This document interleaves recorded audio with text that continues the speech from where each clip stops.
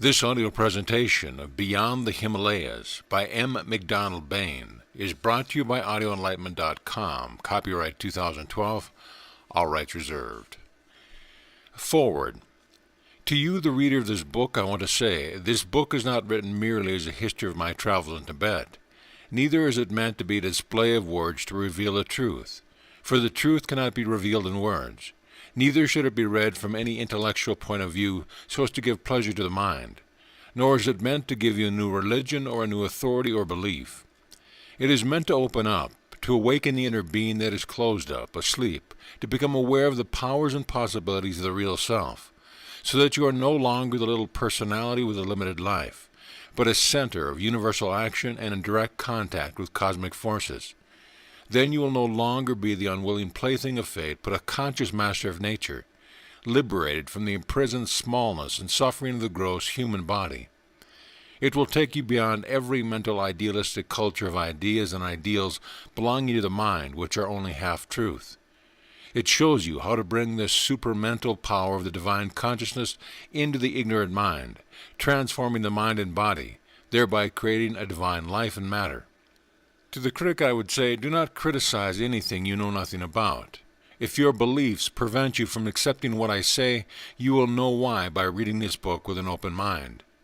To the dogmatist, this book can only help you when you understand what dogma is and how you have acquired it. To the reviewer, do not review this book if you do not understand yourself. Otherwise it will expose your lack of wisdom. To the earnest seeker, I do not want you to accept what I say, or it may become another belief. A belief only hinders the revealing of the truth. Believing or disbelieving, accepting or rejecting, will not give you understanding. Cleanse your mind first by discerning and personally all you have read or heard, and you will find a silence that is not of time in which the truth will be revealed to you. To the atheist, you think you are a disbeliever, but you have just another belief which prevents you from understanding. Search your mind and see what formulations you have created there. Then you will realize how ignorant you are of the real truth. To those who are caught up in the various philosophies, religious organizations, etc., I would say, examine what there are first before you read this book, or you'll be merely reading your own conditioning into it. Free your mind from all fear, superstition, and belief, and then there will be an immediate transformation, for the truth is eternal and ever present in the now. Immediately, you get rid of your mental formulations, your limitations, by understanding what they are and how they've come about. The truth will be revealed instantly. Truth is not a matter of time or becoming. Becoming is always tomorrow. This is going away from reality truth. Being now is truth. If truth is not now, it will never be tomorrow. Living in the now, moment to moment, this is truth. There cannot be any memory, or right or wrong, past or future, when you live in the now. There can only be love and affection, which is truth. Being now is real. Being now is loving and truly living. Being now is eternal life, in which there is no death. All else is made up in your mind. Your reactions will tell you how your mind is made up, because truth is not made up and has no reaction. It is the mind that reacts according to its conditioning. Therefore, watch your reactions, and you will see how you are caught up. Everyone reacts differently according to his or her mental makeup. If you believe or if you disbelieve, if you reject or accept, if you feel that it is disturbing your pet ideas, your religious belief, if you are in any way mentally disturbed, it shows that you are not free. Your reactions may be automatic, which shows you are bound hand and foot. Note your reactions, and you will understand the self with its bundles of theories, its formulations, its likes and dislikes, beliefs, ideas, its hates, its jealousies, its antagonisms, its wants. Then you will know how far you are from the truth. Geshe Rinpoche, who is mentioned in this book, has passed from the physical, and I have since spoken to him, proving that there is no separation except in the mind of man.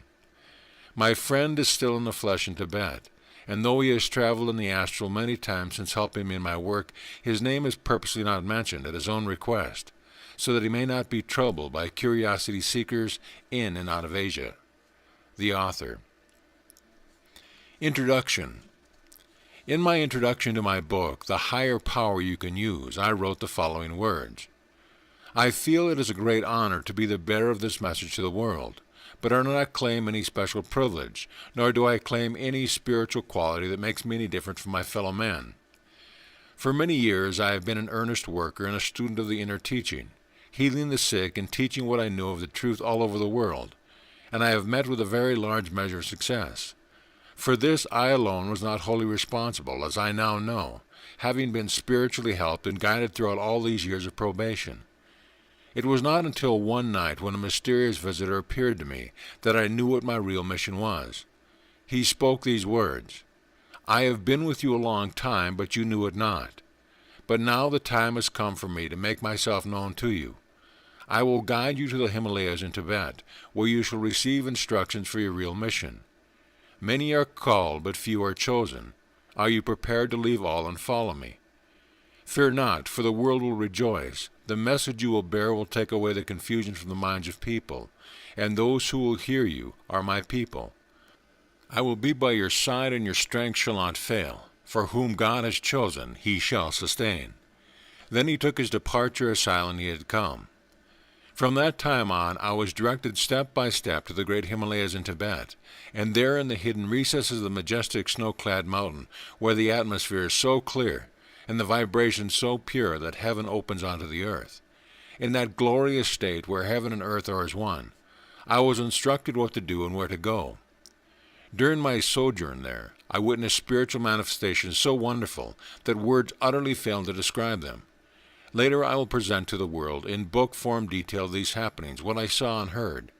Also my travels and experiences, with descriptions of the way to the most inaccessible parts of the great Tibetan Himalayas.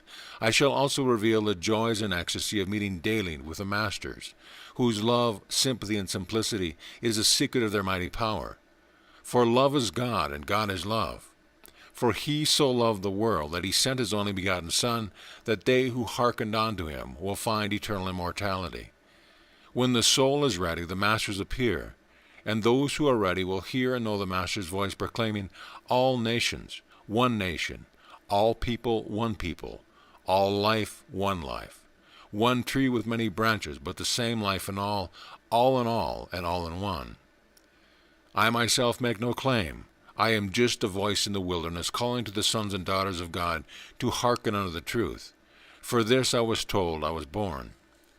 I have since written 9 other books, the names of which appear on the front page.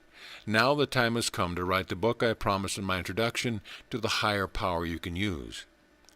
Firstly, I am going to tell you something about myself and how the desire for this great adventure first came into my life. This is by no means an autobiography, for I would not like to write my own. I will leave that for someone else. Many people have asked me why I went to Tibet. Well, behind it all, there is a fascinating story, and I will make it as clear and brief as possible. In most people's lives, there is a living force that is seldom realized, pushing them on to a goal to which they had no idea. This was the case in my life.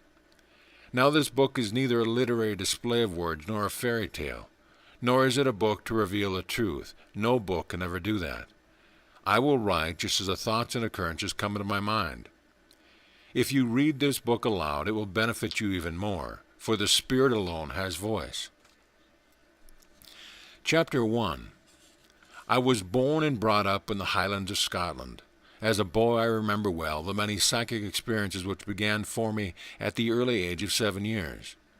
The invisible world, from which only a veil separates us, was as clear to me as the physical, for I was born with a gift, if one could call it a gift, and I am sure that all have it, though they know it not. I would relate some of these experiences to my parents and what I knew, but they did not encourage me. I was too accurate for most people's liking. When I was quite young and going to school, some books came into my possession, yet I did not know how. They were books of the ancient yoga, and you may think it strange, but I seemed to know and understand with a clarity that amazed my elders. Yet there was something these books could not tell me. I could not explain what it was. But now when I look back, I must have known what it was. The fact was that these books gave me only an idea, but an idea is not the thing itself, and I have since realized this fully. The word life, or the idea of life, is not life. Neither is the word God, God. Every preacher and teacher is trying to tell you what life is, yet they can give you only an idea of it, and that is not life. It is because we have so many different ideas that we have so much separation and strife in religion, groups and nationalities in the world today. I was about 7 years old when I saw the face of the Master Jesus. It was a living face animated with life. Not the reflection of a picture that my senses could have seen from a book or reproduction. It was alive and living, just like you and me. The effect on me was too much, and I was put to bed and lived on rum and milk with a beaten-up egg in it. This was my only food. The doctor said my heart had moved 2 inches out of its place. The bed business was boring me to tears when one morning I heard a voice saying, "Get up, go outside, run and jump." I did so, and was well from that moment. This convinced me more than ever that there was no death, that others besides those in the physical were alive, and I was determined to find out more about it. What amazed the doctors was that I was 100% fit from that very moment. It was after this that I found that I could jump from the great heights and hold myself almost in mid-air and come down lightly on my toes. Although I could not yet understand the meaning of it all, I had read about it in the yoga books, which were my treasured possessions. I read how the yogi could levitate themselves, and I must have been doing something similar without a knowledge of the methods used. The many things I did fearlessly caused my parents very many anxious moments, although they knew I was different from the others. Yet their anxiety about me still remained, and I was very conscious of the fact. The winter nights were a great pleasure to me. I used to sit in front of a huge log fire in our ancestral home, my right foot always on the railing in the front of the fire and my jacket on the back of the chair. In my boyhood days, I always wore Scotland's national dress, the comfortable kilt, up to the age of 15 years, and often wore it at the Highland Games in which I took part whenever the opportunity arose. Above the mantelpiece hung the great claymore that my forefathers had fought with in many battles, including the Battle of Culloden Moor. On both sides of the mantelpiece were swords and pistols that the clan MacDonald had used in their raids on the lowlands and over the English border. I would listen intently to my father telling us of the many stories of adventures of the MacDonald clan. He would also relate some of his own adventures, for he had visited many foreign lands, and we used to listen to these stories over and over again. I never tired of them, and they fostered in me that wanderlust, coupled with my mind's desire for knowledge, that was to lead me away into so many parts of the world. As I grew older, this passion grew stronger and stronger. I began to spread my wings to take flight to distant lands. All Scotch people are adamant that their children should have a great education. So I was sent to the university, and though I studied medicine, it had no appeal for me. It was like treating some dead thing, when I knew that life was the only living power. Yet this background helped me later in my work of healing all over the world, some of the miraculous results I will explain later in another book. I had made up my mind to go to India, and there I found the yogi and gaining a great deal of wisdom and knowledge, but I was not yet satisfied, even though it was leading me to the goal I desired. Although I had visited India several times, I was still not satisfied. I sailed up the Persian Gulf to Basra. From there I trekked up the Tigris River and crossed over to the desert to the Euphrates. I lived with the Arabs and roamed the ancient city of Baghdad, with all its picturesque mosques and minarets, explored the ancient ruins of Babylon, and searched against Persia and Palestine for relics of old Bible stories. When the First World War came in 1914, I joined a Highland regiment, became a commissioned officer, and was awarded the Military Cross, also a foreign decoration for saving life under gunfire, and was wounded 4 times in doing so. After the war, I again went to India, through China and Japan. I went to French Indochina, where I explored the ancient Cambodian ruins of a civilization that seemed to have disappeared overnight and left behind magnificent relics as the only evidence of its existence. I then crossed Canada from east to west and west to east, motored more than 6,000 miles in the United States, and visited Mexico and South America. I trekked through Africa and explored the ancient ruins of Zimbabwe and Rhodesia, where it is said a civilization existed 4,000 years ago, and around which Rider Haggard wrote his books She and King Solomon's Mind. Similar ruins have been found in Brazil, and I think that the similarity of the ruins point to something in common. Someday, our archaeologists may throw some light on the origin of these ancient civilizations. I retraced the steps of Livingstone and Stanley and explored the Zambezi River above the mighty Victoria Falls. I studied the ruins of ancient Egypt and visited most places in Europe, also traveled through Australia and New Zealand and the South Pacific Islands. I traveled to the four corners of the earth and sailed the seven seas. I did healing and teaching all over the world and became well known on the four continents, but the greatest adventure of my life had not yet been fulfilled. My journey into the forbidden land of mysterious Tibet, the roof of the world. I had a unique experience.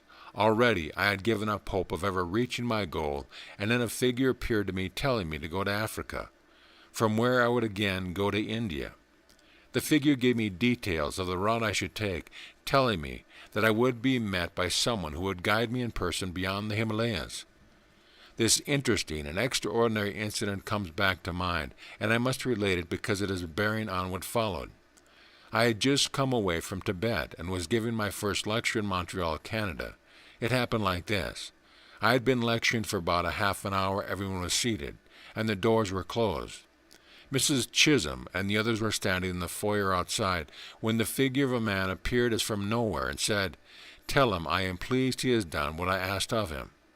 No sooner than the words were said, the figure disappeared. This was seen by several people. I knew the answer, but they did not. Some are still talking about this experience. Only the other day I had a letter from a lady in Montreal who was there when the incident took place, and she referred to it in her letter. You can well imagine the excitement that set my heart beating as the ship Inchanga sailed up the Hooghly River into Calcutta. This ship I had boarded at Durban, South Africa. The great moment was near, and though this was the 5th time I had been to India, there was something new and fresh about it. To meet someone I had never seen in the flesh was a thrilling anticipation. As the ship drew into the wharf, the babbling voices of hundreds of coolies drowned my conversation with the people around me. I lost no time in getting ashore, and I was soon surrounded by dozens of willing hands, mostly looking for rupees and annas. But having been to India several times, I had learned their ways and was able to speak in a language I understood. I searched all around, looking for someone to recognize me, and as no one appeared, I was crestfallen. Was all this a hoax, I wondered? After most of the passengers had left, I got my own luggage on its way and proceeded to the Grand Hotel, situated in the Chowringhee, opposite the Calcutta domain. I settled there for a few days and visited my old friend Swami Yogananda and Swami Ramana, also a few more of the yogis I knew. I discussed my problems with them, and they advised me not to give up, but to go on over the Himalayas and beyond if necessary, and I was sure to meet the one who spoke with me. So in the afternoon I took a taxi to the railway station to arrange my train transport to Siliguri in northern Bengal, the furthest point to which the main railway goes towards the great Himalayas. The taxi driver, a Sikh, with an angelic face, regarded me as a raw tourist and was taking me for a ride, for he proceeded in the opposite direction. I knew his game and decided to teach him a lesson. So when we finally reached the station, he said, "5 rupees, Sahib." I handed him 2 rupees, which was more than a normal fare, and I told him in his own language that he was lucky I did not report him, for he was in a serious offense. You should have seen his face. The angelic look disappeared, and without a murmur, disgusted with himself, he drove off. In the evening I visited a colonel friend of mine who was with me when I attached to the Indian Army. He was a student of the deeper things of life, and we enjoyed a close friendship till he passed from the earth into the higher life. Since he passed, he has no doubt satisfied his deep desire for greater wisdom and knowledge. He put on mufi, civilian clothes, and we went down to the Bodhi Institute, a select Indian club where the Hindu professors, doctors, yogis, and the like congregated. My friend, Professor Shastra, a professor in the Calcutta University, was giving an address on ancient Sanskrit, on which he was considered the greatest authority in the world. Ancient Sanskrit is the writing of the ancient Indian culture, seemingly far in advance of any of our culture in the West even today. It was not long before I was recognized, and after the address I was immediately invited to the platform, and was asked to give an account of my wanderings since I was last in their midst, and what I was doing now. So I told them, and I must say their interest was profound. Some of the great Indian teachers were there, including Sri Aurobindo, of whom I wrote in my book, Spiritual Mental Healing, Swami Yogananda, Swami Ramana, the great Indian scientist, Tagore's India's natural poet, and the great Gandhi himself, besides many more of India's leading lights. My colonel friend turned to me and said, "I abhor the inflated idea of superiority of some of our own people here in India, which prevents them from understanding the higher things of life. And when they leave, they are even more inflated, but only with their own ignorance, unfortunately, which goes to show the depraved state of their immature mentality. In the world, it is the humble that are great, and we only become humble when we begin to get wisdom, and when we acquire wisdom, we are humbler still. This germ of greatness must be born in the forthcoming generation, or we are doomed to complete oblivion." I agreed with him, and so do all right-thinking people. 2 days later, I took my departure from Calcutta in a train bound from Siliguri.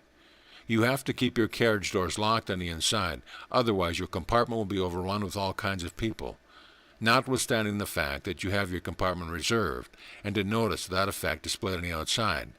This, however, makes no difference to the traveling mob, and it is the most difficult job to get them out once they get in. When I reached Siliguri, the end of the main railway to northern Bengal, I saw the little mountain railway station that would take me further on towards the Himalayas. As I changed from one train to another, I sensed a nasty smell, and on looking around, I saw a leper holding out what were one-time hands, now covered in dirty sacking. Leopards were not allowed to come nearer than 3 feet of you. I took pity on the leper and handed him a rupee, when an Indian policeman came along and hit him with his cane. I remonstrated him and said, "You are hitting yourself, do you not know that?" With an amazed look on his face, I left him wondering and walked off, letting him think it out for himself. Lepers today are mostly allowed their freedom. Previously they were hounded down and placed in leper colonies. This sent many into hiding, and they spread the disease. But now they are treated with injections of combinations of chalmurga oil and other new drugs which have been very successful in the termination of the disease. The little mountain railway carriages were only up to my shoulder. The teeny engine was painted green, and all the carriages were painted red. I had to bend down to enter in, and while sitting, my head touched the roof. One could hardly credit that such a teeny engine had power enough to draw about a dozen carriages behind it in very steep grade. My thoughts turned to the steam that made it possible. This thought made me realize that it was the life that makes it possible for us to do all things we do. The body has no power of its own, just as the engine has no power of its own. Thus I started off on a further stage of my journey. We crawled under viaducts, making complete circles, looping the loop, crossing over the very viaduct that we crawled under about half an hour before, and still we crawled higher and higher up the mountainside.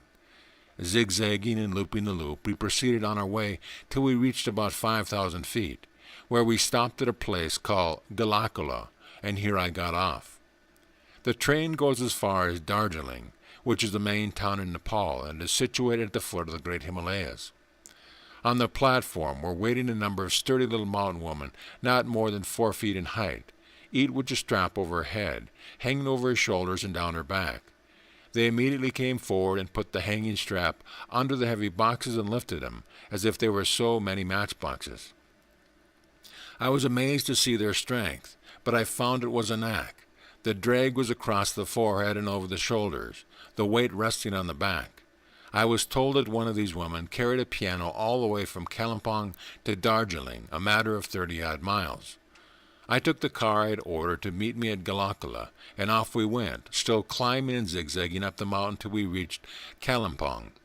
This town in the Himalayas is the starting point of the trade route between India, Sikkim, and Tibet. From here everything is taken over road and tracks which become very narrow, in some parts not more than a few feet wide.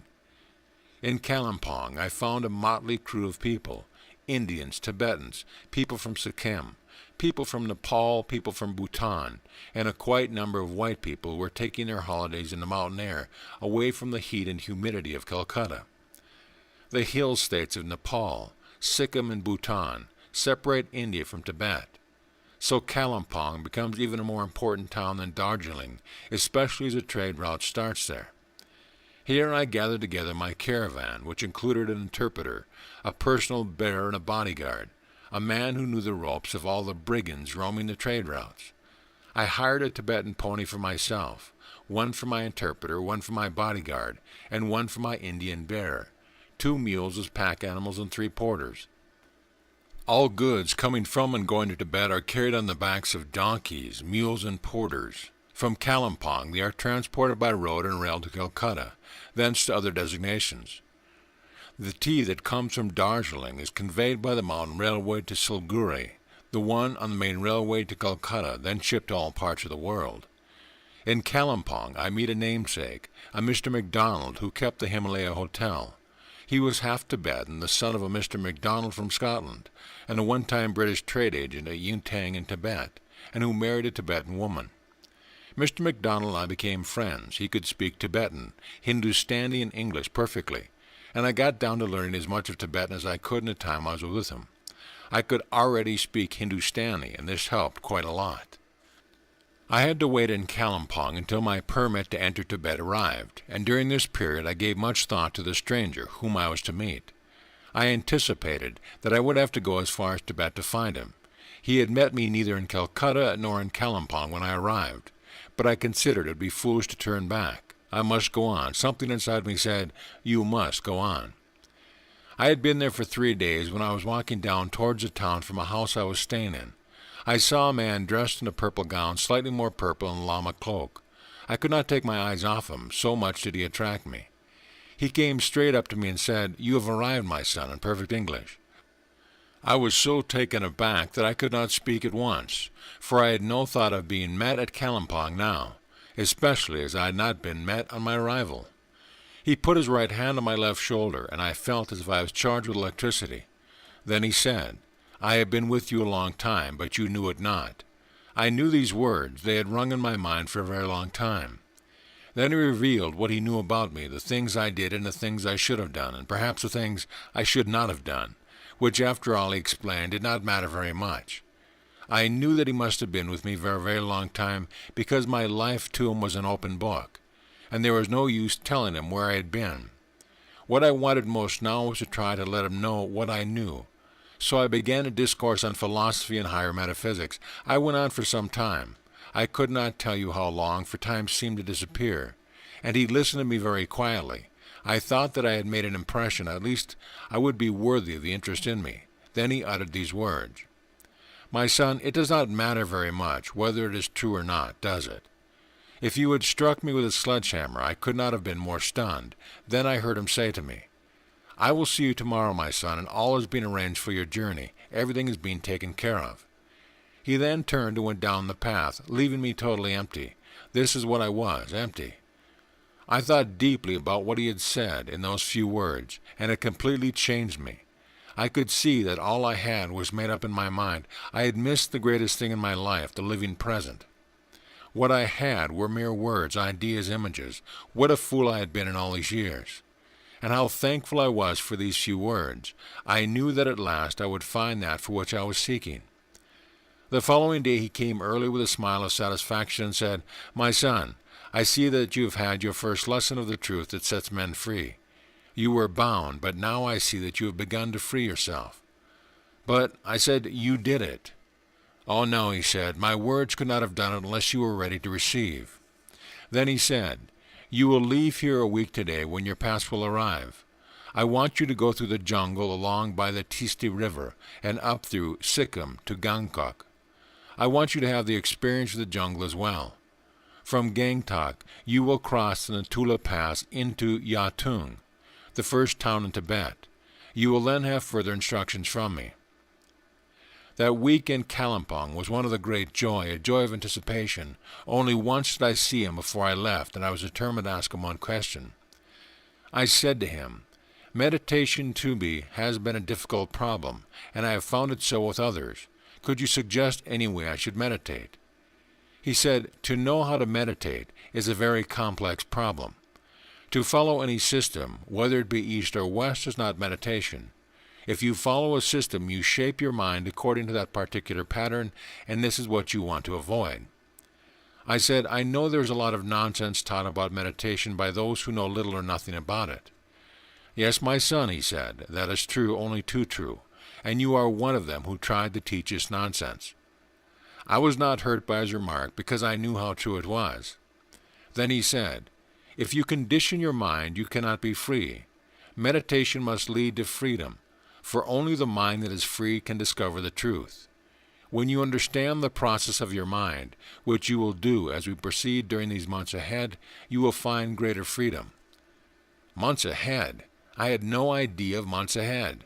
But as a fact, it was months before I came away, and I could have stayed beyond the Himalayas many more months. While I was thinking, he seemed to stop and listen to my inaudible thoughts. I at once realized that he knew them. He smiled and then said, "There can be no freedom through the discipline of any system, for this would only make you more bound than you were before. Real meditation is to discover what is beyond the mind.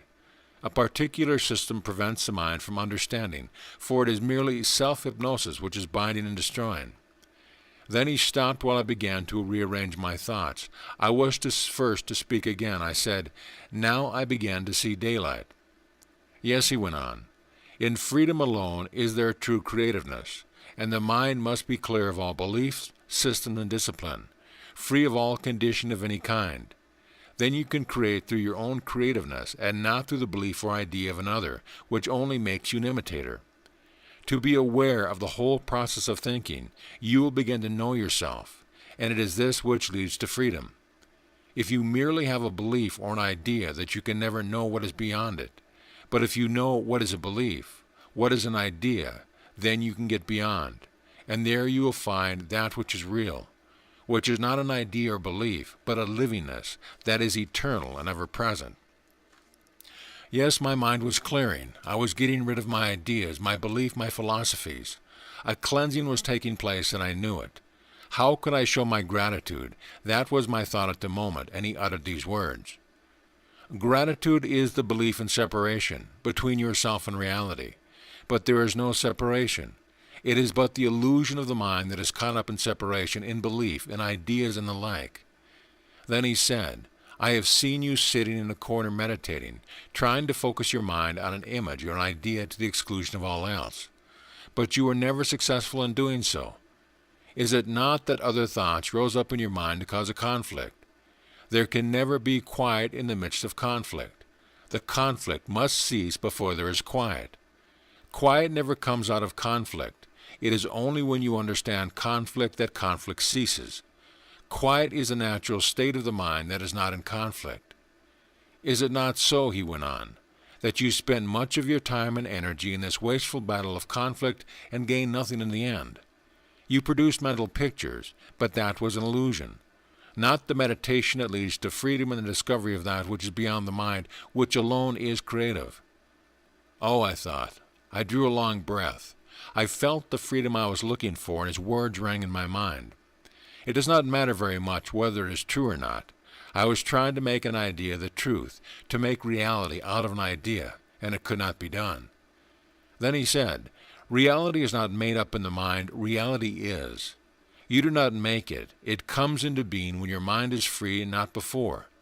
Then you will know that you are the truth, that you are life itself." I now understand more than I had ever understood all the years of my life. I felt the joy of living in freedom. I could not put it into words. There was something real that I could not define. But I knew I was alive, that what I had made up in my mind was not reality. The creativeness was within, and now I could let it express itself. And the more free I was from beliefs, from systems, from ideas, the greater it would become. I could see this now. This was the joy, and I could not hold back. He saw it, for he said in his lovely voice, "Son, that is all there is." "Yes," I said, "my meditation was merely a form of self-isolation, in which I carried my private memories, my private experiences, which were not understood. I now know that my mind could never be free from that conditioning until I understood it." "Yes," he said, "may I put it this way? You are forcing your mind into a state of self-hypnosis by the constant repetition of words. But the mind that is forced into that state is dead. Real meditation is a true expression of life. You only dulled your mind, and when the state ended your condition was more apparent, was it not?" I knew this to be true. Why could I have not seen this before, I thought. Again I knew he was reading my very thoughts. "Yes," he continued, "you must know the ways of the self, your thoughts, by being impersonally aware of them, looking at yourself and your realization to others and the things you talk about. just as you would observe someone else. There in that state is the echoing of your conditioning, which can be observed without condemning, without fear, freed from such conditioning. In this way you will discover yourself. You will see how you have conditioned yourself through your fear, your condemning, your criticism, your resistance. For these are the ways of the self. In this freedom there is neither conflict nor illusion. In this process there is true meditation. Then I said, I see that freedom, which is truth, does not come into being through the search for it, but through understanding the whole structure of the self, with all its desires, its prejudice, its conditioning, its cherished illusions. And when these are discerned and understood, they dissolve away, and what is left is reality, the real self. Yes, that is true, he answered. Meditation is the discovery of the real self, not separated from other selves, but that which is whole and complete, which is without condition of any kind. That experience is true meditation. When you see that your conditioned thought has a beginning and ending in the self, being the product of the mind in bondage, there is silence. Not the silence that is willed or the result of hypnotism, but the silence that is not of time. A silence that is not created, but the silence in which the eternal is revealed, this silence being eternity itself. In this silence there is a state of creation. This is the silence the Master knows and which you also will know. It is the timeless that is real, and is not conditioned by memories or experience, and where the conflict does not exist. So without understanding how you have conditioned yourself and merely forced your mind to meditate is a waste of time and energy, which only creates more illusion. To know your thoughts and how they arise, and to understand your bondage, is the beginning of wisdom. If you do not understand yourself, meditation has no meaning. For whatever your project, it is in accordance with your own conditioning, and that is obviously not reality.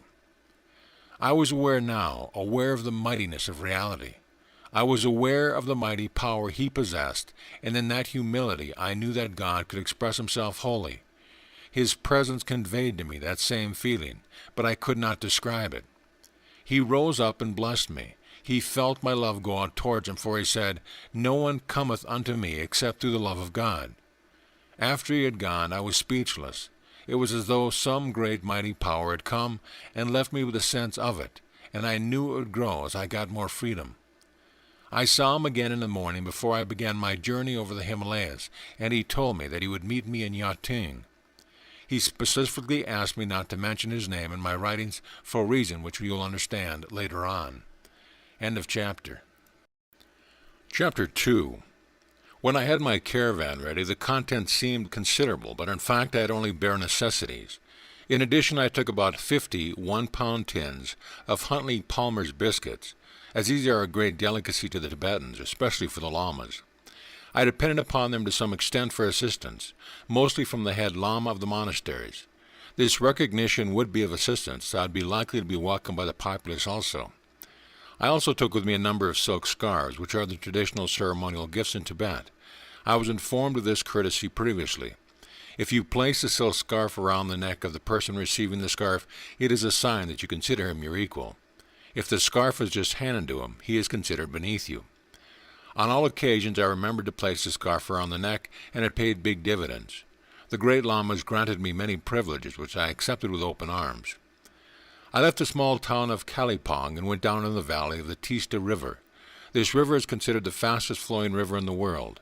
Its color is bluish-white, caused by the melting of the snow and ice coming from the great glaciers in the Himalayas, especially the great glaciers of the mighty Kanchenjunga, the most beautiful peak of the great range of the Himalayas, and considered to be more difficult to climb than Mount Everest.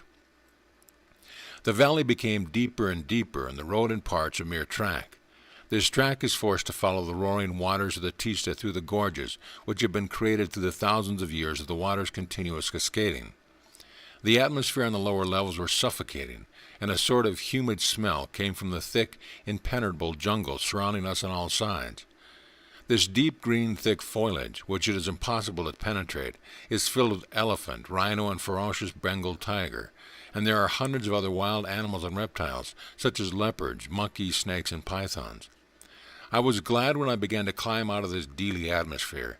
As we rose out of it, a clearing could be seen here and there, revealing majestic scenery such as the eye seldom sees. The blue sky like a canopy covering the green foliage, with colorful rhododendron trees on the side of the mountains, while the treacherous Tisti River rushed over the jutting rocks with the roar of an express train. The scenes are still deeply printed in my memory, and I can well recall them as I write. I was fascinated by the witness of it all, the mountains, the jungle, the river, the track, the trees, the patches of green, mingling together in one beautiful, yet awe-inspiring panorama. To realize that just off the track, hidden there in the jungle, might be certain death was enough to make one think, and a slip off the track into the howling torrent of the Tisti would be a terrible fate.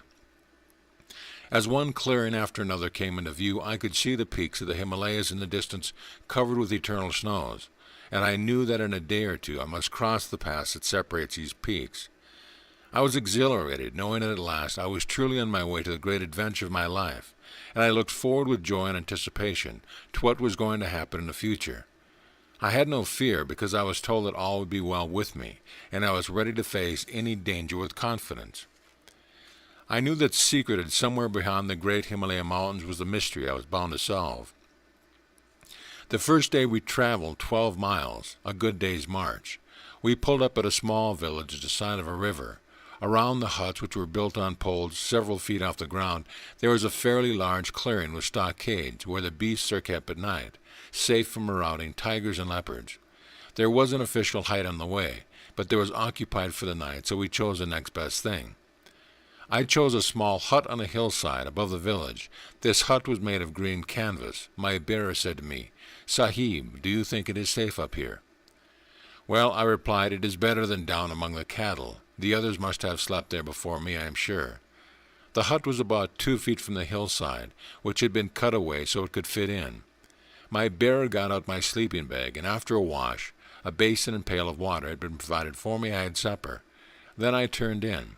I had a healthy tiredness and fell off to sleep almost immediately. During the night I was awakened by the presence of an animal between the hillside and my flimsy hut.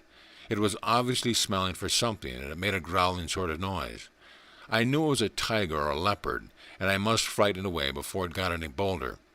So I took the basin full of water that I had washed in and let it fly, followed by the pail, in a direction where I thought the animal was. All this made such a hell of a noise that the beast must have gotten a terrific fright, for it gave a fierce growl and bolted. Shortly afterwards I heard the yelling of a pig, and I gathered the beast got its meal after all. I was glad I was not the victim. In fact, though, I was not disturbed at all by this experience. I seemed rather to like it at first, but when I told my bearer the next morning, he said, "Sahib, you had a very narrow escape." I laughed it off, but at the same time I resolved to take good care to choose a more protected place the following night. After shaving and cleaning up, we had breakfast, which consisted of porridge with salt in it. Porridge without salt tastes insipid to me. We had tinned cream, a piece of bacon with toast and tea. Truly I felt happy. I can almost realize that feeling as I am writing.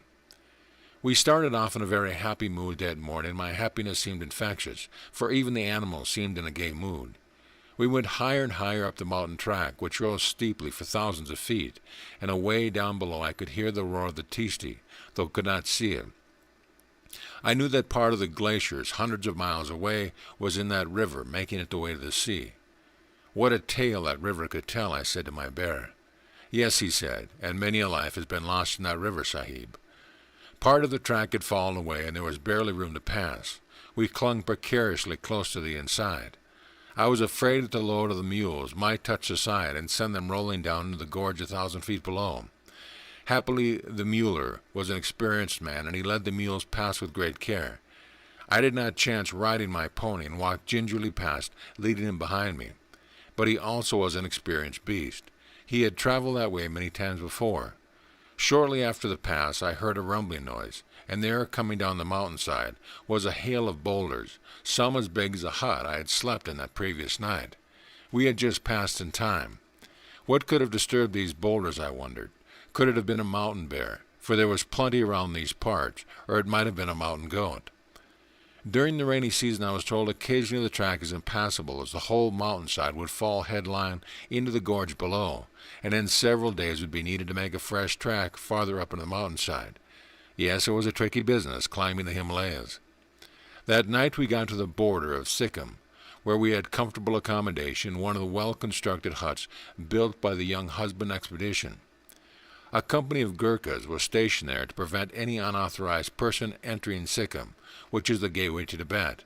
I showed my pass, signed the book, and gave all details of my expedition.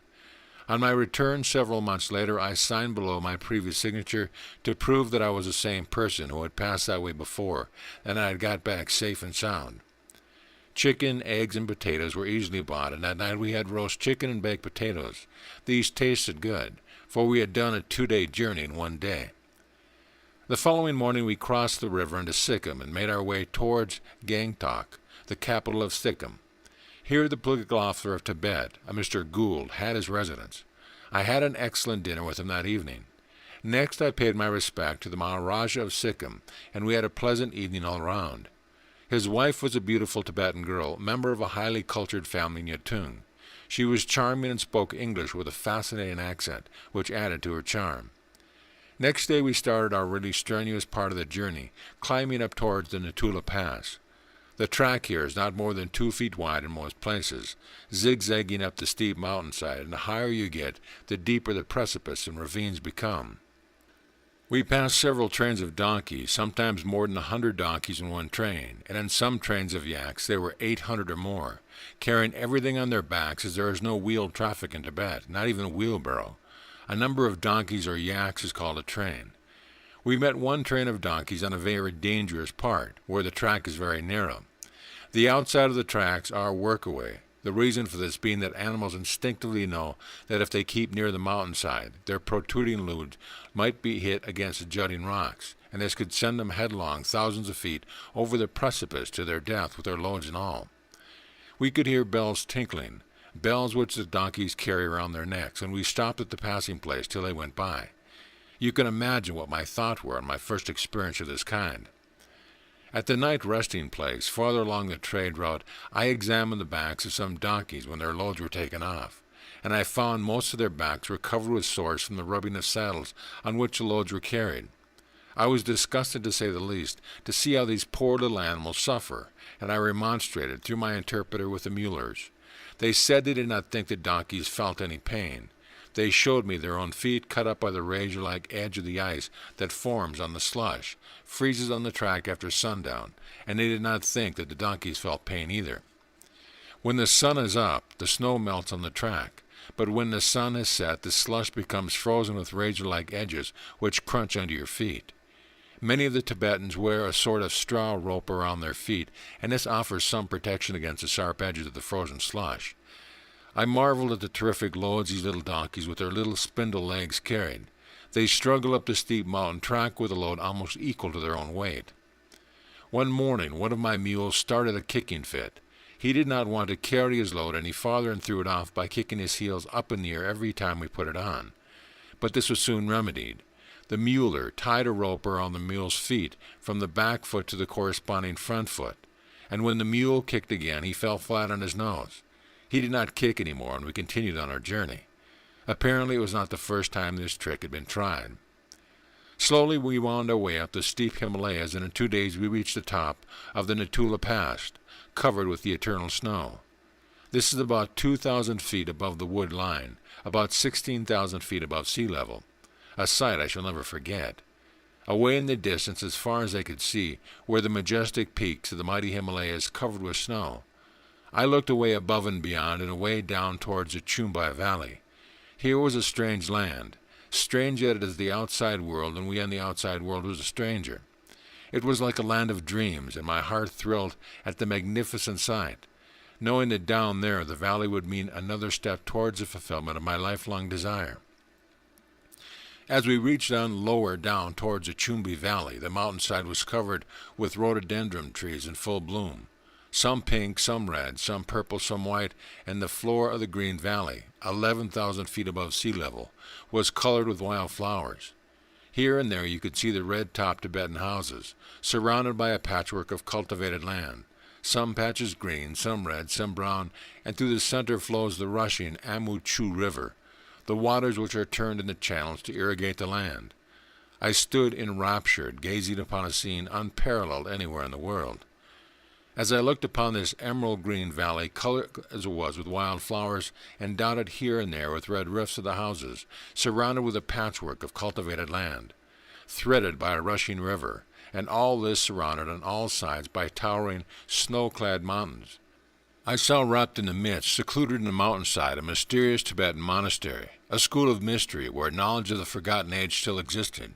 It looked for all the world like a crazy carpet that one could look upon for hours without being tired for the looking. We rested for the night at a comfortable hut on the mountainside. The following day we would wend our way down into Yutang. The Natula Pass we had just crossed separated us now from the outside world. We were now in the land of mystery, the forbidden land on the roof of the world. It is true that one finds what one is seeking. Some seek pictures of the beautiful, the rugged, the dangerous. I was not seeking pictures, I was seeking something eternal, and I knew I would find it. A fire was made in my hut, and I sat before it, thinking deeply that the morrow would bring. I must have sat for a considerable time, for the fire was now low. I put out the candlelight and went to bed, and the red glow of the fire grew dimmer as I started out on my reverie. Close behind me a figure appeared at my bedside. I thought my bearer had returned for something, and I said, "What do you want, bearer?" There was no answer. I looked again, and saw it was a person robed like a lama. I felt a tingling through my body. I looked at the face and saw it was a very fine Mongolian type, a highbrow with piercing eyes. His face lit up as the sun was shining from it. His eyes were set well apart, and the face was beautifully formed. I saw his lips move, but could not hear what he said. He smiled a smile as one who knew, and gradually he disappeared from view. I am not in the habit of having hallucinations, nor imagining things, for I have a very searching mind and do not accept things without due consideration. This, indeed, must have been a visitation of some kind, and I knew that the morrow would give me the answer. On reaching Yutang the following day, I was met again by my friend. I call him my friend. In fact, he was more than a friend to me now. I told him of my experience, but he said nothing about it. He said, "You will rest here tonight and tomorrow. I want you to meet someone who knows you." I was puzzled at this remark, for I could hardly know anyone in this forbidden land. When the next day arrived, I was deeply interested in the person I was going to meet. We started out alone, just the two of us, and I asked, "How far have we to go to meet this person who knows me?" He pointed up the valley and said, "There is Lingmatang. There is a master there whom I want you to meet, the one who knows you. He lives in a monastery, though he has long ago passed by their beliefs and dogmas and ritual, but it suits him to stay there. He is revered by all lamas. In fact, throughout the whole of his land is a great master. Yet he will tell you, it is not a master you need, for that which is greatest is within yourself, and there only will you find the answer to what you seek." After this he became silent, and no further words were spoken until we reached the monastery. The monastery was cunningly situated in the mountainside, and I did not see it until I was right there. A more inspiring sight is seldom seen. We came upon it all at once. I wondered how such a massive stone sculpture could have been built on the side of a mountain on which it stood. I stood for a minute, wondering deeply what was in store for me. After climbing the huge rock steps, we reached the massive door of the monastery, which must have been at least 30 feet high. The huge door swung open silently, as if the hinges were on ball bearings. Apparently they have seen us and were expecting us, for we were immediately attended by several lamas, who led us through several halls of the winding passage until we reached a door paneled in gold. At the side hung a long piece of brocade, to which was attached a golden tassel. When one of the lamas conducting us pulled it, I could hear a gong sounding in the inside. Then the door opened and we entered, and there stood before me the great Geshe Rinpoche himself, the very face I saw 2 nights before in the hut. I could not take my eyes off him. This meeting had a tremendous effect on me, and I realized that at the moment I was on the verge of a great mystery. He welcomed me as his brother, and a warm feeling immediately went through me. I knew that I had felt this influence before, yes, for a long time. It must have been for several years. I felt extremely happy, and we talked about my journey and the world I came from, for he himself had traveled all over the world and could speak several languages. Little more was said, and we adjourned with some food, which was already prepared for us. I was shown my comfortable quarters and told I needed rest, and tomorrow we would speak together again. Needless to say, I slept as I had never slept before. On the following morning, my friend, Geshe Rinpoche, and myself, the three of us, walked slowly among the wildflowers until we came to a secluded spot beside a stream where the water gently slid over the polished rock, polished through the ages by the continuous flow of a silent stream of water. The air was electric. Geshe Rinpoche spoke about his visit to me in the hut. He said, "You know that astral projection is very easy in this atmosphere."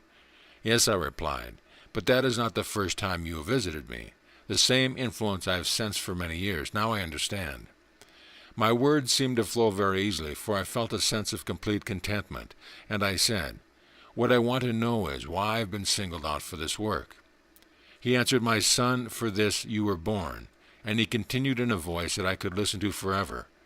To a great extent, our desires are often the will of the Creator, and all the forces of heaven and earth are brought into action to express that will. A higher power had the planning of your being here now. He was silent for a moment, then he said, "Did you plan your coming on this earth?" I replied, "It is believed by some that reincarnation is a truth, you know."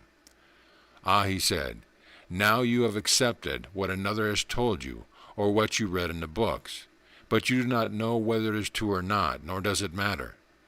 There can only be one life, and life is not divided. The life that is in you and me must be the same life. There can be no separation in life that is one. This life in the body you will find is the same life beyond the body. The totality of all life cannot be separated in you or me. There can be no separation in what you see and feel. Matter is a name you have given to the material world, but do you know what it is? When you try to find out what it is, it changes into something else. And when you try to find out that something else is, it changes into something else. And this goes on ad infinitum. There is no finality. There is no finality in infinity. The mind can never know truth, which is beyond the mind. The mind can only create an idea of truth, an image of truth, a belief in regard to truth. But this is obviously not truth itself. Therefore, you will never know what truth is, but you will know that truth is, and only within yourself can truth be found. I said, "I know that very well now. There is a mass of books in circulation telling us what truth is. Now I can see that those who wrote those books are themselves just searching for that which they do not know. All they have is but ideas, words, that create an endless stream of further ideas and words." "That is true, my son," he said, "but they have their value. It shows that they have begun to think for themselves, and their value to others is of similar nature. But your work," he continued, "is to show what an idea is, what an image is, to show that which is made up in the mind is not truth. But you must have an idea first before you can understand what an idea is. You yourself were filled with ideas which you thought were the truth. But that which you made up in your mind is not truth, because truth is not made up, and you will hear that again and again." "Yes," I said, "I know that now, and I would be the last one to condemn another for having ideas." "Yes," he went on, "but there are those who will condemn you for not having an idea or image of the truth, though you know very well that an idea or an image is not the truth, for the truth is neither an idea or an image. These things are mental creations, but the truth is not created. Truth is the creativeness beyond all creation. Yet that which is created is not truth. Only the uncreated is created, and that is the truth. I am the truth, I am the life, the Master Jesus said. It is the same for you and for us all, for there is but one in all and all in one." He had just finished when the chongas, or the ceremonial trumpets, sounded calling the lamas to prayer. I said, "Then do you condemn all this form and ritual?" "No," he replied. "If I condemned it, I could not understand it. But now that I understand what it is, I no longer take part in it. The Christian religion has form and ritual too. It may be slightly different, but they are all similar. Ritual is mental, not spiritual. The ways of performing it may be different, but it is all of the mind, and that is what you have to understand. Otherwise you can never be free. If you refuse to understand it, you are still bound by it, whether you believe or disbelieve it. Spirituality is the silent expression of love, wisdom, and power, not the repeating of ritual. Now we will go in and take part in a ceremony so that you can understand it, and also for the experience. Then you will see that all religions are similar. The words may be different, the chanting may be different, but the mind is following an idea, that is all. But it is not the truth that sets you free. You can only be free when you understand what the mind is made up of, and how and from where it is made up. Why are some Buddhists and others Christian? Why are some Mohammedans and others atheist? Are they not fundamentally all the same? They may be different religions, but they follow an ideal, and so does the atheist. Believing and not believing is the same thing. It is all in the mind, is it not? It is but the conflict of ideas. The Chongas kept sounding with their long booming tones, like the boom of a giant gong. Now, he said, you have bells instead of Chongas, calling your people to prayer. We entered the great hall where all the lamas were now sitting lotus fashion, chanting Om Mani Padme Hum, which means, Hail the jewel in the lotus flower. When one section would end on the Hum, the other section would begin with the Om. So there was a continuous sound which caused even the great pillars of the temple wall to vibrate. At intervals, the great gongs would be sound, their heavy booming tones vibrating and mingling with many little bells as the voices of the lamas grew louder and louder. The effect it had on me was that I felt I was going into a deep trance as the sound vibrated through my brain. I could understand how some of the lamas became ascetics through the repeating of the words Om Mani Padme Hum. It was a matter of self-hypnosis.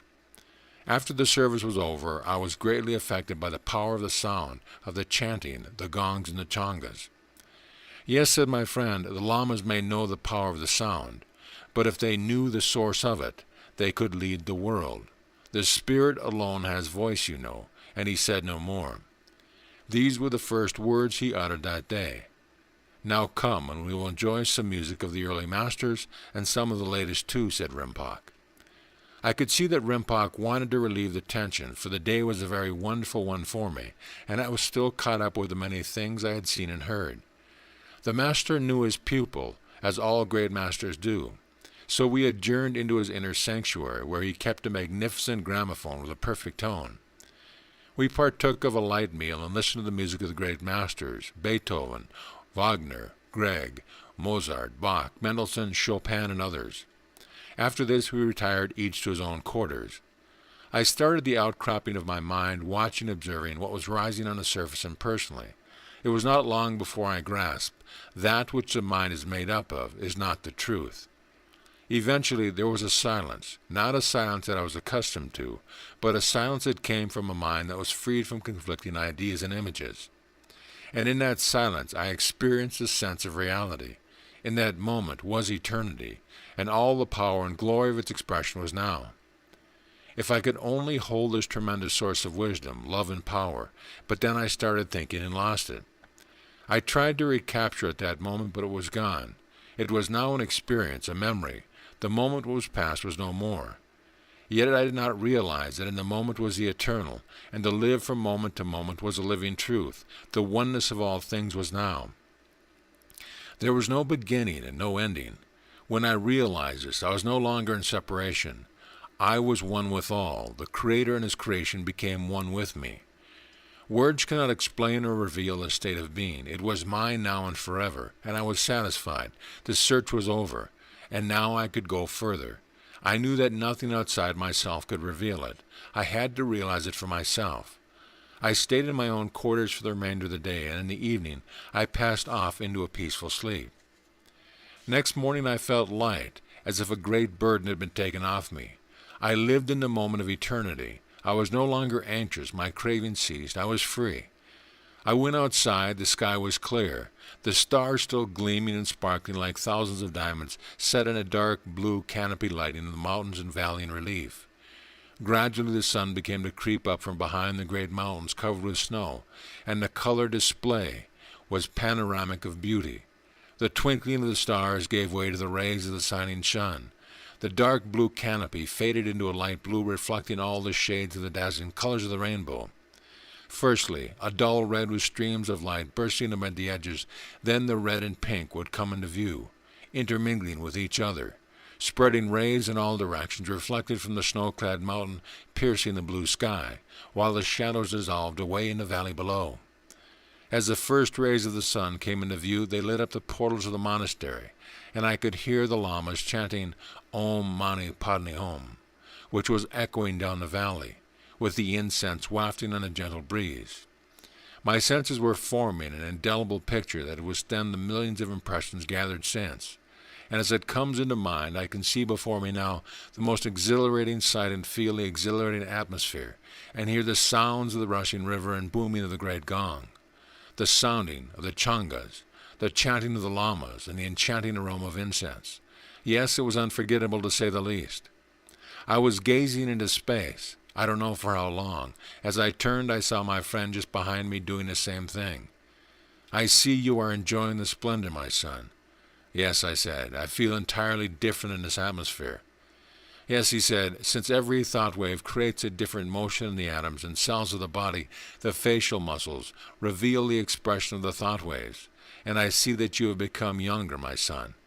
The beat of your heart and your breathing have already revealed a change in your functional organism. Cause and effect are one, my son." I listened attentively to his words because I wanted to understand everything he said. This was important, and I knew he could read my mind. "Yes, my son, the divine creation is the transformation of the eternal, ever-present, intelligent energy into form, emanating from the divine mind and changing into greater splendor according to your capacity to receive. Vibration is the keynote of creation and the rhythmic organization of atoms into the pattern we see before us. It will," he continued, "maintain health and strength in mind and body, and its magnetic attraction and inherent intelligent action can be used for higher purposes and greater accomplishments that will yet stagger the imagination of man. Not only does this intelligent action manifest itself in the individual, but it also rushes beyond the confines of the individual in ever-widening circles to envelop the whole Earth's circumference. And according to the divine law of love your neighbors as yourself, we will reflect the beauty of the divine in our own souls. And those who come after us will manifest a greater expression of the divine nature that created us by the Word that was in the beginning, the Christ of God behind and within all mankind." He stopped for a minute, and there was silence. Then he said to me in a subdued voice, "You know that Geshe Rinpoche is leaving his earthly body for good soon. That is why we desired you to see him in the flesh. He looks comparatively young, but he has passed through over 200 years of constant work for the world at large. Yet the world does not know him. Here he comes now, and when I looked at him, he did not seem to be more than 50 years of age. His very presence rejuvenated me." He must have sensed what we were saying, for he said in no uncertain terms, "Yes, the intelligence that created all you see is ever present. And when man prepares himself for its true expression, through man will come things that we can yet only dimly dream about. Yes," he went on, "the same intelligence that is active throughout the whole universe is active here and now. The only deterrent to its expression is man himself. Yet through man will come things that will stagger the imagination. Man is the focal point through which it can manifest, and how mighty is its omnipotence, waiting to reveal its omnipresent omniscience. Life does not end when we leave the body. There is no division or separation in life in the body and the totality of all life in the universe. It is one, and so-called death does not divide or separate it, and there was a deep silence which we all felt." End of chapter. Chapter 3. On looking down the green plains of the Chumbi Valley, I saw a large number of yaks grazing. They were grazing in the morning mist, for the grass is sweeter when the dew is on it. It seemed a familiar scene to me, though in a strange land. In the highlands of Scotland in the early morning mist, I used to watch the highland cattle grazing, and sometimes they were wild deer which would come down in the early morning to graze in the green pasture. The first thing I used to look at for when I got up was to see if there were any wild deer down from the hills. And here was a similar scene, for the yak is the animal with shaggy hair, not unlike the highland cattle, with the exception that the yak is a hump where the neck and the shoulders meet. I asked, "Whom do all these yaks belong to? I did not see them there last night." "Look over to the side of the river," replied Rinpoche, "and you will see a large pile of wood bales.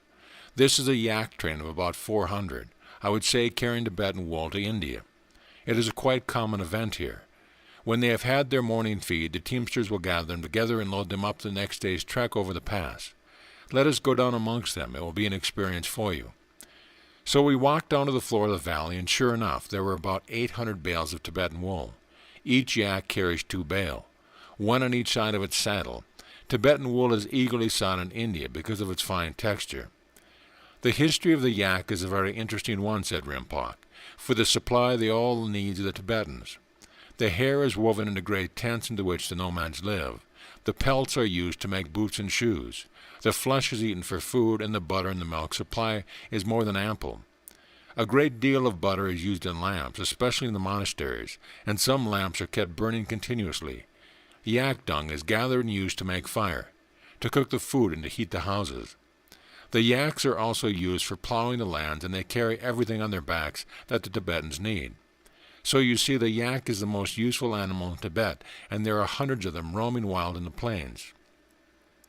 There are valleys in Tibet where no living person has ever been, and there are also valleys in Tibet where people live and no one knows anything about them. Neither do they know anything about what is outside. They live in a world of their own, hemmed in by the great mountains, and they have made little and need little effort to know what is beyond. In my travels into these isolated parts, I came upon a monastery where the Bon worship was still in operation, and on rare occasions human sacrifices are practiced. The lamas have stamped out most of this devil worship out in Tibet, and those steeped in religion, dogmas, and superstitions themselves. They have at least done this one real service to the country. Yes, I said, I would like to see more and hear more about the monasteries and lamas. They interest the outside world a lot, and weird tales have been circulated about them. Yes, said Rinpoche. Wherever you have dogma and superstition at its height, you will find ignorance and poverty among the people. This is undoubtedly a great hindrance to progress. Wherever you find religious superstition, the people are poor, because they are prayed to, prayed for, and preyed upon. And as long as they can be kept ignorant, the better it is for those who rule through superstition and fear. But this is fast coming to an end, even in Tibet, the most remote country in the world. There are those who are beginning to think things out for themselves. Do you know, he continued, that there are over 3,000 monasteries in Tibet, the largest being Drepung, which is situated near Lhasa and has over 9,000 lamas in it. These lamaseries are like cities. They are completely self-contained. The next largest is Sira, not far from Drepung, with over 8,000 lamas. Garden Monastery, which is beyond Lhasa, has about 5,000 lamas. This is the great center of learning in Tibet, and here flock the ablest of the student lamas. I taught in this monastery for years. That is interesting, I remarked. What do they teach there? They teach philosophy, mysticism and magic, astrology and the study of ancient literature and metaphysics, healing and other studies. There are some very great Tibetan scholars and mystics there as well as those who work magic, and I intended you meet some of them. The oldest monastery in Tibet is Sami. This monastery was founded by the wizard Lama Padma Sambhava some hundreds of years ago. The legend about this wizard Lama is that he caused the spirits of the Malgro Lake nearby to bring in a great quantity of gold and precious stones, which were secreted in the vaults hewn out of the great rock upon which the monastery is built. These vast stores of gold and precious stones have been kept there intact for several hundred years. My own opinion, said Rinpoche, is that Padma Sambhava made the lamas dig in the mountains for gold and search a lake nearby for precious stones, for this area is considered the richest in the whole of Tibet. Anyone finding gold and precious stones must bring them to the monastery. To keep them for themselves would be a sacrilege. So you can see why the monasteries are so wealthy and the people are so poor. People are told what to think and how to think and what to do. The only comparatively few are able to think for themselves and gain freedom. It is much the same in the West, I said. Yes, he affirmed. People are seeking the truth while living in the false. But the false will remain till they see the false. Then the false will cease to be. The false can never contain the truth. Ignorance does not contain understanding. I could see at once that Rinpoche had passed into a state of inspiration, and I would not interrupt by asking any more questions. So we sat and listened to this ancient sage full of wisdom and truth, and I was filled with a longing to seek deeper into the reality of things, and as I listened, I felt what he was saying had a transforming effect upon me. They cannot see the false, he said, because they are caught up in it. They are conditioned by their prejudices, by their belief, and what others tell them. They have failed to assert their creative faculty of discerning that which is not true. The only truth about the false is that it is false, and they will still be caught up in it till they understand it, and how they have been caught up in it. Now he took on the role of a teacher. "I want you to see this clearly, my son," he said, looking at me. "Otherwise you will retain the false, hoping to see the truth, but it cannot be done. Firstly," he said, "you must see what makes you believe in anything. Then you will see what makes you antagonistic to another belief or idea or people. If you came here conditioned by your own opinions, then you will see only through that conditioning. But if you are free from your own conditioning, you can see us free from ours. Then you will see me as I see you, stripped of all form, all nationalities, all religions, and all creeds.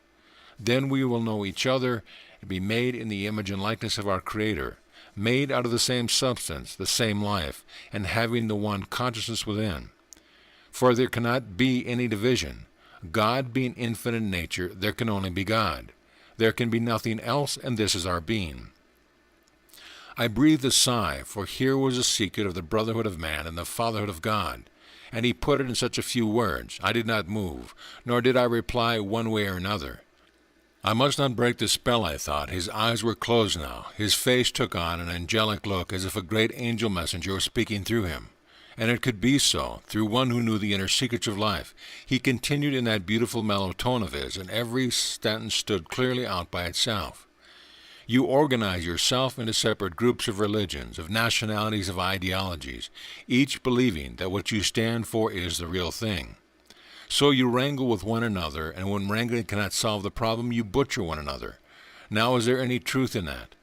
I felt myself say no, but my tongue was tied. I felt a deep feeling within me, and it was coming to the surface. Something was preventing me from uttering a single word. "You are afraid because you do not understand, so you want a guide, you want a belief.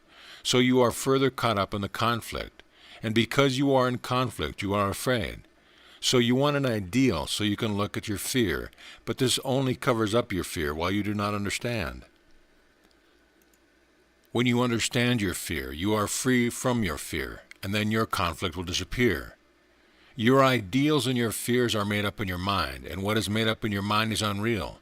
So both your ideal and your fears have no foundation in truth. Truth is not made up in the mind. Truth is. You do not make it up. What is made up is not truth. You can see the false as you discern your relationship with people, ideas, and things. If there is antagonism, if there is fear, if there is craving, prejudice, or conflict, there can be no relationship. As long as the mind is in a conflict, blaming, resisting, condemning, there can be no understanding, no relationship with one another. It is obvious you must not condemn if you want to understand. When you see the false, you will know it. You will no longer be part of it, and then the true comes into being because it always is. It is real and eternal and ever present, moment to moment, never changing. It is only your mind that changes from one idea to another. When you know what a belief is, what an ideal is, then the mind will free itself, and in that freedom there is the real. It is so important to understand that the mind is made dull through condemning, through blaming, through avoidance, through acceptance, and through resistance. Only in your relationship, freed from all conditioning, is there freedom. And in this freedom there is peace, and in peace there is love. If you are filled with likes and dislikes, you are merely projecting your own conditioning. I thought for a moment how true that is, for the other person is but a mirror in which we see ourselves. You will see some so-called pleasant and unpleasant things as you pass through Tibet, he said. But if the unpleasant upsets you, you are resisting, you are not free. When there is love, we observe the facts, but they do not repel us. I know you have the capacity for this love, otherwise you would not be here, my son. Some repeat words, mantrasms, the things do not fill their heart. On the contrary, they empty the heart of whatever it has. The heart can only be filled when the mind is not fabricating, when the mind is not caught up in opposites, in ideas, prejudice, and the like. Then only is the heart alive with love. Then one knows what it is to have the warmth, the richness in holding the hand of another. Love, being perfect in its own eternity, knows no resistance, no opposition, neither will you fear any more, because you will be filled with eternal love. For God is love, and He alone exists. That which hides Him is but a mental fabrication. Now I know that the false is falling away from you, my son. It is said in Isaiah 65:17, For behold, I create new heavens and a new earth, and the former shall not be remembered, nor come into mind. With these last words he opened his eyes. In them there was a faraway look. I could see that soon he would dissolve his earthly body into the substance from which it arose, for he was truly in the mind of God. His spirit was freed from all desire. All craving for both spiritual and material has ceased. He knew he was life. He had found being. He rose, gathered his robes about him, and went away. I was left to myself for the remainder of the day. Both Rimpak and my friend purposely left me. I knew it was a purpose of letting me work things out for myself, for on several occasions I would ask a question, and all I would get would be a vacant look. I know now how stupid these questions were, but I did not think so at the time, for they were of great importance to me then. But now I have the same habit. When people ask me a lot of questions, it may seem rude not to answer, but no rudeness is implied. Only deep love rules the heart, knowing that an answer would only mean another image. Perhaps you are also grasping the fact, my dear reader. If an answer were given, it would merely create another idea, which would only hinder and not help to free the mind from its own formulations, beliefs, prejudice, and fear. Facts are facts, but a fact is not a belief, nor is it a belief a fact. When facts are seen as facts, not a belief in a fact, then there is understanding. A scientific question can be answered, or at least the way of finding our facts can be taught. But the belief in a fact is not the fact itself, for a belief in a fact can never reveal a fact. When I saw this clearly, I stopped asking questions. I must have been sitting by myself for hours. My mind was emptying itself out. I could watch my thoughts as they were pictures on a screen, quite impersonally. I was beginning to understand now what my mind was made up of. I neither judged, praised, nor condemned. It was as if I were observing the mind of another. Then the deeper stratas of the mind were giving up its cherished ideas. Things that I had held fast to were being loosened up one after another. I could see clearly now how and from where my mind was made up. It was the result of hereditary tendencies, countless thousands of impressions, ideas, prejudices, most of them being received from the opinions and suggestions and statements of those who were caught up in their own conditioning, caught up in the faults which prevented them from seeing the truth of the only one, in which there was no division. I could also see how I accepted without question or examination. Thus I was conditioned. I could now see that I could live in the false without condemning and without being affected by it, because I knew how it all came about, and I resolved I would never again be caught up in it, even should I be surrounded by it on all sides. I could see why I must be aware, wide awake, and question the opinions of others. I could now search their statement with the speed of lightning and realize that they were merely imitators. They were merely gramophones. Yet I knew that was not enough. I must question my own thought, feeling, reaction to see where it was moving. What was moving it and why? What was the motive behind it? I could now understand what was in my mind and could see from where it arose, and by seeing this clearly, I was freed from its blinding effects. I did not matter much how or whether it was true or not. The words of my friend came to me so clearly, and I understood now as I never understood before. It does not matter very much whether it is true or not. I could see how the light was shown on the path, which I must move along by myself. For no one else could reveal the truth to me. I had to find it out alone, and I saw how important this was. It was my own now, not the idea of another. For the truth of another could never be my truth. If I did, it would be merely an idea, a belief, and I would still be bound. How clearly I saw this now, that I must experience the truth by myself. I understand the way I was being shown how to move along under my own guidance, that guidance of the Spirit that is eternal and ever present within me now. I saw that this moment was eternal. I could only be each moment. The moment just past became a memory, trying to recapture it would merely be a mental image. I must live each moment to be free from the past or the future. I could see that both the present and the future only existed in the mind and nowhere else. Now was the only reality.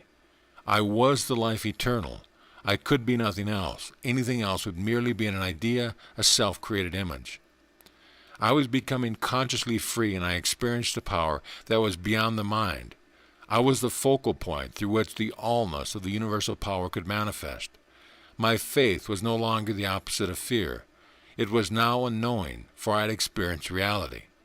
Although I do not know what it is, I know that it is, and that is nothing else but it. Therefore I am it too. I and the Father are one. I could sense the power of the Master. It was the Father who ever remained within me. He was the operator, and there was nothing now to prevent his power from acting. I had only to be consciously aware, and through this awareness only could reality be expressed. I thought, how did I ever miss this wonderful thing, this knowing? It was so simple, and I could discern now how I could have been caught up in the separation in belief. I was separated from my fellows by my ideas, my beliefs, my prejudice, my fear. I could see it all now. I knew that the real self within was the same in each and every one, and now I knew, really knew. It was no longer a platitude or a mere saying, which I did to another, I did to myself. Whatever you do unto one of these, so you do unto me. Did it unto him who sent me, for I was in the whole, and the whole was in me. I could never go back now. I actually felt within myself that freedom, that wisdom and love, that is all power in heaven and earth. I knew now the healing power of the Master, and I felt also at that moment that I could say, arise and walk, and it could become so, for throughout the world ever since, I have healed thousands of people, some whom I have never seen. Age has disappeared from me, and my youthful appearance mystifies everyone who knows my age. It sounds like a great romance, but it is greater than any romance ever known. Yet all have the same power, and the only thing that is preventing its manifestation is because it is covered up with the false, with separation, not only between man and man, but also between man and God through a belief in separation. Yet we are one in reality. It is this that the ignorant cannot yet see. Good and evil, I saw, were relative, a fabrication of the mind, for there could be no evil in the divine, which alone was real, eternal and ever-present. I could see the falseness of the preaching about evil, hell and devil which exist today. How people are caught up in the evil and can see nothing else. What the mind sees, so must the mind be likewise, is true in fact. Yes, the teaching of the Master Jesus are covered up with sanctimonious formalities by those who profess him. They mystify themselves and confuse the people. I now know that this book could never have been written before. There is a time for everything, and the time has now come for this great story to be told. I was brought out of my reverie again by the sound of the chungas, the ceremonial trumpets, calling the lamas to prayer. The sun was now setting behind the mountains into which the monastery was built. The magnificent color display was something never to be forgotten. From pinks to dark reds, with rays spreading in all directions, the monastery nestled in it, as if in a great fire. I made my way back to the monastery, and my friend and Geshe Rinpoche came to meet me. I must have had a radiant look about me, for my friend said, "You have regained your youth, my son." It was true, for I felt it, felt as if the burden of thousands of years of inherited conditioning had slipped away from me. I was free with a freedom. I cannot explain words having no meaning to describe the ecstasy of that freedom and the power that it gave me. That evening we listened to more music of the classics. It was my medicine, and I knew it. The following day I wanted to tour the monastery. I now wanted to see the images in gold and silver, some studded with precious stones, about which I had heard so much. I was conducted by one of the lamas, called Song Sen, who could speak English well. He was not more than 25 years old. He had been educated at an English school in Darjeeling, yet his desire to become a lama brought him back to Tibet. "I am fortunate in being able to speak English, which gives me the honor of conducting you through our monastery," he said. "It is a great pleasure to have you," I thanked him, for indeed it was a pleasure for me to have a guide who could speak English well. We first went into a room where some of the head lamas were having tea, and I was asked to partake of tea with them. I considered it an honor because of the fact that their sanctum is very secluded. But when they heard that I was a pupil of Geshe Rinpoche, they were delighted to have me. I knew beforehand what tea they would like, though I had not really tasted it before. Their tea comes from China in the form of a solid reddish brick.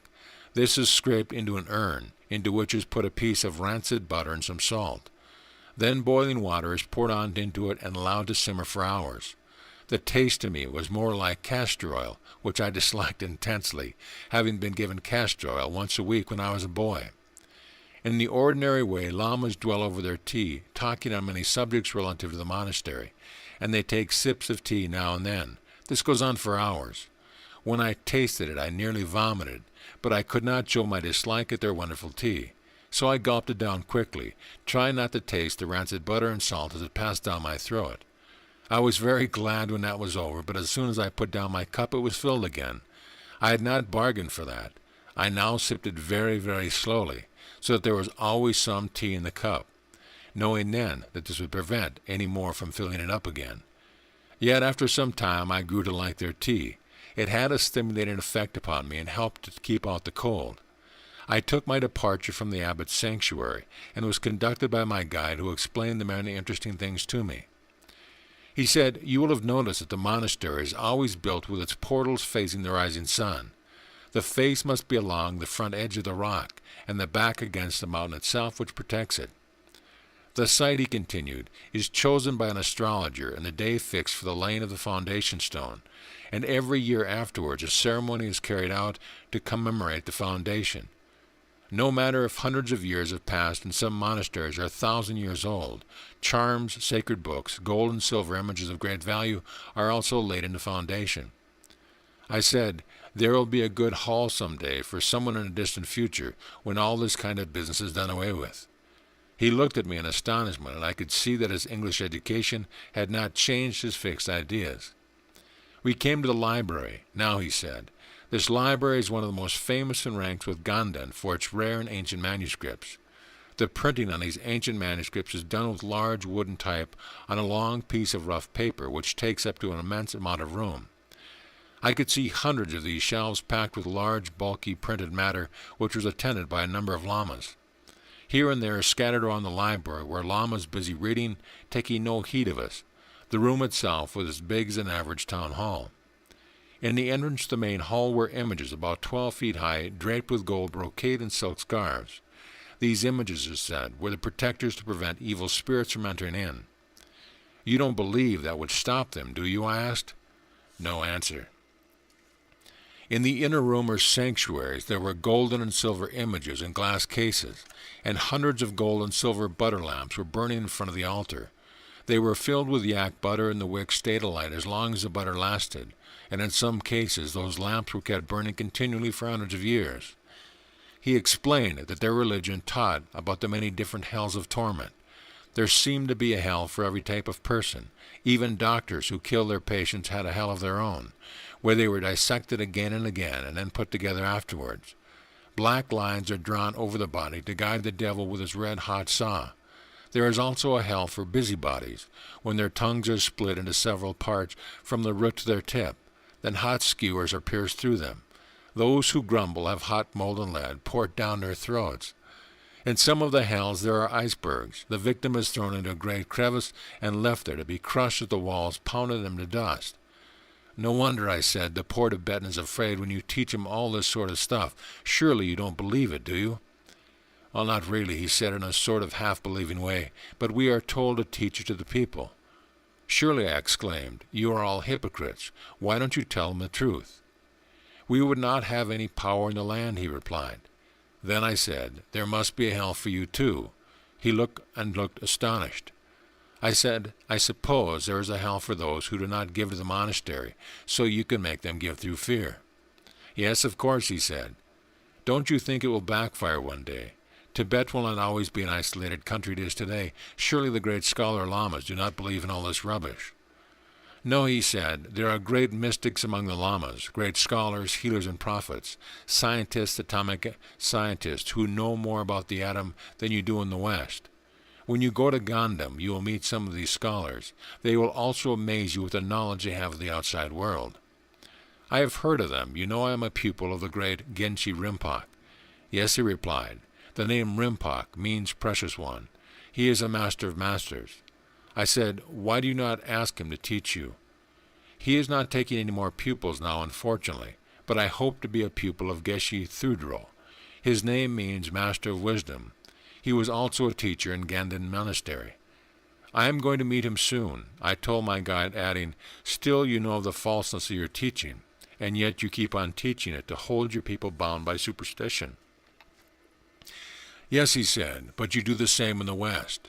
Look at the massive buildings you have, money spent on stone, mortar, and regalia, and other things that could help thousands of poor people. I pointed out, but you have to educate people first.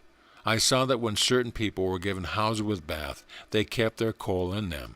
I added, our people also believe in sacrifice, which is merely a form of exploitation. There is not much difference. You may be a little more crude, but it is much the same after all. I could see that my softening up process was having an effect. Yes, he added, unfortunately it is true. Most people are still caught up in superstition and fear. But it is fast crumbling away, I said. We then came to the Wheel of Life, which depicted the endless birth, death, and rebirth of man. I said, this is a Hindu philosophy, is it not? He had it off pat and related how and why man is born again and again. I said, you go around the country teaching this to the people? I could see that he did not have the knowledge and understanding of the faults, and he was a bit upset. So I did not talk to him any more about it. I could see why Geshe Rinpoche did not take him as a pupil. He told me the story of how he first went to Rinpoche and asked to become a Chela. Rinpoche took him down to the river and asked him to kneel down and put his face on the surface of the water. Then Rinpoche pushed his head under the water and kept it there until he struggled violently to get up. When Rinpoche led him up, he asked him what he wanted most when his head was under the water and replied, my breath. Then said Rinpoche, when you want the truth as much as you wanted your breath, come back to me. It was interesting to see the many hundreds of images, many of them of gigantic size, usually dressed in gold brocade of great value and draped with silken scarves. When I got back, I spoke to Rinpoche about all this, and he gave me a clear picture of the whole thing. He said, there are two distinct sects of lamas in Tibet, the red and the yellow. The yellow follow the mystic side, and it is what I have studied. The other follow the ritual and the ceremony. They like the outside shows and parades. They do not display any mystic powers like those of the yellow. The Ganden Monastery is distinctly yellow, and there I studied and taught for some years. I said, it would be just as difficult to speak to Song Sen, the Lama who conducted me, about the truth as it would be to speak to a bishop or a professor of theology. He laughed loudly at this and said, it is remarkable how quickly they throw off the yoke when it is put to them in the right way. I told him I tried with a professor of theology in the West, but it did not work. Try again, and you may now succeed, he said. Then he added, Song Sen's people are wealthy people, and he is able to have a room of his own, where his friends can come to see him. What about the poor lamas, I asked. Oh, they sleep together in one of the large dormitories. And he sleeps in a room by himself, I asked. Yes, was the reply. You see his people subscribe generously to the monastery. It is the way of the country. They are set divisions, as you are already aware, and only time will change them. Geshe Rinpoche told me that nearly every family sends one male member to be a lama. The word lama means superior one, and strictly speaking, it is applicable only to the abbots, but it has now become the general term for all those who come of age in the monastery. In the general way, he added, a child enters a monastery at about the age of 7. A strict examination is made, and any defects, physical or mental, will bar his entry. And Geshe Rinpoche went on to tell me, the child's horoscope is made out to see what he is suited for, and what departments he should be sent.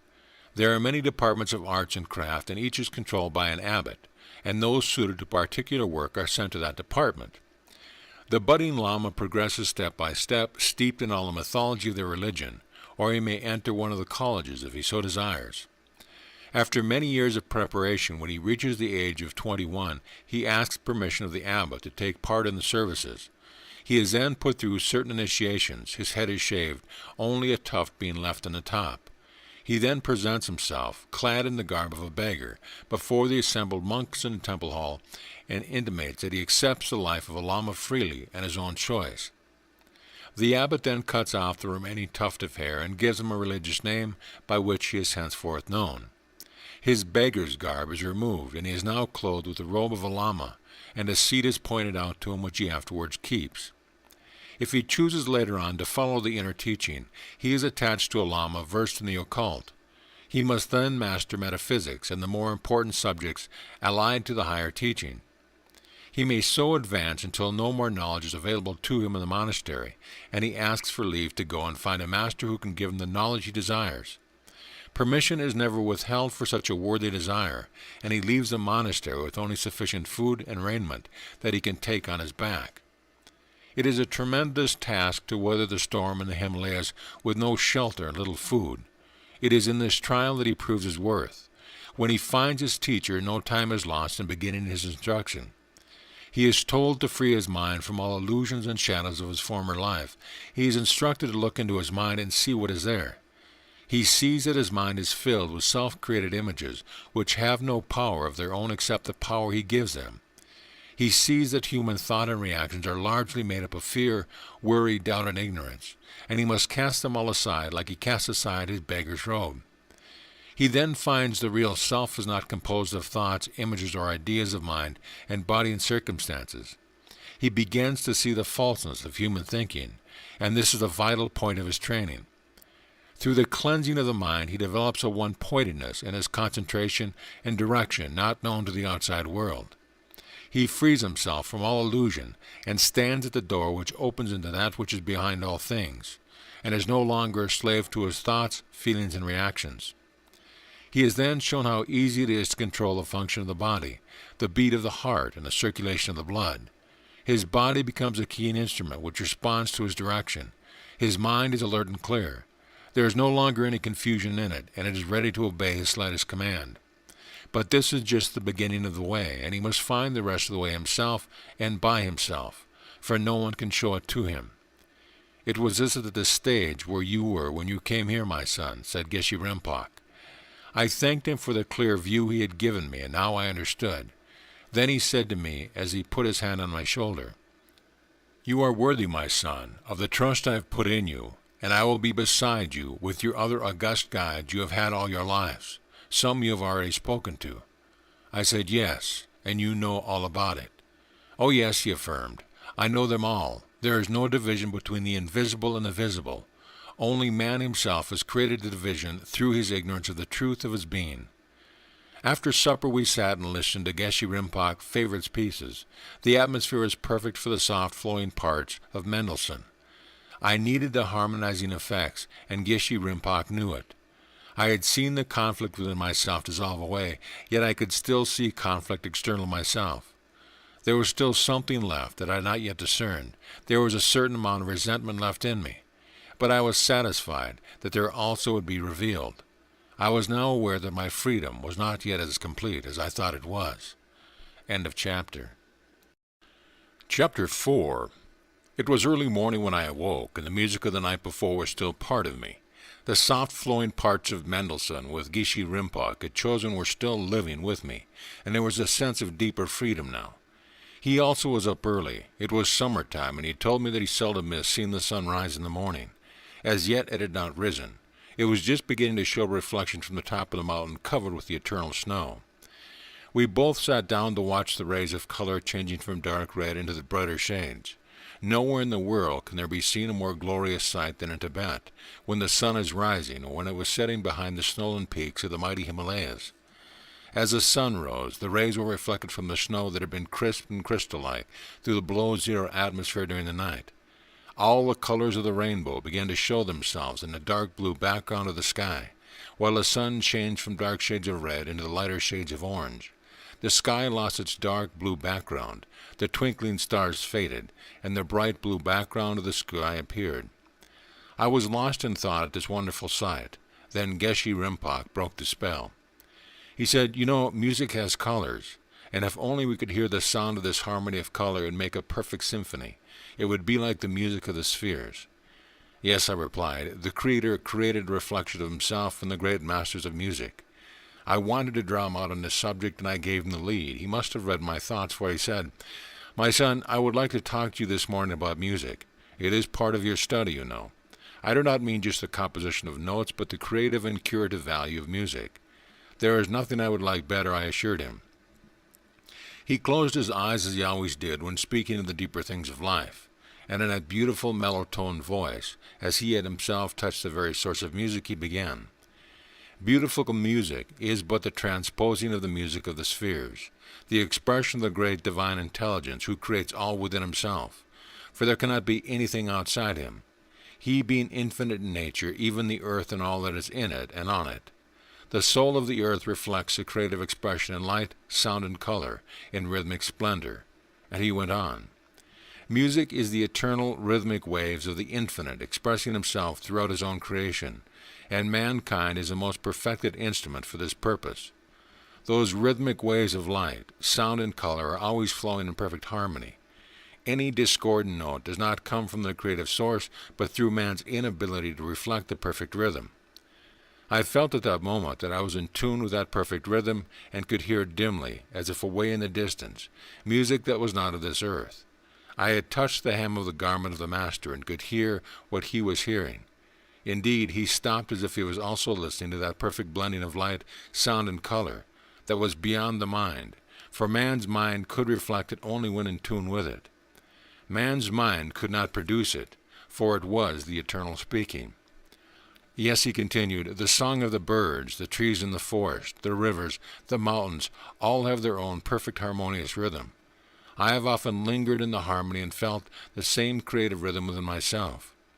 In this way, I become one with the rhythm of the universal force of nature and learn to control them because they were part of myself. In this way, in the silence of these great mountains, I learn the magic of nature's forces, things that few people know, and I could reveal to your scientists knowledge that would lead to greater discoveries of the universal forces operating through the atomic structure of which they know very little as yet. When I was in tune with this rhythm, I could sing with the birds. The wild animals were no longer wild. Even the mountains could speak to me, and I could play my favorite instrument, the violin, to keep hundreds spellbound. But I never resisted this flow, no matter what happened to me, as it was the rhythm was part of me. Now I thought to myself, this is news, for I did not know about his violin, and I must ask him to play for me. This I did later, and never had I heard such music. It was music that had not been written in more perfect melody I had never heard before, or have ever heard since. It was his own composition. He paused. He was sensitive to my thought. I knew that he knew them, and I smiled. Then he continued. Just as thinking comes before asking or acting, so does the music of the spheres come before feeling and playing, and it is this feeling that inspires the expression. The music of the spheres plays upon the soul that it is tuned to. The soul is the harp upon which the Spirit God within expresses himself, and according to the fullness of your heart, so will his harmony be expressed in and through you. That is why you must learn to love everything, for God is everything. To love God with all your heart is to love your neighbors as yourself. Then he can speak in and through you, and there is nothing impossible unto you. Anything you ask, the universe will be quick to complete it. Above all, you will have harmony in your mind and body. The more harmonious you are, he said, the more receptive you will be. So will your soul and body express him, whoever remains within you. For it is he alone that worketh perfection. Thus you will be strong in mind and body, even though many years have passed. The ever-present is ever-present, the same always, for there is no aging of the Spirit of God. And once I realized how he kept so young both in mind and body, he stopped again, as if my thoughts were spoken aloud, though I had not uttered a word. Yes, he said, what the inner is, so the outer must be. Then he continued, rhythm and expression are the essential factors in music. Execution without rhythm has no color blending, but harmony and execution vitalized by rhythm are the perfect blending of all the colors, like the colors of the spectrum intermingling one with another in perfect unison. It is this blending of the colors that affects the soul of those who are listening. Then he added, as if a thought was passing through his mind, you will hear more about this later on. I was going to say something, but words could not come, and he continued. The perfect rhythm is like the ebb and flow of the tide. Nothing can withstand its smooth and regular power. For the infinite creativeness is within the perfect rhythm. The Creator and his creation are one, not separate, and we are in no way separated from the rhythm of the divine intelligence expressing itself. This perfect rhythm, he explained, is flowing through and over the earth from north to south, and is polarized by the sun and the moon, rising in the east and setting in the west. This force now becomes electromagnetic. It keeps the Earth on its axis and holds everything on it by the power of its magnetic attraction. Should this electromagnetic force cease to be, other magnetic currents would draw the Earth towards it at such a terrific speed that it would break up in the cosmic dust out of which it arose. In this electromagnetic force lies the secret of great discoveries. The perfect rhythm, he said, is rejuvenation. It makes the mind alert, the body firm. That is why we use music in healing. The mind is then freed from distraction, which causes tension, and nature is given an opportunity to harmonize every cell in the body. Mind and body then become electromagnetic in perfect harmony. The music of the spheres, he continued, can be said to be the rhythm of the eternal heart of God, moving outwards and returning like the bloodstream, circulating to every cell in the body and returning to the heart to be renewed continuously. So does the pulse of the one life move through every living soul. According to our mental and emotional freedom, so is the rhythm expressed. He added, if the mechanism is in a state of confusion, so will the rhythm be confused. Your thoughts and feelings fly through your body cells and then out into the atmosphere and beyond. I thought again to myself, just like a broadcasting station. Yes, he said, the whole of the ether is magnetized with these electromagnetic waves, enabling the whole world to hear and feel the divine broadcasting station all at the same time.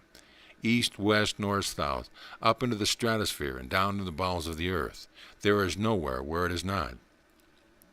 Here we are on the roof of the world, the hub as you may call it, and with our thoughts strongly impregnated with the love of God, we can help the world as we tune into the rhythm of the universe, which comes from the heart of God. I said to myself, Geshe Rinpoche is not only showing me what music is all about, but he is revealing to me deeper knowledge all at the same time. He must have caught my thought again, for he said, practice is necessary so that you can control the instrument, but do not limit yourself to your instrument. I have heard music played badly on a good instrument, and have heard beautiful expression from a very indifferent instrument, and this applies to individuals as well. The love of God is eternal and ever-present, and no one is separated from it. No two people play alike because of many shades in feeling. While some see the notes in the score, others feel the music in their soul. There is one saving grace for bad music, he said with a touch of humor, and that is not that it does not last. The predominating harmonious rhythm makes it fade away into nothingness, whence it arose, because it is not real. Like an error in a sum, where does it go when the sum is corrected? It fades into nothingness, simply because there is no law upon which it can rest. The law of mathematics only exists, likewise the law of harmony. The blending of color, he explained, is the secret of harmony. Have you ever seen an inharmonious blending of color in nature? No, there is no such thing. So it is with sound, for sound is color and color is sound, and nature is expressing herself in light, color, and sound continuously. While practicing, you should know what the sound should be. Do not force it. Something inside you will tell you when it is right. Make your execution as perfect as possible. Then gradually increase the tempo until you play with speed and accuracy without strain. Remember, rhythm and expression must not be sacrificed for speed. There is also such a thing as over-practice, he pointed out. The fresher you are, the better your movements will be. The mind repeats what is done, and therefore wrong habit is difficult to correct. A rest period is good because it gives the mind time to rearrange the consciously made movements. Accuracy is therefore essential. Actually, you are learning to play when you are not playing, for the mind takes up the work when you give it the opportunity. You have found that after a rest you can play a piece easily, a piece you found difficult before. This is because the mind has been making the adjustments while you rested the mechanism. It is like a problem you try to solve, one which for a time eludes you. You go to sleep, and when you awake you have the solution. The mind has worked it out when you give it the opportunity. In making your movement, you must hear and feel as well as lose yourself in music. Self-consciousness confuses the mechanism. The mind can think of only one thing at a time. Thus, when you are thinking of yourself, and then the music, you are moving backwards and forwards from one to the other. The easiest way to overcome this habit is to lose yourself in the rhythm. You will find that the rhythm takes up the space between the two conscious mental activities, and then the inner mind begins to work with freedom, for it is from that you really play. It is all within, and as you practice, your movement, your music, your rhythm are all merged into one as you play. Be as calm as the depth of the ocean, Then you will reflect God's perfect harmony. The Eternal looks out through humanity, he went on, and through humanity he spins the weave in the web, the rhythm of life. Never imitate anyone. You must express your own individuality. Then you will have the originality that amounts to genius. The blending of the notes is very important. Emphasis should be made at the beginning of the phrase. A little more value should be given to the first note in the bar, and listen carefully to the overtones, blending them into a perfect phrase. In legato melodies, do not cut off a note with a hard edge before the next one comes in. Listen to the overtones and let the timbre or quality sound until such time as it reaches the point where the progression must go on. Then smoothly flow into the next note without a break, so that you cannot tell where one ends and the other begins. The perfect blending of the overtone carries the body of the music in harmonious rhythm. I thought to myself, here is something rare put into words. I almost felt the smooth flowing tones within myself. I have studied music for some years, first with the violin, then with the bagpipes. I must have been fairly good, for I happened to win the championship at Stamford Bridge at the Coronation Highland Gathering in 1911, and I knew what Geshe Rinpoche said was true. As he spoke, his voice like music, he might have been playing a piece of exquisite beauty. Then he continued, watch the progression and shape of your phrase so that you can move naturally to the point of climax, and then fall back again into the next phrase with ease and smoothness. This gives a sense of rhythm that you seldom hear, unless it comes from a great artist. Here he opened his eyes and said, would you like me to go on?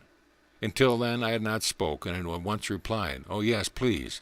This is what I've been waiting for, ever since I began to study music. There had been a certain amount of tension in my concentration because I had not wanted to miss a word, and I think he knew it. All right, he responded, we will go on, and he proceeded. The point of climax may be treated in different ways according to the inner feeling of interpretation. For instance, in a Appassionata passage, you may gradually accelerate tempo and strength and tone, giving more stress to each succeeding emphasis up to a point of climax, or you may broaden successive chords, holding back the final account for a breathless moment to increase intensity. A device used by Beethoven is to pile up a chord passage, strength upon strength, with increasing accent, but the expected crash of the final emphasis does not eventuate. Instead, we get a chord played suddenly, pianissimo, surprising the ear with unexpected beauty and the realization of a depth of inner mystery. Mozart, when asked what he thought the most effective device in music, said, no music. Used with artistry, the complete silence of a pause in music, or the moment of poise at the height of a phrase, can be fraught with the greatest sense of inner meaning and beauty.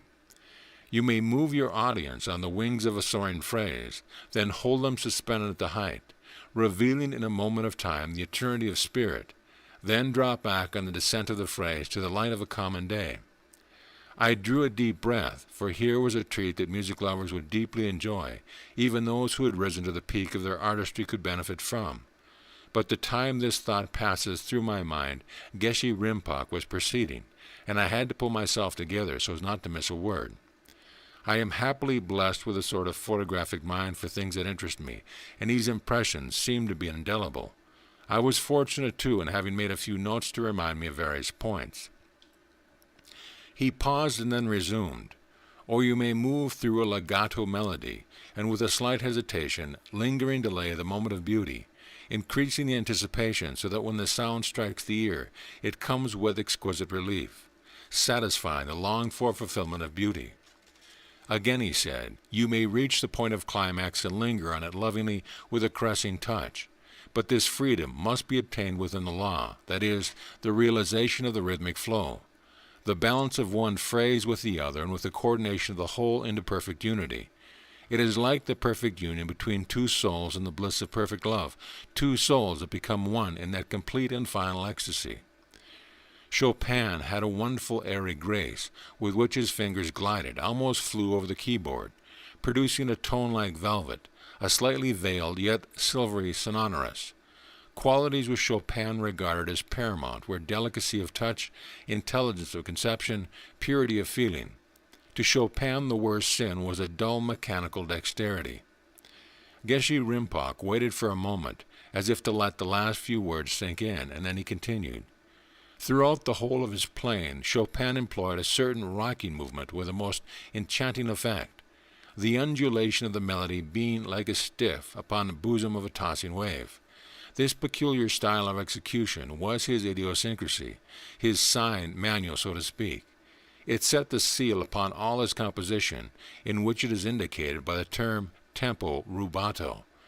This apparent disregard for time was with him a charming originality of manner, a flexible, fluctuating, languorous movement, a measured rhythm, balance and sway best comprehended by his own countrymen, who, having an innate intuitive understanding of his meaning, were able to follow the fluctuation of the aerial and spiral blue which it represented.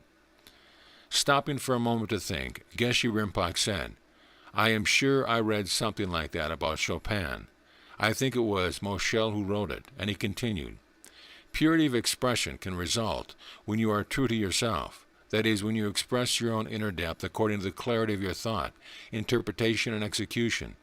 So will your hearers receive the message and meaning which you wish to convey, and this message and meaning will correspond to the degree in which you open yourself to the flow of the infinite intelligence, the degree in which you realize that there is no separation in the one life that binds us all together.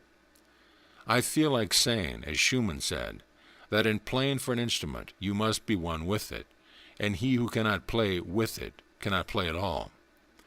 The reason for many failures with those of great promises, Geshe Rinpoche added, is that they did not know that the Creator and his creation are one, not separate. It makes all the difference when that is understood, not merely as an idea, by experiencing the fact that Spirit alone has voice, that God expresses himself through the voice, through harmony, through light, sound, color, and form. He is harmony, love, wisdom, power. In this lies the power of God in man, for God is man. I and the Father are one. The Word was with God, and God was that Word, and that Word was made flesh. But the flesh had no say in the matter, so the Word remains immortal. We are not born of the blood or the will of the flesh, nor of the will of man, but of God. He looked at me as if to see that I thoroughly understand what he had said, which I was thankful to feel that I had done. Those who would express themselves in music, he affirmed, should remember that God made the perfect instrument for his own self-expression. Be ye perfect, as your Father in heaven is perfect. The soul receives, and the mind and brain direct the mechanism. If in your mind you have an idea that the mechanism is defective, that thought tends to express itself, and the more you try to get perfect expression, the more active will be the reverse thought. This is what induces many failures. Remember, it is continuous practice with rest periods for assimilation, with conscious awareness of the perfect rhythm that makes a genius. One must practice slowly to master the execution of the composition. Do not slur over a difficult part. Take it slowly at first and increase the tempo, but with accuracy. Know that you are born with dominion over all things. Understand the impersonal unity in all things. Disregard personal separation. Live in the conscious realization of your oneness with the Creator of all mankind. Love your neighbor as yourself.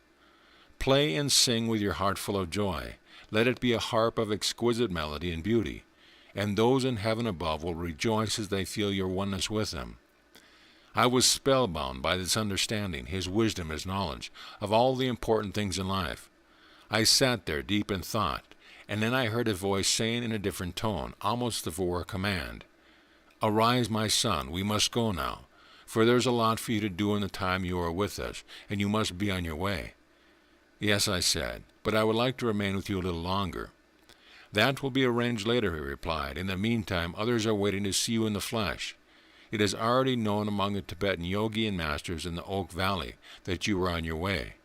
But I would like you first to go along the Hachu Valley as far as Hazong. There are 8 monasteries quite close together on the way. Here is a letter to Dar Zhang, head of the Yangtang Monastery. He will put you in touch with the others. He is a master of Tumo. I have made all arrangements for you to see and understand this science." "Yes," I said, "I have heard of this science, the control of the elements, of heat and cold. Yes, it is interesting, but after all it does not reveal reality, though I would like you to see it done, and perhaps you will get a few lessons in it," and he smiled. "In the monastery of Gansaku," he continued, "you will learn the art of traveling over vast spaces in a very short time. This is done by a form of levitation and trance. You will also see in the Taku Monastery the practice of mental telepathy. This subject is very interesting, and I want you to pay particular attention to it because it will be of great value to you later on. This I did indeed find valuable, for when I was in many different lands, although I could not speak the language, yet I could read the mind. This will take you a month or more of your time. I inquired, "What about my friend? Does he come with me?" "No," he replied, "he will be waiting for you in the Oak Valley when you arrive there." The following day I read all the instructions that were to help me on my way, and I duly set out after taking leave of Geshe Rinpoche and my friend. With me I took my bearer, my interpreter, my bodyguard, our ponies, and one mule, leaving the others at the Lingmatang, as I would have to come back that way. I was not going in the opposite direction, away from the trade routes to Lhasa. I was going now behind the Himalayas that separated Bhutan from Tibet. I was told that the track was merely a footpath, very dangerous in parts because of many landslides. Snow leopards were also in the district. These animals look like a cross between a tiger and a wolf. They prey on the mountain goats and are very fleet and sure of foot. They have been known to attack travelers on the path at dangerous points. On the way we saw a couple of them, but they were well off in reach. The Nomads, the people who live in the plains, kept a large number of mastiff dogs to protect their stock from marauders. We crossed the fast-flowing river, the Amachu, at the place called Giling Market, a marketplace where the inhabitants exchange things. Very little money is used. The people barter goods and seem to do very well. The exchange seems to even itself out, as I was told. We passed through the marketplace and made our way down to a place called Sheratang at the lower end of the Chumbi Valley. Yatung is situated about the middle of the Chumbi Valley, of which I spoke in the previous chapter. To get to Lhasa, you turn to the left, but we were turned to the right. The Chumbi Valley at this time of year, May and June, is prolific with wild flowers. The mountainsides, right down to the edge of the valley, were covered with rhododendron trees in full bloom. The different colors, red, pink, white, and purple, made a wonderful picture. Where the rhododendron trees reached the valley floor were two large Chinese poppies, each of at least 5 inches in diameter, and the stems were about 5 feet tall. The petals were rich yellow shade with pink edges, really beautiful to look at. I said to my interpreter, "In London, these would be worth a fortune, and here they are growing prolifically and nobody wants them." The floor of the valley was covered with wild aconite, wild gentian, and delphinium. Here was a plant that was used extensively in materia medica, especially for all types of inflammation, and it is considered the most useful drug in homeopathy, the famous acanthium. Gentium, a good tonic and an excellent stomach ache, was also here. In this far inaccessible land, these plants could be had by the cartload. As we passed out of the valley, we came upon the most rugged and dangerous path I had yet seen. It was not more than about 2 feet wide in some places, and ran along the edge of a steep precipice with a sheer drop of over 1,000 feet into the Hachu River below. It made me dizzy to look down. In one place we passed under a rock jutting right over the path. It would be several thousand tons in weight. I walked under it backward and forward several times just to experience the thrill of it. I thought that a mountainside might happen, for the rock hung well over the precipice, but it held on to the mountain, and how it did so was a mystery to me. Perhaps one day it will hurl itself down 1,000 feet into the riverbed below. If so, it will make a roaring, crashing noise like thunder. We climbed and climbed until we reached the top of the pass and could pick out in the distance the valley of Wangchu. In the foreground we could see Hazang, and dotted here and there on the side of the mountains were the monasteries. It was a new experience for me to see so many large monasteries so near one another, perched on the mountainside. Going down the pass was even more strenuous than ascending. The bottom of the pass opened into the valley of Wangchu, through which the Hachu River flowed. There we were met by a number of Tibetans on shaggy ponies. I said to my bodyguard, "These fellows look like bandits." "Yes," he said, "they are." We were outnumbered by about 5 to 1. They closed slowly around us, expecting us to put up a fight, but I knew this would be suicidal, and within me I felt that there would be some means to overcome our difficulty. These brigands think that banditry is a gentleman's occupation, and they disdain any other kind of work. They began to go through our possessions, and I could see that they meant to take all we had, including our ponies. All this would place us in a very awkward predicament, and I almost at wit's end what to do. Then suddenly I thought of my artificial eye. I knew these fellows were very superstitious, and had already learned something about their religion.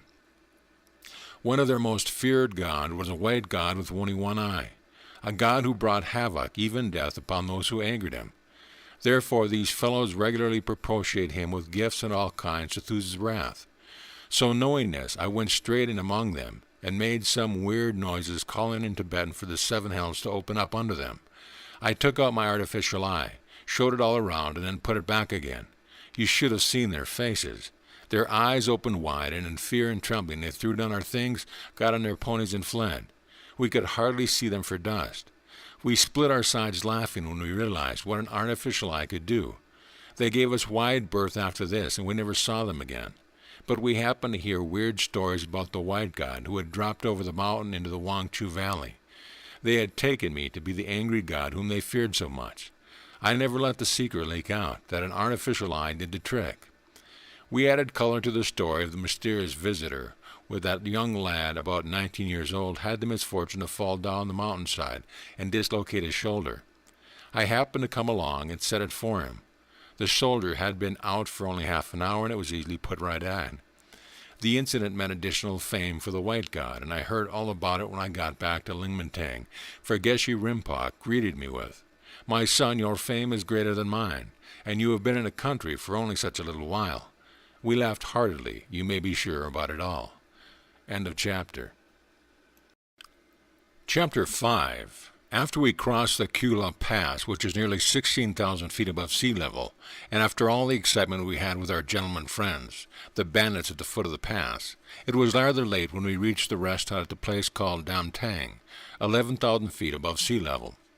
The floor of Tibet averages between 10,000 and 12,000 feet above sea level, with towering snow-clad mountains on all sides, accessible only over passes 15 to 20,000 feet high, many of them impassable in winter. Tibet covers the area of over 600,000 square miles in which about 2 million people live. Some of them merely exist, but others are relatively wealthy. The contrast is very evident. Although it was late in the evening, it was still daylight. The sun was setting over the mountain behind Tenshin Monastery, which lay hidden in the mountainside about 5 miles away. I decided that we would remain in the hut for the night and go to Yangtang about 10 o'clock next morning, so my bearer got out the cooking utensils, lit the fire, and cooked a very satisfying meal of roast chicken and roast potatoes. We had come a long way and eaten very little that day, and naturally I was very hungry and ate with relish. It seemed to me the best meal I had ever had. My bearer happened to be clever with his accordion, and I got him to play some of his own songs. These sounded romantic and fitted in with the surrounding. Where the hut was situated, there was a deep gorge to the front of the mountain at the back. This produced a distinct echo, more distinct than I had heard anywhere in the world. It sounded as if two people were playing at the same time, one away in the distance. The chanting melodies seemed to dovetail in each other, as if one were answering the other. It was well after 11 before we went to bed. I was tired and slept like a log. In the morning when I awoke, the sun was just rising. I never miss the rising sun or its setting if I can help it. On this occasion, the sunrise seemed to do something to me. The wonderful panorama of coloring awakened in me the most mysterious feeling which Tibet held for me. For Tibet is shrouded in mystery. The most superstitious and the most sublime are side by side. Indeed, Tibet is a land of extreme, with the darkness ignorance and the greatest wisdom, where miracles seem as easy as breathing. There is the wildest of the wild, the rugged in nature and the most beautiful, the mountains and the valleys. There are the great and the small, the storm and the calm, the heat of the day and the cold of the night. These follow one another. As one moves in, the other moves out, almost at the same time. There is the filthiest and most meticulous, the worst and the finest in human character. It is truly a character of contrast. As these thoughts passed through my mind, the sun rays were striking the portals of Tenshin Monastery. I could hear in the distance the chungas booming out their long, deep tones and the booming of the great gongs, while the lamas' deep voices chanted Om Mani Padme Om. As I looked down the valley, the shadows of the mountains were disappearing. It was a strange feeling that I had, a feeling of sheer wonderment. The air was crisp with cold of the night, and the wind was coming our way, wafting the scents of incense. This gave further enchantment to the scene, the sun rising over the mountain, the rushing river treading through the valley, the glittering spray reflecting colors like a rainbow. The weird music, the lamas' deep voices, and the incense, these things alone were worth coming for. Some monasteries have great incense jars which stand above the portals of the monastery facing the valley, in which incense is kept continually burning. As the sun rose, the whole atmosphere gave me the feeling which comes to one in anticipation of the revelation of some mysterious force hidden for thousands of years. 3 monasteries were within a few miles of each other: Tenchin, Gaimadu, and Yangtang. I knew that Yangtang was the first of the 3 and was the monastery of the Yellow Sect which I had to contact first. We moved down the path that led down the side of the rushing river, and spray was blown in our faces by the wind that was now forced up the valley, the mountain creating a funnel through which the wind blew forcibly, causing even the stones on the path to be flickered in our faces. We came to a flimsy bridge held together by bamboo rope, and as I stepped on it, it swayed from side to side. It was suspended from both sides of the river, where the water rushed between 2 great rocks, forming a deep gorge. One snap of the bamboo rope, and I would be no more, for nothing could live in that great torrent of glacial water with its blue-white foam lashing against the sides of the rock as it rushed through. We got to the other side and made our way to a steep grade for about 2 miles to the monastery of Yangtang. It must have been a strange sight to the lamas to see us coming up the steep steps that had been hewn out of the rock upon which the monastery stood, for nothing like it had happened before. I felt a little queer, for I did not have my friend with me to speak to me, and I had to introduce myself with the letter Geshe Rinpoche had given me. When we reached the monastery, my interpreter spoke for me. He told the lama who came to meet us that I had a letter from Geshe Rinpoche to Geshe Dar Sang. I had already learned patience, as nothing moves quickly in this isolated land of mystery, and in the meantime I obtained permission to look around the monastery. The conducting lama was an old man in a very intelligent face. I can well remember the look he gave me. It was one of deep wonderment. I could imagine what his thoughts were, such as, "What do you want here? Where do you come from? What sort of world do you live in? What is in that letter from Geshe Rinpoche?" The walls of Yangtang Monastery were built of great boulders, roughly hewn. The total weight of the massive building was impossible to estimate. The walls were about 7 feet in thickness, and the great boulders were put together with great skill. How it had all been done was a mystery to me. The roof was covered with slate about 2 inches thick, colored yellow, this being one of the Yellow Sect monasteries. The way the roof and walls were colored, I was told, was by making great quantities of colored wash and pouring it over the roof. The walls were treated in the same way, but in whitewash. I entered on the ground floor through a great central hall.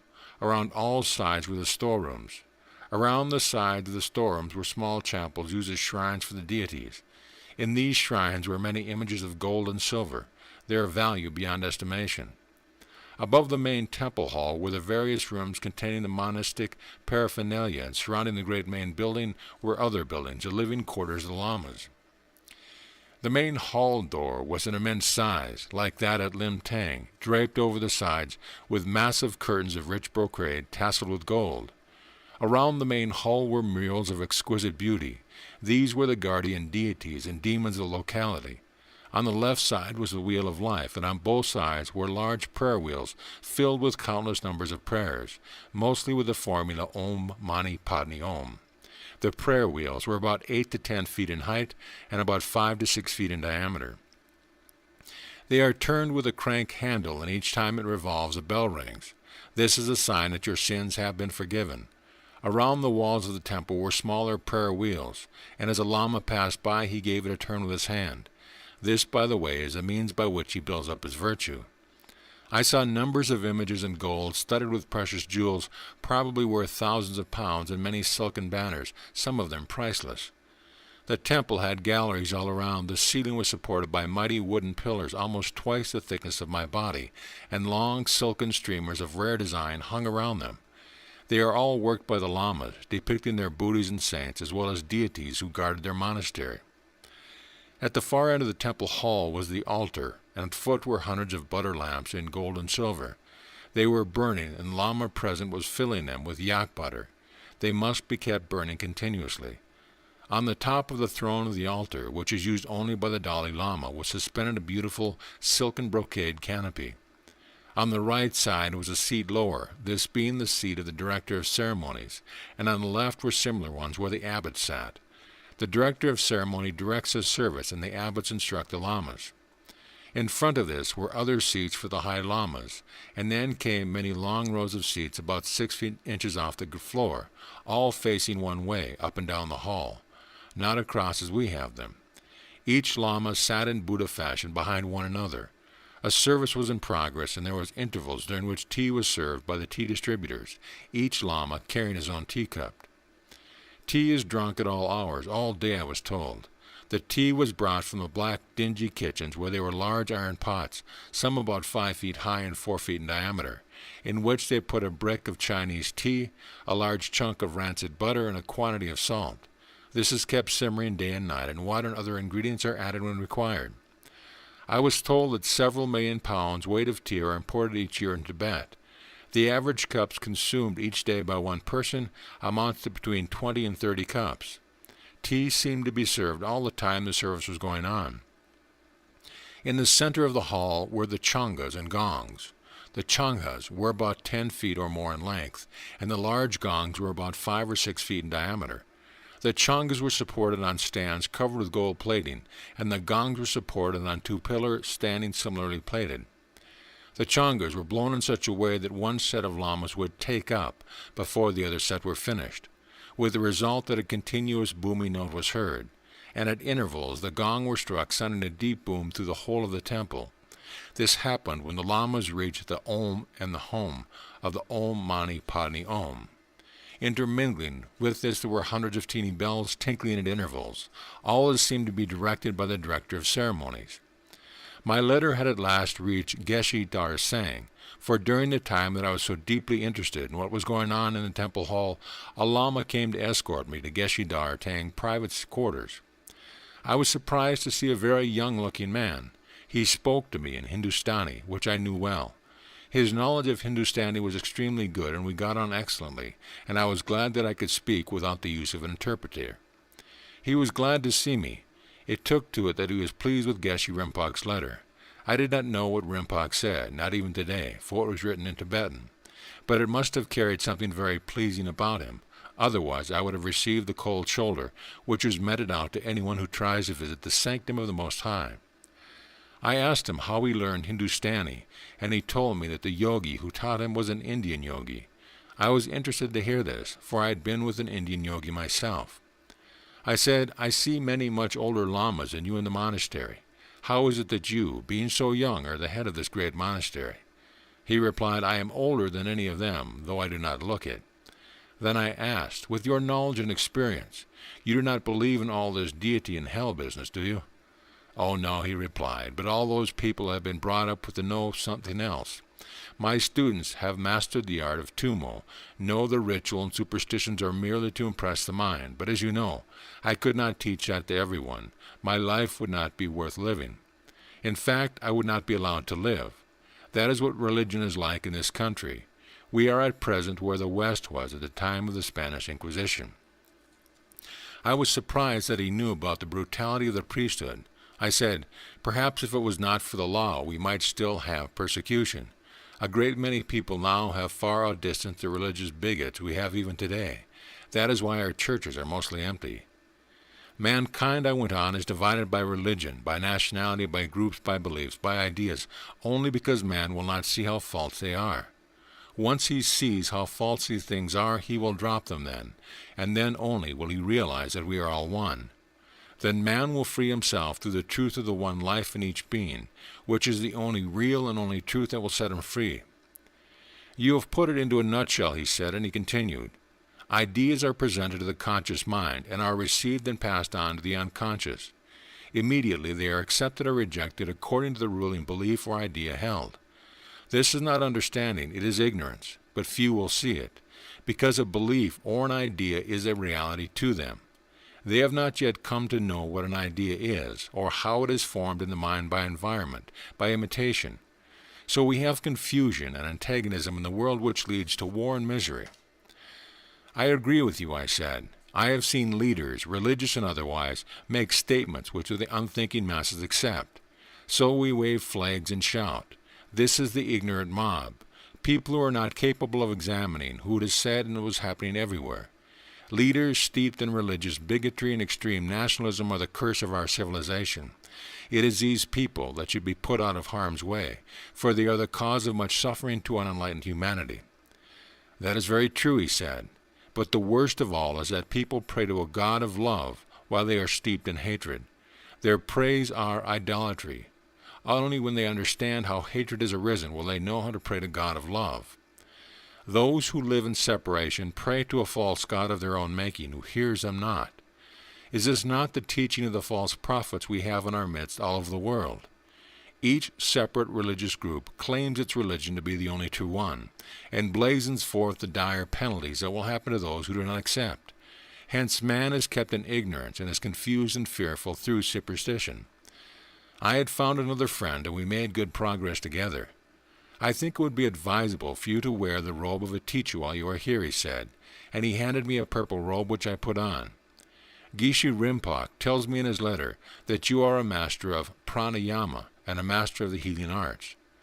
I said that I had done much healing all over the world, and I had been more than successful, but I attributed it to a power that is beyond myself. Yes, he concurred, only when we know that we are nothing, then does the Spirit, which is all, manifest in and through us. He took down a book which wrote in its own handwriting Tibetan, and he turned over the pages till he came to the words he had written there. He who seeks to save his life will lose it, but he who gives up his life for my sake will retain it. In this book, he said, I have all the sayings of the great master, and these sayings I have found to be true. Then he suddenly changed his subject. You have come here to know something about Tumo, the control of the elements of heat and cold. You have allowed yourself a very short time for this. It is one of the more difficult occult sciences, because the sense of the feeling comes into so much. Yes, I said, I know my time is limited, but I do not want to really master the science of Tumo as long as I understand it, and by practice I may be able to become at least adaptable. Then he said, there is no time like the present, so let us begin. He took me into his inner sanctuary, where we sat on a very comfortable cushioned stool. Then he began in the tone of a master. It is not merely an idea to you that life alone lives, that the body does not live apart from life. Life alone has consciousness, and the only consciousness the body has is the life that permeates it by the means of the nervous and vasal systems. I was amazed at his thorough knowledge of the human frame and told him so. He replied, the practice of Tumo demands this, and he went on. Every form arises out of invisible matter, which is the basis of all forms. There is no form separated from it. Now we know that invisible matter can be condensed into a solid mass by a change in consciousness in regard to it. So can solid matter be dissolved into invisible matter by the same process in reverse. But the trouble with most people is that their consciousness is not trained and feeling interferes with its direction. I listened very carefully to what he said. You know well enough, he continued, in your healing work, that feeling and fear that hinder the healing process in the patient. I replied, I know that only too well, and it requires a change in consciousness to get beyond it. Right, he said.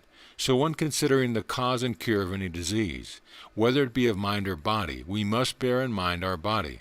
We must bear in mind that matter is plastic to our thoughts and feelings, and this is even more important to you in the practice of Tumo. By completely understanding the mental process, you will be able to dissolve any condition that is a result of error. That is so, I said. Well, he continued, heat and cold do not exist in reality. These conditions exist only in the mind. Spirit, which is the basis of all things, is not affected by heat or cold. When you bring heat and cold together, both disappear. I understand that, I said. Well, he went on, this is done by breathing exercises with the use of the sound vibration of the Om, so that it vibrates through the whole of your body. You pass into a subjective state wherein you control the elements. Therefore, the elements of heat and cold are controlled as well. I said, I am beginning to see daylight now. Yes, but that is not all. By the constant repetition of the sound of creation, Om, the subjective consciousness becomes aware of the power of both creation and disintegration, because they are one, and not separate principles. The sound Om can be heard in all creation in every form in mineral, vegetable, animal, and human sphere. This is the basic sound. The only difference is the difference in vibration. Now he added, the ether wave and the sound wave mingle together because you sound the Om, while you are aware that the creative force is in your consciousness. Then your thought becomes electromagnetic, which is the controlling factor in both invisible and visible matter. The sound wave is the wave of ponderable matter. Therefore, you can play with it up and down its scale, from the invisible to the visible. There is no division between them. It is only apparent. Creative thought being in the consciousness is sending forth into the ether the invisible waves while the sound reduces them to the visible. And here you have what is called materialism. You comprehend that, don't you? Yes, I answered, and I know also that those who chant rituals know little of what they are doing. I also know. I said that the therapeutic power of sound is harmonious vibration, exercise, and influence of the mind and body, for one is but the product of the other. It is the color of the sound that creates the effect, he said. Color affects the ethereal and astral sheath that penetrates the body, and if the Om is sounded with understanding and accuracy while the breath of life is performed, it will harmonize all the cells of the body and keep you young. When this is generally known, a great civilization will arise. It will be seen, he said, that the only power comes from the Spirit, which is whole and is everywhere and ever present, and is the source of all things, including man. For now is eternity. There is no such thing as time in the ever-present. The past and the future do not exist outside man's mind. Now, he said, breathe as I direct and sound the Om as you let the breath out. The sound must be your own tone, which is on the key A. So I began to breathe as he directed. This I cannot give here because of the danger to the uninitiated. A semi-trance state was indeed induced. Now again sound the Om as you breathe out, the sound flowing from head to foot, and as you feel its vibration, send the current of life, by being conscious of it, through your body, and you will feel your body is on fire. The feeling of the heat helps you. Now do you understand? Yes, I do, I said, for I felt as if my body was on fire, and I added, now I can see that the basis is feeling. After several practices, I was given the opportunity of doing the real thing. One morning we started climbing the mountain, reaching the snow line at about 9 p.m. We had climbed nearly all day. When the sun went down, it began to freeze several points below zero. I sat between two of his pupils who were proficient in the science of Tumo. I started to practice as I was instructed. The heat was terrific and the snow began to melt around me, running away in rivulets. I asked if this was caused by my own efforts or by those on each side of me. He said, you did exceptionally well. I put the others on each side of you only to help. I was quite pleased with the result, and I knew that it would take years of practice to be a master of Tumo. I wanted to know how it was done, and I was satisfied. I continued the practice for another 10 days till the usual great yearly ceremony at the monastery took place. Then I saw what could really be done with the elements of heat and cold. Darzang and two of his best pupils took out of a blazing fire white-hot bars of iron and put them in their mouths. I could hear the sizzling that came from the moisture in their mouth. They bent these pieces of white-hot iron in loops while still in their mouth. There was not a mark or burn to be seen. I could not go near these bars of iron, so fierce was the heat. Crowds of lamas from other monasteries, people from all the villages around, came to see the parades and religious dances of the lamas. Later, Geshe Darzang took a thick piece of solid steel and turned it into a knot. He did this by means of dematerialization. The material became pliable in his hands, and like a piece of wire, he turned it into a knot and tied it. When I took this knotted steel into my hands, with all my strength I could not even move it. Shortly afterwards, Darzang took it again and untied the knot and made the steel rise straight again. Yes, it was hard to believe. I knew it took years to perform such feats. Even after years of practice you succeed. But the fact that I saw it done with my own eyes convinced me that the seemingly impossible was possible. Jesus was a great master and did things far greater than we know of, but the same power that existed then exists now and will continue to exist because it is eternal and ever-present. If we can only get rid of the idea of the solidity of matter and the idea of our own impotence, we could work wonders. Jesus knew this, otherwise he would not have said, "These things I do, greater things shall you do if you will but understand." He also said faith would move mountains. But your faith must not be like that of persons who had a knoll in front of their house which hid the view of the sea. When she said, If ye have sufficient faith, ye can say to this mountain, Be buried in the seas, and it shall be done. She went to her window, looked at the knoll, and said, Ye shall be buried in the sea. When she got up the next morning, she went to the window and saw the knoll was still there. She exclaimed, I knew it would be there all the time. Wonders have been done in healing all over the world through what we call faith. Thousands of so-called incurable cases have been healed through the agency of faith. The many miraculous cures attributed to me along run into many hundreds, but this I know. I of my own self am nothing. It is the Spirit of the Father within that does the work. The same life being in the healer and the one being healed. This, however, must not be a mere platitude, but a living experience at the moment, beyond time, beyond ideas, beyond mind.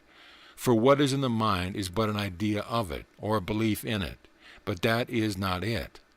The word God is not God. What you make up in your mind about God is not God.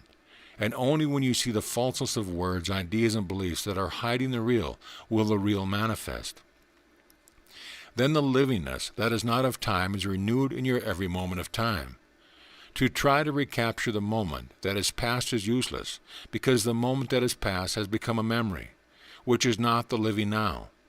The now is the livingness that is eternal, and you cannot make an image of it, because you do not know where it is. You only know that it is. To imagine it will come again is like tomorrow, which never comes. It is always tomorrow. Trying to become is seeking something that is ever present, and therefore you can never realize it. Only by living it can it be experienced.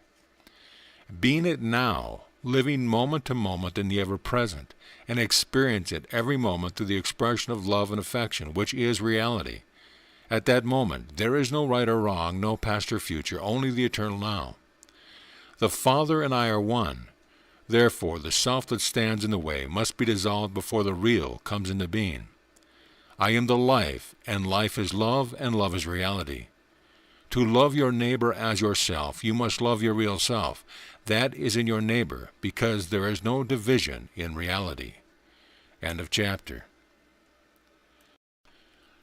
Chapter 6. At the festival of Yangtang Monastery, I met Geshe Malapa of the Gonsaka Monastery and Geshe Tung La of the Taku Monastery, both charming fellows and well versed in their respective sciences.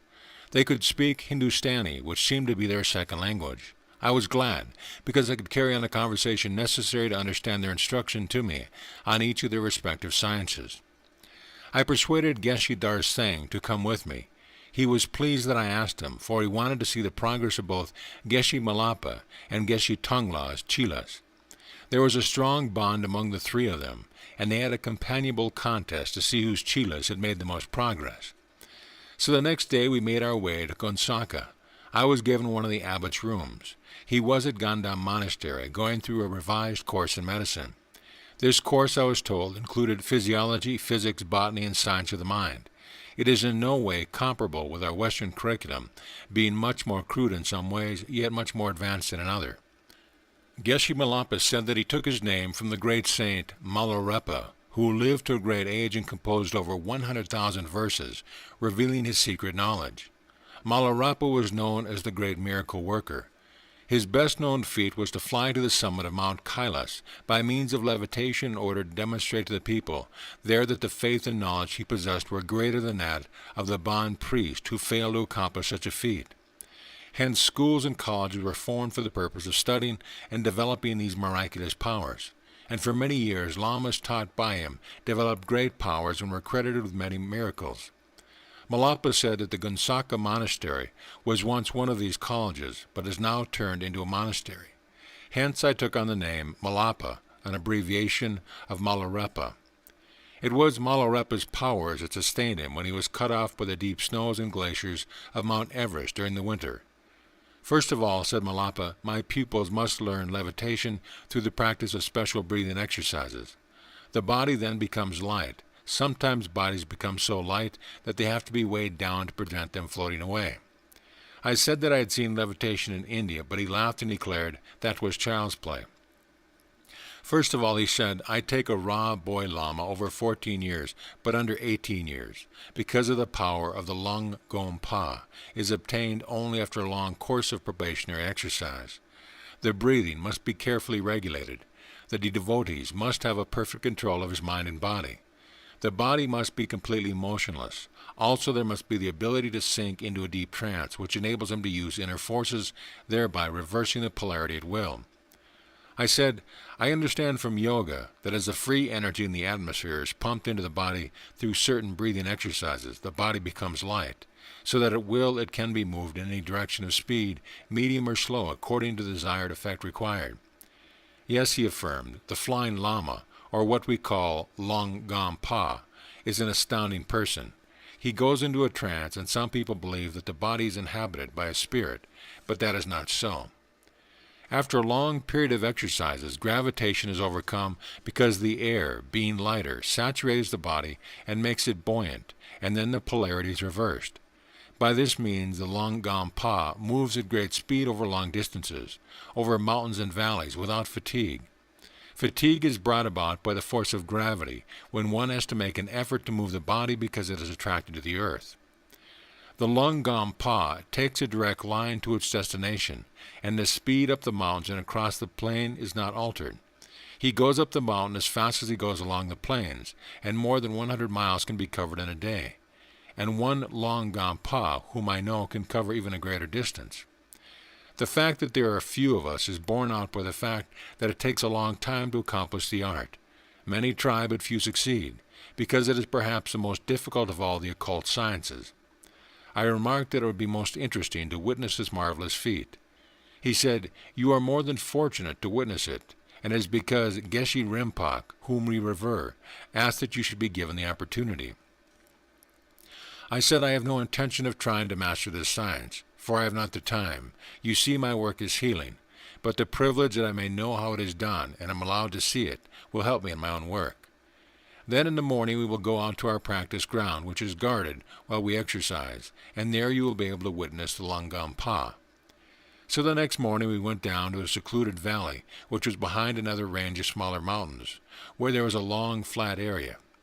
Geshe Malapa had only 3 chelas. He said these 3 were enough to teach in one lifetime. I watched the 3 chelas being instructed how to breathe. They had been practicing for the last 10 years, Malapa told me. 3 mounds of earth were built up into one cone, and the chelas would sit cross-legged in Buddha fashion. Gradually they would rise off the ground, reach above the cone-shaped mound, and gradually come down upon the top. This was done several times, and then they stood on their feet. This was the most difficult part. Gradually they rose off the ground, one foot placed over the other, and by a series of rhythmic bounds, their eyes gazing into the distance, they moved as if their feet hardly touched the ground, and at a great pace they bounded 20 feet in one step. It was a thrilling experience to witness this. Few have seen the Longam-pa. I was then given instruction, and I felt as if my body was becoming light.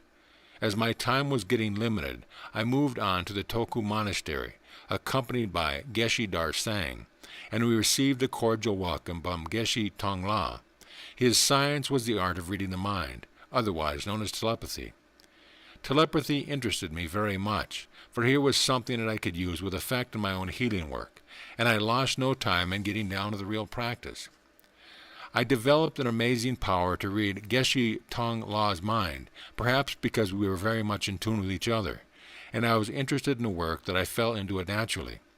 While he spoke in Tibetan, I spoke in Hindustani, to help to form our thoughts. I found it very simple. It came to me without effort.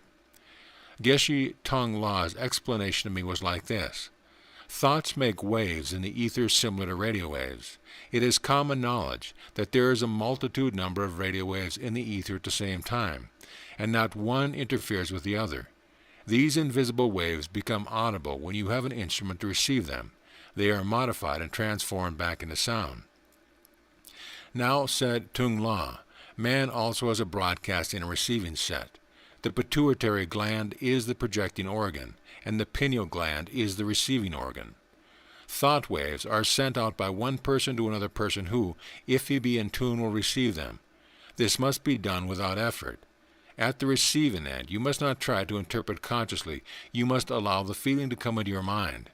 This feeling is transformed into thought, and you begin to know what is received. It is a sort of feeling, not really thinking, for thinking sets in motion the pituitary gland, and this distorts the receiving mechanism of the pineal gland. I found that this was true. When I tried to think what he was saying in Tibetan, I could not get it completely. But when I did not try, the whole formation of his thoughts were received. Tung Law said, "You are a natural-born receiver. Because you are a medium, you speak from inspiration, you just speak without thinking." I replied, "That is perfectly true. If I thought what I was going to say, I would find myself floundering. But when I just speak as I feel, and feel as I speak, the flow is perfect." "That is correct," he told me. "You do not need any instructions in telepathy, as you are born medium for it. There are many like you, but few have found it out." I was pleased to hear his confirmation that I was a natural medium. I was reading the minds of others all the time, although I did not know it. As I have already mentioned, I have healed people all over the world, many of whom could not speak a word of my language, no I of theirs. When they spoke, I took no heed of what they were saying, but I got a clear picture of their complaint. Intuition, call it what you like. The fact that I knew what was in their minds proved I could read their thought-feeling. In point of fact, their thoughts and feelings were transferred to me, and I could feel what they felt according to their thought-feeling. I could tell if they were sincere or not. I would know if they liked me or not. I knew if they were doubtful or full of fear. All the shades of their thought-feelings were to be quite clear. Anyway, I witnessed the pupils, over 20 in number, practicing sending message to one another. They were changed about until they found the best pairs. The accuracy of their projecting and receiving was astounding.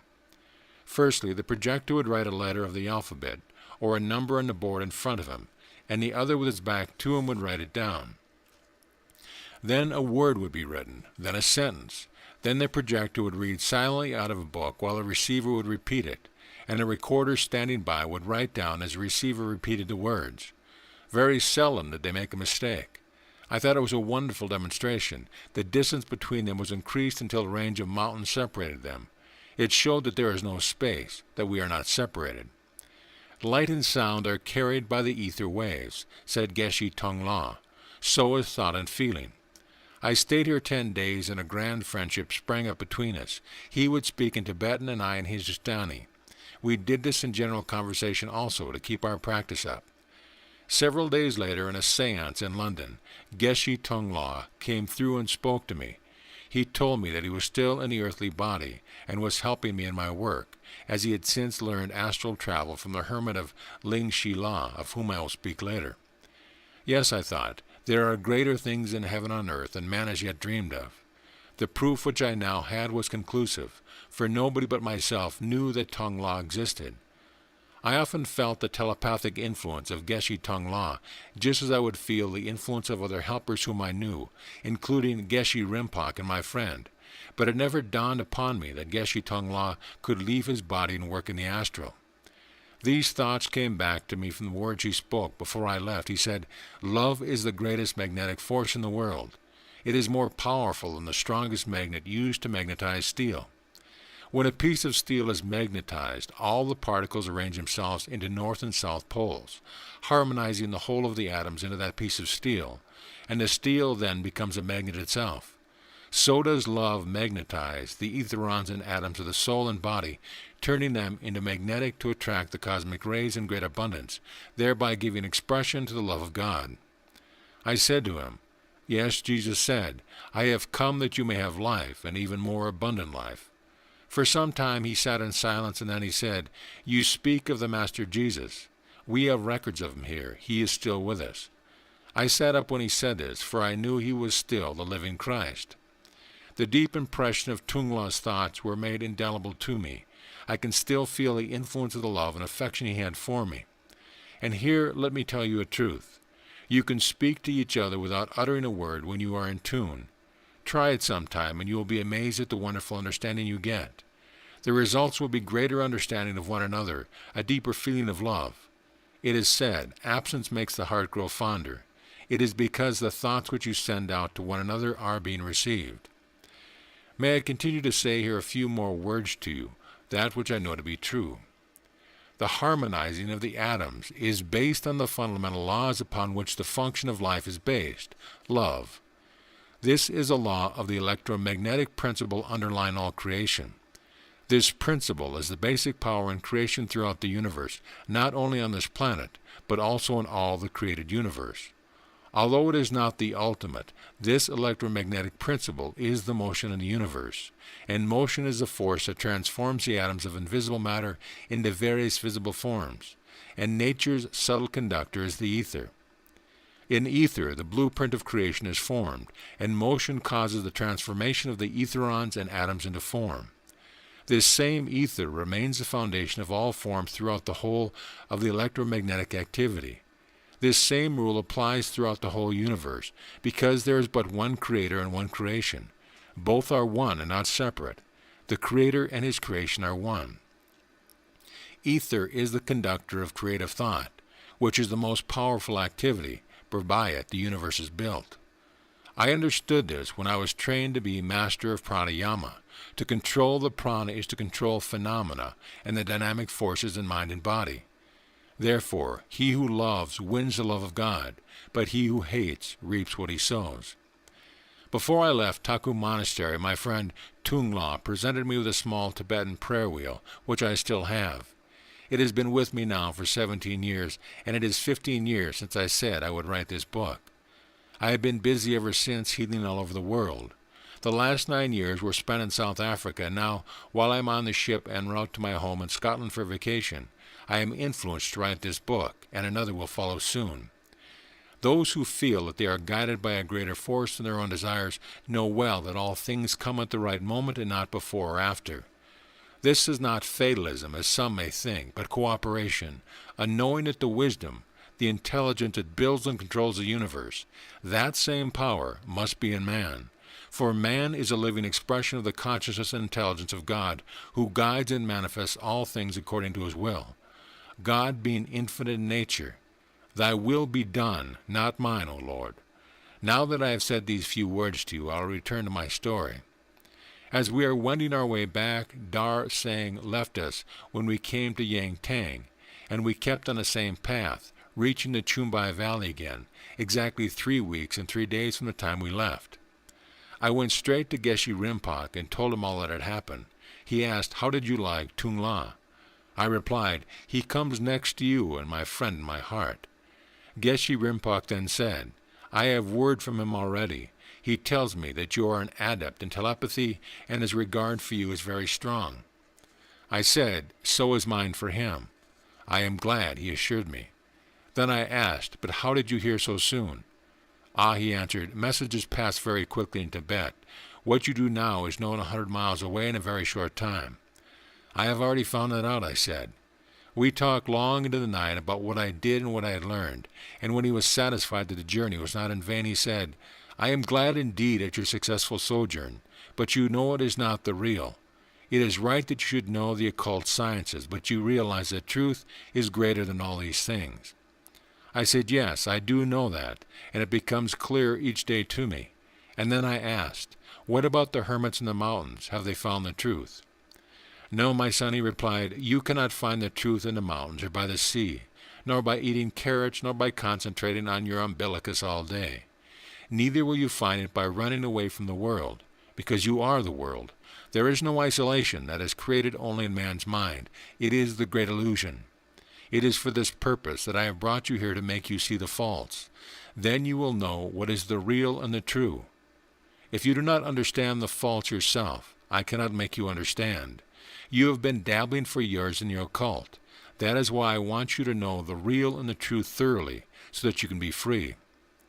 "You will never understand, my son," he said, "through a belief by mere meditation or suggestion, nor through the occult powers, nor in the future, nor in the past can it be found. For the past is a memory, and the future is hope mingled with fear. All these are the mind, and truth is beyond mind." "Well," I said, "how do we arrive at the truth?" He answered, "I can only tell you the ways you cannot arrive at the truth. And when you have found all the ways by which you cannot arrive at the truth, you will find the truth. Then it will be yours, and not another's, which is but an imitation." He added, "You will not find it by mere analysis, for this is only digging up the past, and the truth that sets you free is not of the past. When you see that the process of mere analysis is a false process, you will discard it. It will drop from you like all the other false processes. What is in your mind, he continued, is dead. It is not a living thing. But on the other hand, truth is that which is living from moment to moment. It must be discovered, not merely believed in, not to be quoted or formulated in the mind. To be alive, that is truth. To know that you are life and living every moment of it, that is truth.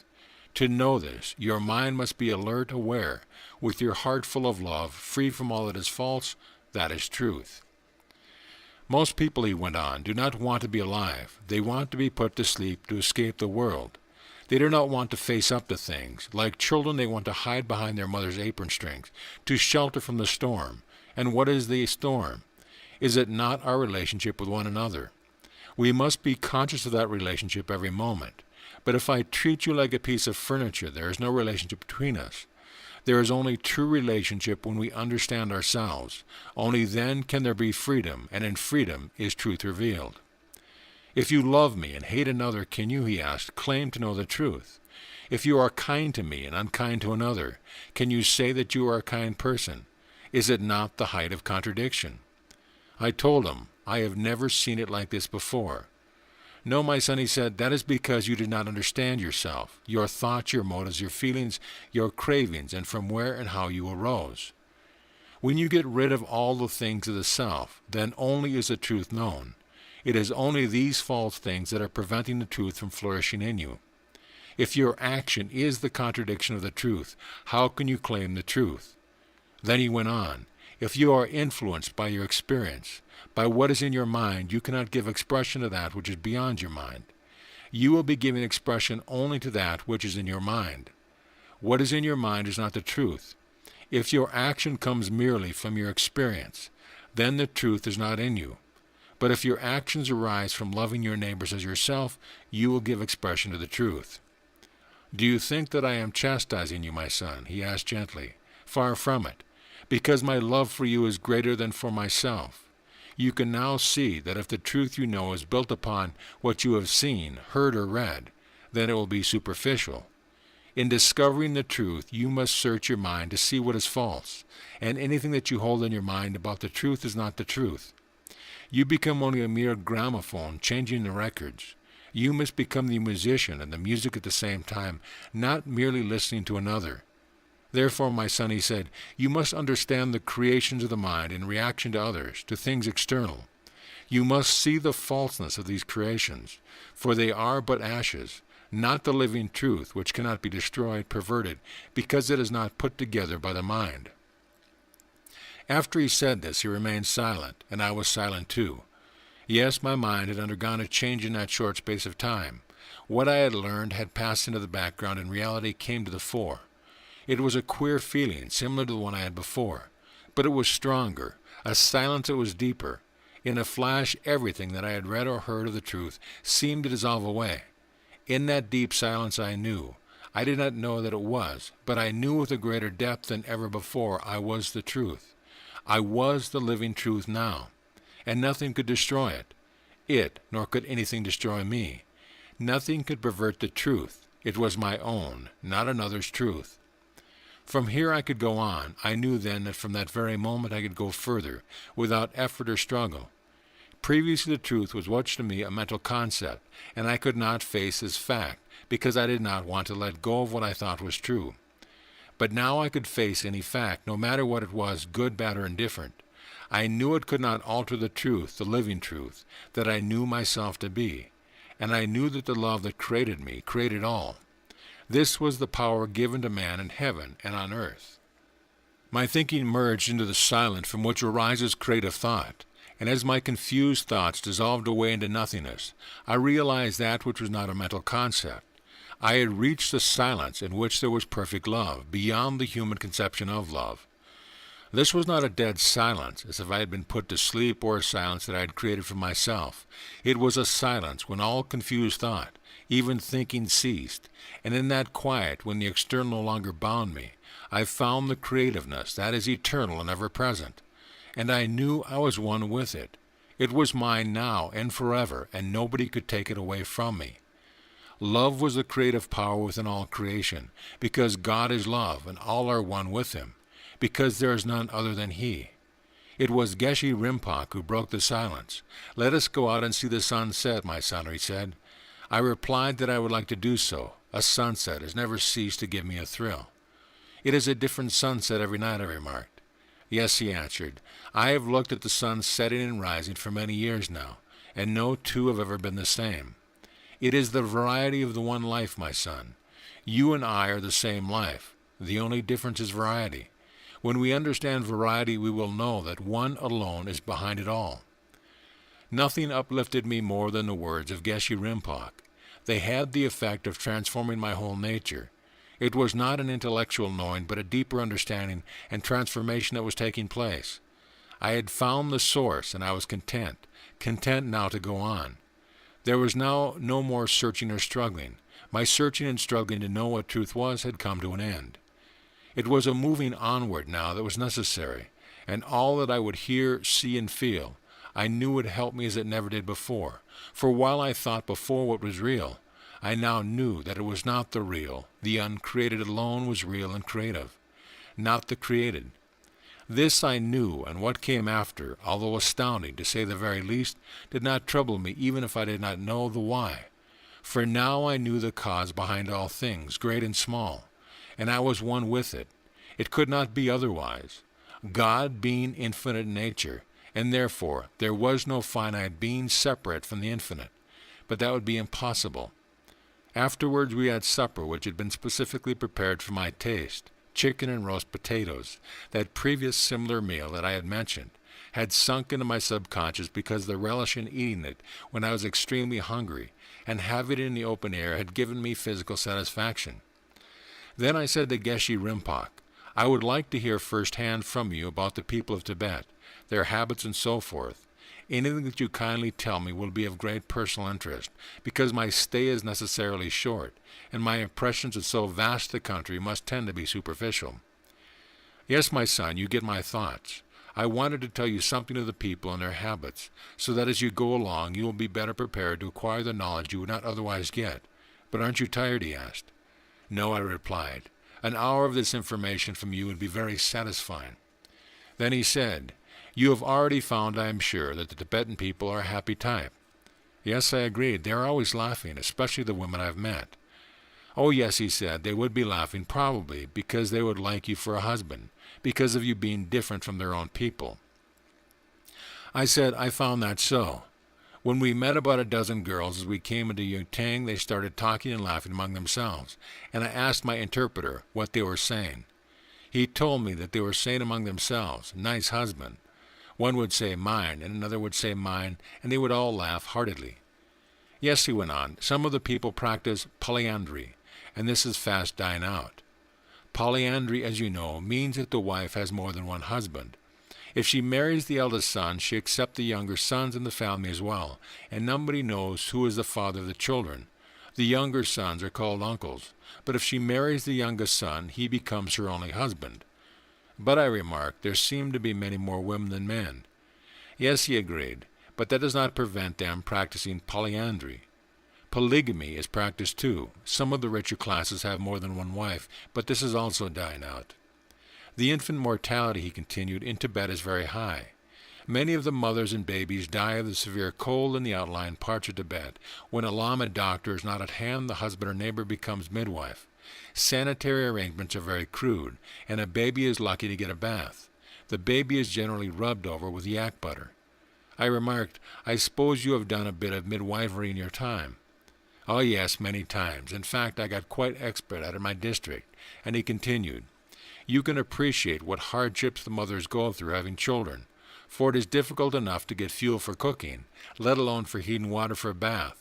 Those who live near the wood line are more fortunate in being able to get wood, but they are more snowbound in the winter, so there is compensation both ways. Very seldom does a mother stay more than a day or so in bed." I remarked, "I see a lot of girls hang around the monastery." "Yes," answered Geshe Rinpoche. "Although the lamas take a vow of celibacy, some do not keep the rule. In fact, the abbots do not seem to care, and many of the children you see do not know who their father is. But Tibetans are passionately fond of their children, and when a girl marries and has a child beforehand, the husband takes the child as his own. It bears his name and henceforth is known as his child. I said, that is very generous. Well, he commented, the people here do not look upon sex as you do in the West. They are happier as a result. Are there many divorces or anything like that? I asked. Oh no, he said, the lamas see to that, and he added, it is very desirable that a male child is born in a family, especially when an estate is concerned. There is one man I know who married 3 sisters in one family before he got a male child. Does he still keep the 3 wives? Oh yes, he replied, that is the rule. And do they fight? No, when people are brought up in this way, they take it as a matter of course. It would not do for women in the West, I remarked.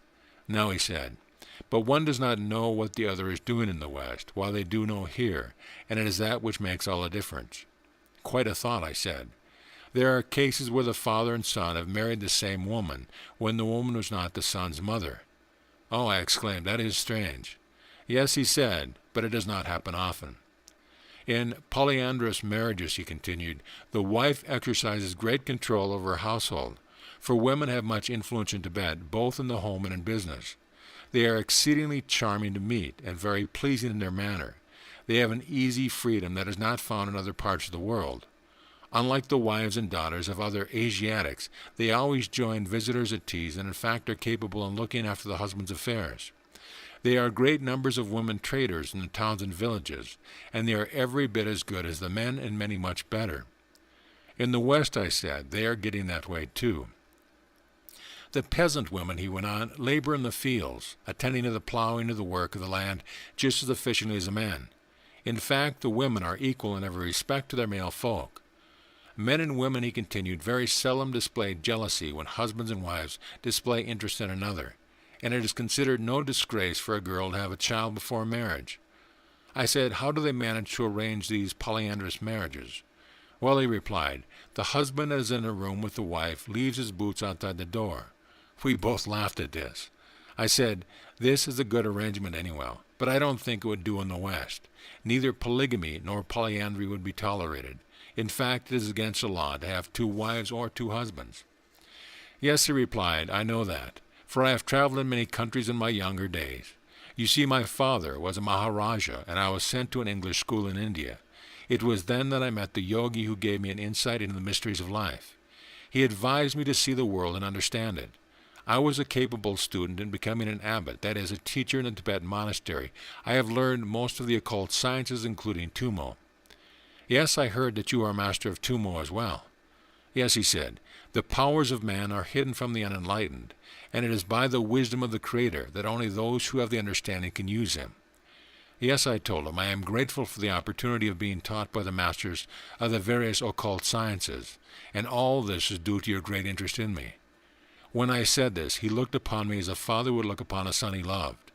Time passed quickly, and it was almost midnight. Now, he said, you must retire. I will tell you more about Tibetan people tomorrow, but you will see much for yourself on your way to Oak Valley. You know your friend is waiting for you there, and you must leave Lingmatang soon. I have grown to like Lingmatang. I feel it is my home, I said. It is, he said.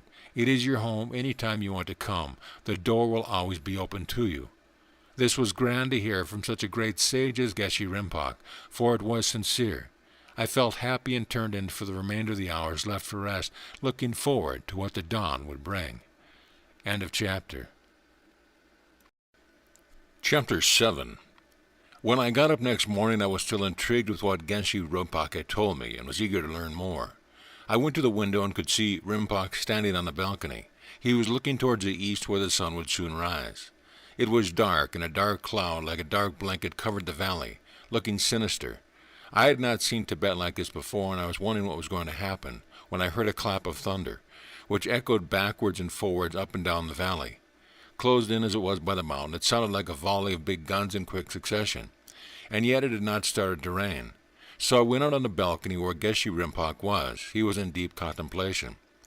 He said, I was just thinking of the many moods of nature takes on. Last night the stars were shining brightly, without a cloud in the blue sky, and now the whole valley and hills are filled with dark, menacing clouds, ready to burst at any minute, swelling the rivers into roaring torrents. Yes, I replied, it is truly wild this morning. And then another louder clap of thunder burst around us. The lightning struck the face of the great rock about 100 yards away. We heard the reports of 1,000 million volts had struck it, and the flash burst around us. I said, it is a good thing that it did not strike the monastery. Yes, he concurred, but at no time in memorable history has a monastery been hit by lightning. Just then the clouds burst. I had never seen anything like it. It was not rain, it was as if sheets of water were poured down from giant vessels. The river before began to roar with torrents nearly as loud as the thunder. I hope this does not last long, I said. He agreed and added, nature is in a nasty mood, but she will change soon. No sooner had he said that than I could see a break in the clouds where the sun had just peeping from around the great Himalayas that surrounded us, and it was not long before the storm ceased and immediately there was a calm. You see, he said, that is the nature of this land of mountains and rivers. The sun was coming up with an array of colors entirely different from the usual sight, and the sky held a wild, dark, sinister beauty. It seemed as if I was transported from one world to another in a few minutes, for as the sun rose, the dark, menacing clouds melted away and a beautiful blue sky appeared. Well, I remarked, I have never seen such a quick change before, and he observed, this is a country of contrasts.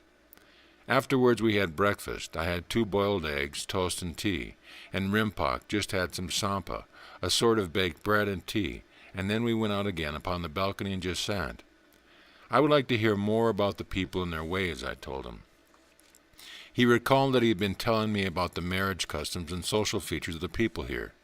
What about the fashions? Do these change at all? I inquired. Oh no, he replied.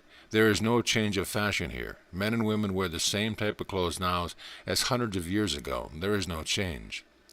Very dull, I thought. It would not do for the changeable moods of the West, I remarked. No, he said, just as if in answer to my thought. But the fact is that the style of the Tibetan dress has not changed for centuries. And he continued, a great contrast exists between the dress of the lower classes and that of the upper classes in appearance, style, and quality. This is according to the laws of the country, and these laws regulate the quality and color of the garments of each class. I could not help asking, do the people not object to be told what to wear? Oh no, he answered, all this has been the custom for centuries. The costume for women of rank is most attractive. Even when they are engaged in domestic things, the ladies never neglect their personal appearance. Every woman delights in loading herself with jewelry and ornaments. Around their neck, you have no doubt seen charm boxes hanging. Yes, I said, nearly everyone has them, young, old, rich, or poor. And he continued, in their charm boxes there is a prayer. They believe that this protects them from evil. For the upper classes, these charm boxes are made of gold and studded with precious jewels. And if the agate beads on which the box hang around their neck have certain markings, these are considered lucky. They are of great value. And if their clothes, they hang pieces of their best jade. Some wear down their back a special piece of brocade into which are set precious stones, some of them worth thousands of pounds. On their fingers, he went on, they wear gold rings set with jewels or with their favorite lucky stone. Earrings of jade are always worn. Yet nowhere in the world will you see such indifference to, such disregard for filth. I have seen ladies dressed in the most gorgeous costumes walking along a road with their garments trailing in dirt, which I would hesitate to put my horse through. You will see for yourself this morning how some of these ladies are dressed. He then told me he was to officiate at an important wedding of leading lights of the district that day. And I want you to come with me. I have arranged with the bridegroom's parents that you will be given the seat of honor, from which you will see everything.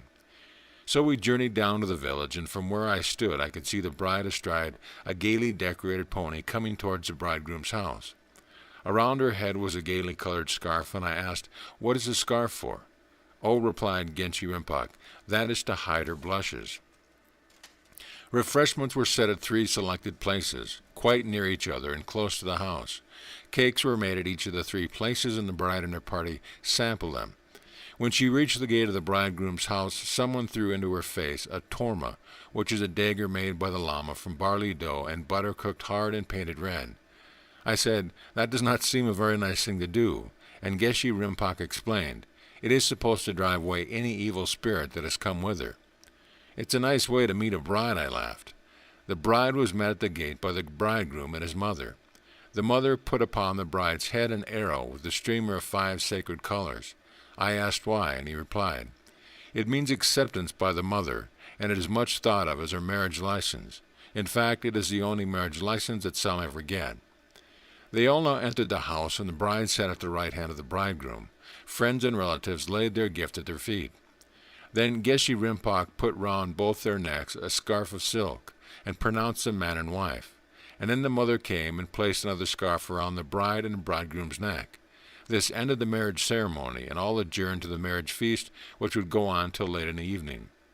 I partook of some of the food, and there were about 16 courses consisting of all kinds of sweetmeats and plenty of barley beer, which is turned on ad lib.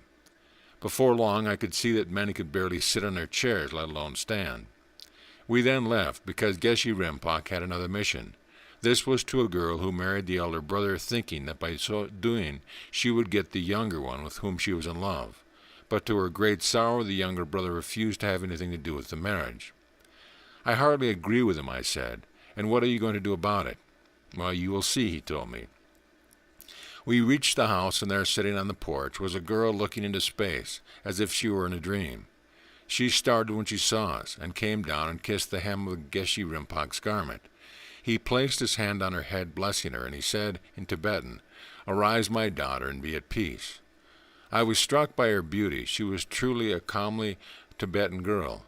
Her eyes were well set apart, her nose was straight, and her mouth firm. Her lips were beautifully formed. When she laughed, she showed a beautiful set of faultless teeth. Her name was Norbu, which means beautiful jewel. The name suited her. The name of Tibetans, Rinpoche told me, were those of places or things, such as beautiful mountains, beautiful valley, flowers, jewels, and the like.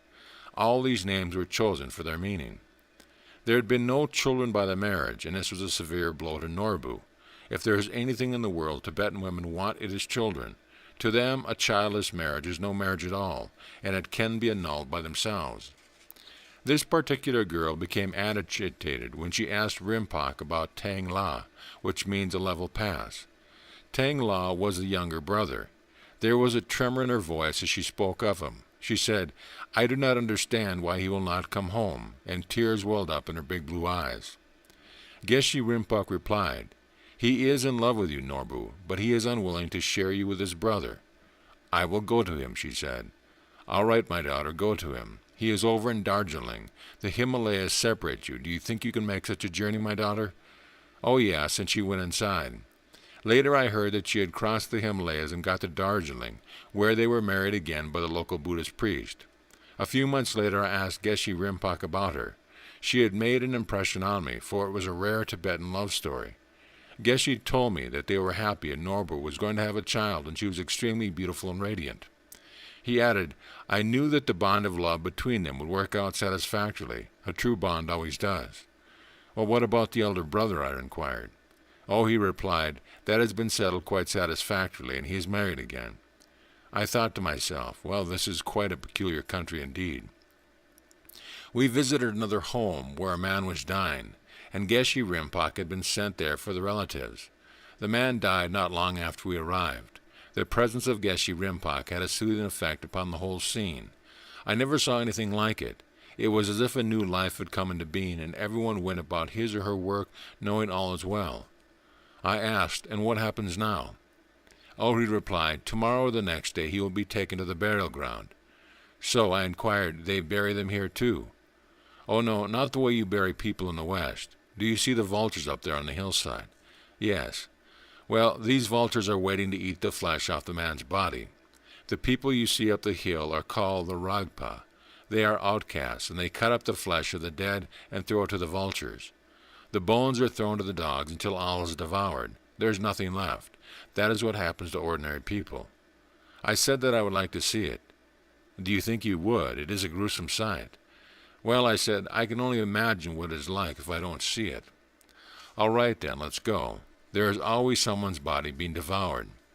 So we went up the side of the hill to the place which they called Skulls, and I watched the awesome procedure. First they stretched a body out on a platform, and in a new time with their sharp knives they had cut off all the flesh clean to the bone, and as they cut they threw the pieces to the vulture. The pieces were quickly devoured by the shrieking flesh-eaters, who flew down almost pecking the pieces out of the Ragpa's hands. It was a sickening sight. The peculiar thing about these gruesome scenes is that the vultures will not eat till the king vulture takes the first piece. Then the bones are broken up and given to the dogs. Several heads that had been separated from the bodies were strewn around. The Regpas break up the skulls and pick up the eyes and brains and throw those to the vultures. The skull they reduce to powder, and the relatives can have it if they wish. If not, the dogs eat it. It was a sickening sight, I said to Geshe Rinpoche, but I was glad I saw it.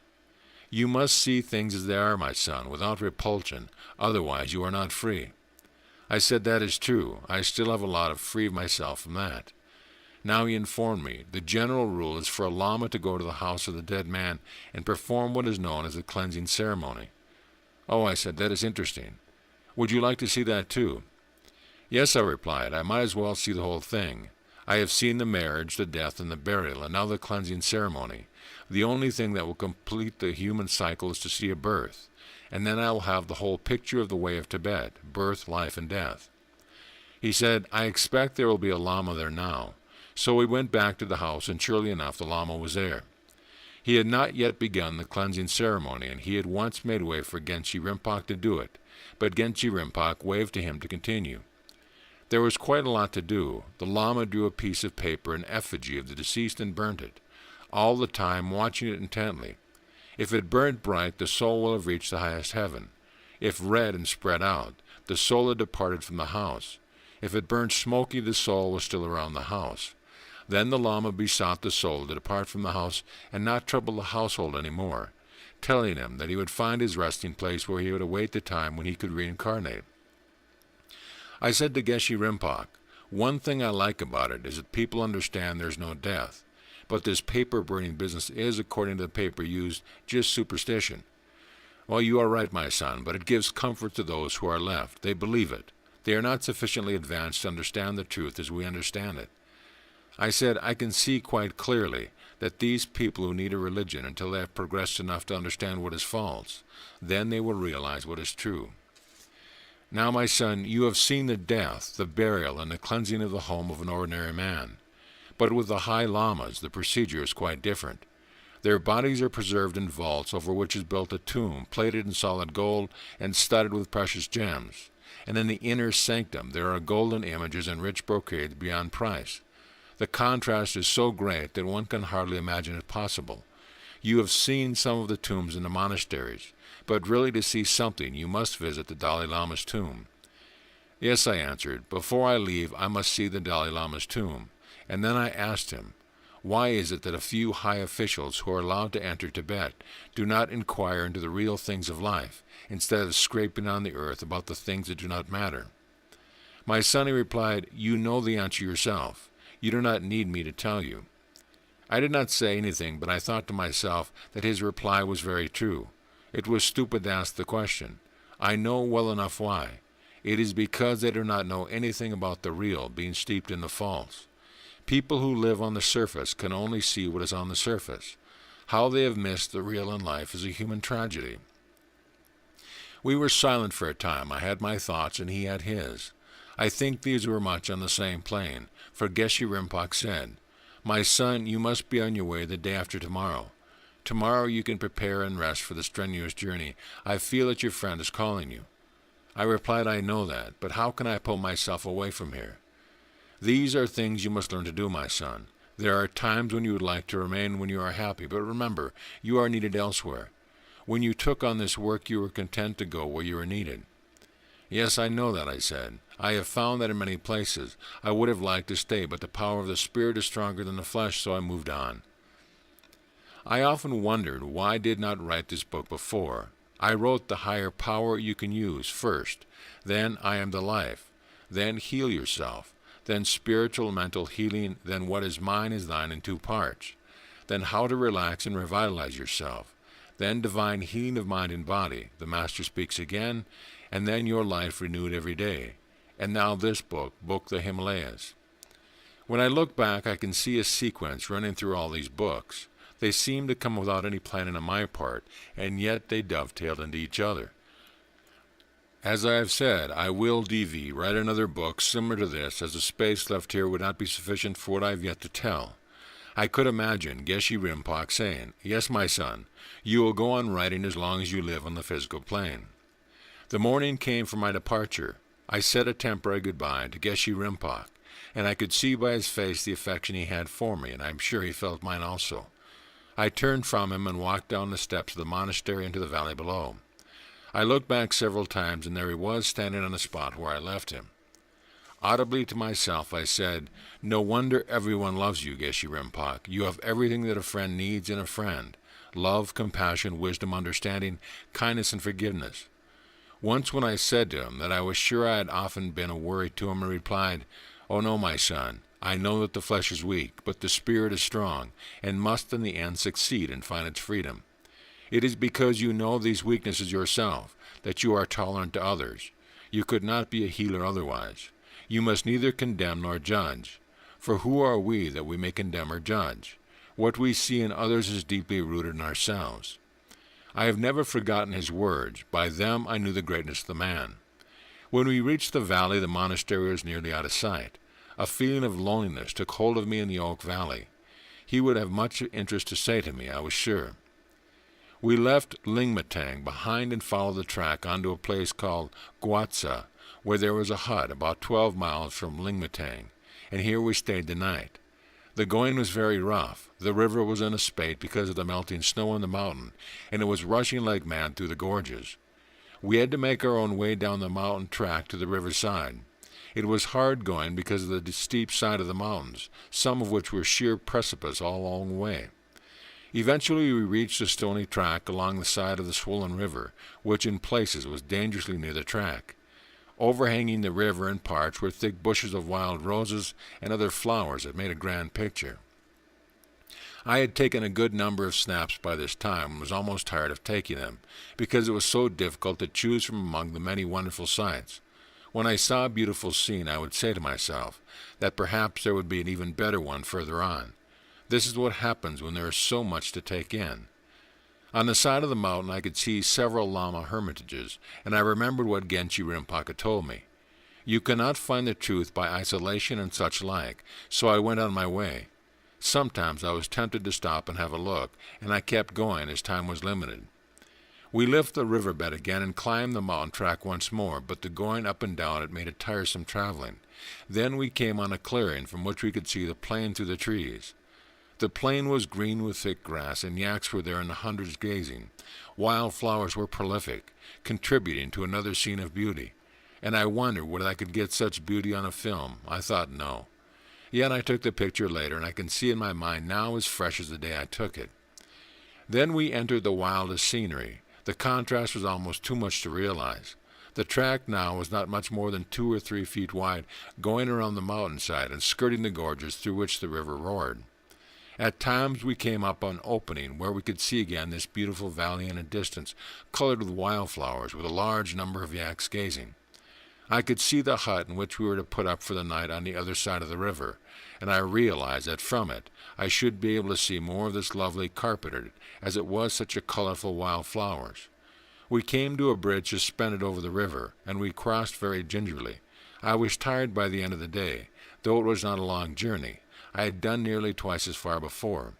But in this particular stretch there was so much climbing to do. We would climb down to the riverside, then up again, and so on. After supper, which was an enjoyable one, I always enjoyed my food after the day's journey. My bearer played some tunes on his accordion. When I went to bed I could not help thinking of what had happened to me in the short time I had been here, and I almost to pinch myself to see if it was not a dream. Had all this really happened? What I had seen and heard during the last few weeks would fill a book by itself, but that would be of little use to you who want to study my books. And if you want more than a mere description of what I saw, you want to know more about life and what it means. All through my travels in Tibet I came across many prayer flags. At every dangerous place there would be a prayer flag, a prayer for a traveler that his feet would be kept safe on the dangerous path, or that the mountain would not roll down upon him. Yes, I thought, these people were thoughtful. Many would laugh at these prayer flags, but I did not, for I knew that with every flag there was a thought for the safety of the ones who passed that way. Next day we traveled as far as Perizong. As we left the gorges we entered into the great expanse of pasture on which we had caught glimpse the day before. It was a beautiful, fertile valley, and hundreds of yaks were gazing among the wild flowers. Here was another yak train carrying more wool over the mountains to India. When I thought of India, it seemed to be 1,000 miles away, another world, an outside world. In the distance, we could now see Fari, reputed to be the highest town in the world, and the filthiest. Fari is 15,000 feet above sea level. Eventually, we came to the hut outside Fari on the edge of the valley, and here we put up for the night. We had the usual evening meal, and my bearer played his accordion. Next morning, we had the usual breakfast, and we were soon off again. We now enter Fari. How can I explain it to you? Around it is the most beautiful green pasture, colored with wild flowers, even more beautiful in some respects than the Chumbi Valley. All kinds of animal were gazing there, yak, Tibetan sheep, and goats. Birds of all kind flew around, whistling as if to welcome us, and there were little animals which I'd never seen before. I learned that these were mostly mouse heirs, and they live under the ground in burrows. In all this grandeur, Fari itself was a blot of filth. No rubbish could have been removed for centuries. The people just threw their offal and rubbish outside the door, and with the frost and snow accumulations had mounted up so high that you could barely see the tops of the houses. Of sanitary arrangements there was none, so everyone squatted in the street, men, women, and children, left behind their droppings. I could barely believe it was possible. They never washed themselves. The only wash they ever got was a rancid yak butter, and you could see it deeply caked on their skin. As you can understand, I was glad to move out of Fari. I was now on my way to Oak Valley. My spirits soared again, for I would see my friend once more, my friend who had met me first in Kalimpong, and who knew more about me than I knew myself. I realized that I had some wonderful friends, natural friends, not supernatural, for there is no such thing as a supernatural person, as Geshe Rinpoche told me. The idea of a supernatural person has come from the belief that there are two kinds of people, natural and supernatural, but it is not so. What seems to be supernatural is perfectly natural when understood. This I had already learned. No wonder that I did not want to leave, but it was not to be. I must go back into the world where I'd be more useful, I was told, for I could do what they could do not in the circumstances, they said. Their deep knowing was almost beyond human understanding. The words of Jesus came into my mind, "Believe in me and in him who sent me." We proceeded now at a faster pace down to Oak Valley, across one of the stormiest passes in Tibet, where the wind blew the stones up into your face. The wind was blowing fiercely. It seemed to rise out of the calm to become a hurricane, and out of the storm comes the calm again. What a contrast, I thought. The icy blasts were now coming from the frozen atmosphere of Chomalhari, and I felt my face freezing and my fingers were becoming numb. "And this is the middle of summer?" I asked my bearer. He answered, "It gets warmer as the sun rises, Sahib." "It would need to," I remarked. "Otherwise, I would have to practice Tumo." This day the beautiful Chomalhari was seen at its best. Nearly 10 miles away as the crow flies, it looked as if it were falling on top of us.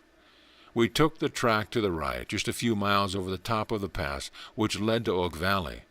The track passed a small lake that reflected the snow-capped Cholamhari, and beyond was a river which had to cross. Beyond that there was a small range of mountains that hid the lower part of Chomalhari. Its magnificent peak was covered with eternal snow. Chomalhari was showing itself in all its glory that day. The sun was up, but had not lost some of its orange color which reflected from the snow. This created an illusion that Chomalhari might fall on us any moment. I stood, I don't know how long, drinking in this rare and beautiful sight, hidden away from the outside world. The path was easy going, though over 15,000 feet above sea level. We had not gone more than a few miles when we saw in the distance another familiar but lovely scene. There, tucked away in the steep side of the mountain, was perched the great monastery of Oak Valley. "How in all the earth are we going to reach that place?" I asked. "And what a view of Chomalhari they must have, morning, noon, and night. All the moods of nature can be seen from there." No sooner had I said this and my bearer than I saw my friend only a few hundred yards away. The greetings I received from him was one of tender feeling, the love of a friend that is more than a friend. He said, "I have followed you all the way to Yongtang, to Gonsak and Taku. You have made a deep impression on Darsang, Malapan respectively, Tang La." "How do you know all of this?" I asked. "Well, I was there, my son." I had forgotten for a moment that moving about in the astral was as easy to him as breathing was to me. He said, "This is a beautiful spot, and we can do much here. The view we'll have of the mountain at sunset and sunrise will compensate for the cold. But I forgot you have learned something of Tumo now, so it will not be too bad for you," he said with a smile. I laughed and said, "I hope this is true, and this will be a good test. What I want to do here," he went on, "is to make you more proficient in your inspiration, especially from the highest spiritual forces, and here is the most suitable place as it is so high and secluded." I replied, "I know I am better at thought transference now." "Yes," he said, "but this is much more difficult. It is overshadowing. It is much more perfect and reliable way of getting a message over, because there is more direct contact. Also, your mind must be empty and free from fixed ideas. Otherwise, you will be coloring what is said with what is in your own mind. You see," he continued, "it is impossible to take complete control of your brain. We would have to take you out of your body to use your brain, and this is not suitable because of the tremendous spiritual power that would be used. It would not be right for us to do that to you. Your mechanism is too valuable to us to harm it." I smiled and I said, "I am flattered when you say that." "Not so," he told me. "You are a medium of a certain kind that is rare. You were born that way. For this work you were born." "I have heard that before," I commented. "Yes, and you will hear it again." He was serious and added, "We want to see how much spiritual power you can stand. If we are successful, you will be used by the Master himself." "Good God," I exclaimed, "I am not worthy." "Perhaps not," he replied, "but you have been chosen. If that is so, then I shall submit to any test you put upon me." By this time we had reached the monastery. "What if all this was written? It would make queer reading. No one would believe it," I said. He answered, "The ignorant would not believe it. The bigoted would not believe it. But it is not for them. It is for those who are just beyond the physical, and for those who on earth are chosen to hear and to see it. What is said will be taken down, and not a word will be lost." It is now I realize the importance of his words, for otherwise the book, Divine Healing of Mind and Body, the Master Speaks Again, would never have been written. I had noticed that we had climbed the steep grade to the monastery itself, and when I looked back and saw how far we had come, I said with a surprised look, "Good gracious, I had no idea that we had reached this height." With that he smiled, knowing more than I did. End of chapter. Chapter 8. The monastery of Oak was similar in every respect to Yangtang. I was given quarters next to my friend. It was an abbot's spare apartment consisting of a sleeping room, another room with cushions, and the floor was covered with Tibetan rugs, which made it look cozy and comfortable. Plenty of water was obtained from a stream which came from the snows higher up and past the side of the monastery. After a wash and clean-up, I was introduced to a young Tibetan, not more than 25 years of age, called Sang Tapa. He had a very intelligent face, and he was the oracle of the monastery. He was found by Geshe Rinpoche in a way that sounds like a fairy tale, as it was told to me by Geshe Rinpoche himself, and this is it. When Geshe Rinpoche was on one of his journeys, he came upon Sang Tapa, who was then only 15 years old. It was away in a valley behind Mount Everest. Geshe Rinpoche had not eaten any food for days, and was not likely to get any when this young boy, Sang Tapa, appeared from nowhere, and offered him food and drink. Sang Tapa then went straight into a trance, and the great saint Milarepa spoke through him, demonstrating before Geshe Rinpoche the miraculous powers Sang Tapa possessed. To Geshe Rinpoche there was no doubt that the one who spoke through this lad was the real Milarepa himself, the great miracle worker. After the trance state was over, the boy said that he had been told that Rinpoche was coming this way, and would be without food, so he, Sang Tapa, brought food.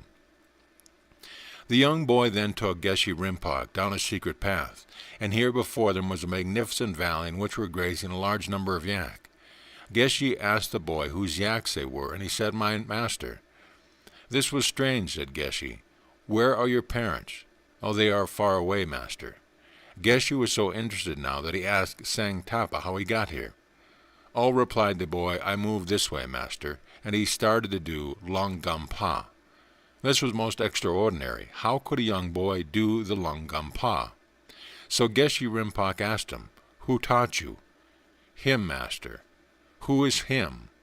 The boy again said him, as if there were someone with him. Geshe knew at once that here was the most wonderful natural medium he had ever come across, so he took him to a great yogi in Kalimpong district whom he knew. For 7 years the boy had been with this yogi, and during the last 3 years he had been the oracle of Oak. His rank was now greater than that of the abbot. I was so taken up with his story that I spoke to Sang Tapa in Hindustani, and he replied to me in English. I was more than surprised. Apparently, while he was with the Indian yogi, this yogi sent him to an English school in Kalimpong, where he learned so quickly that the others could not keep up with him.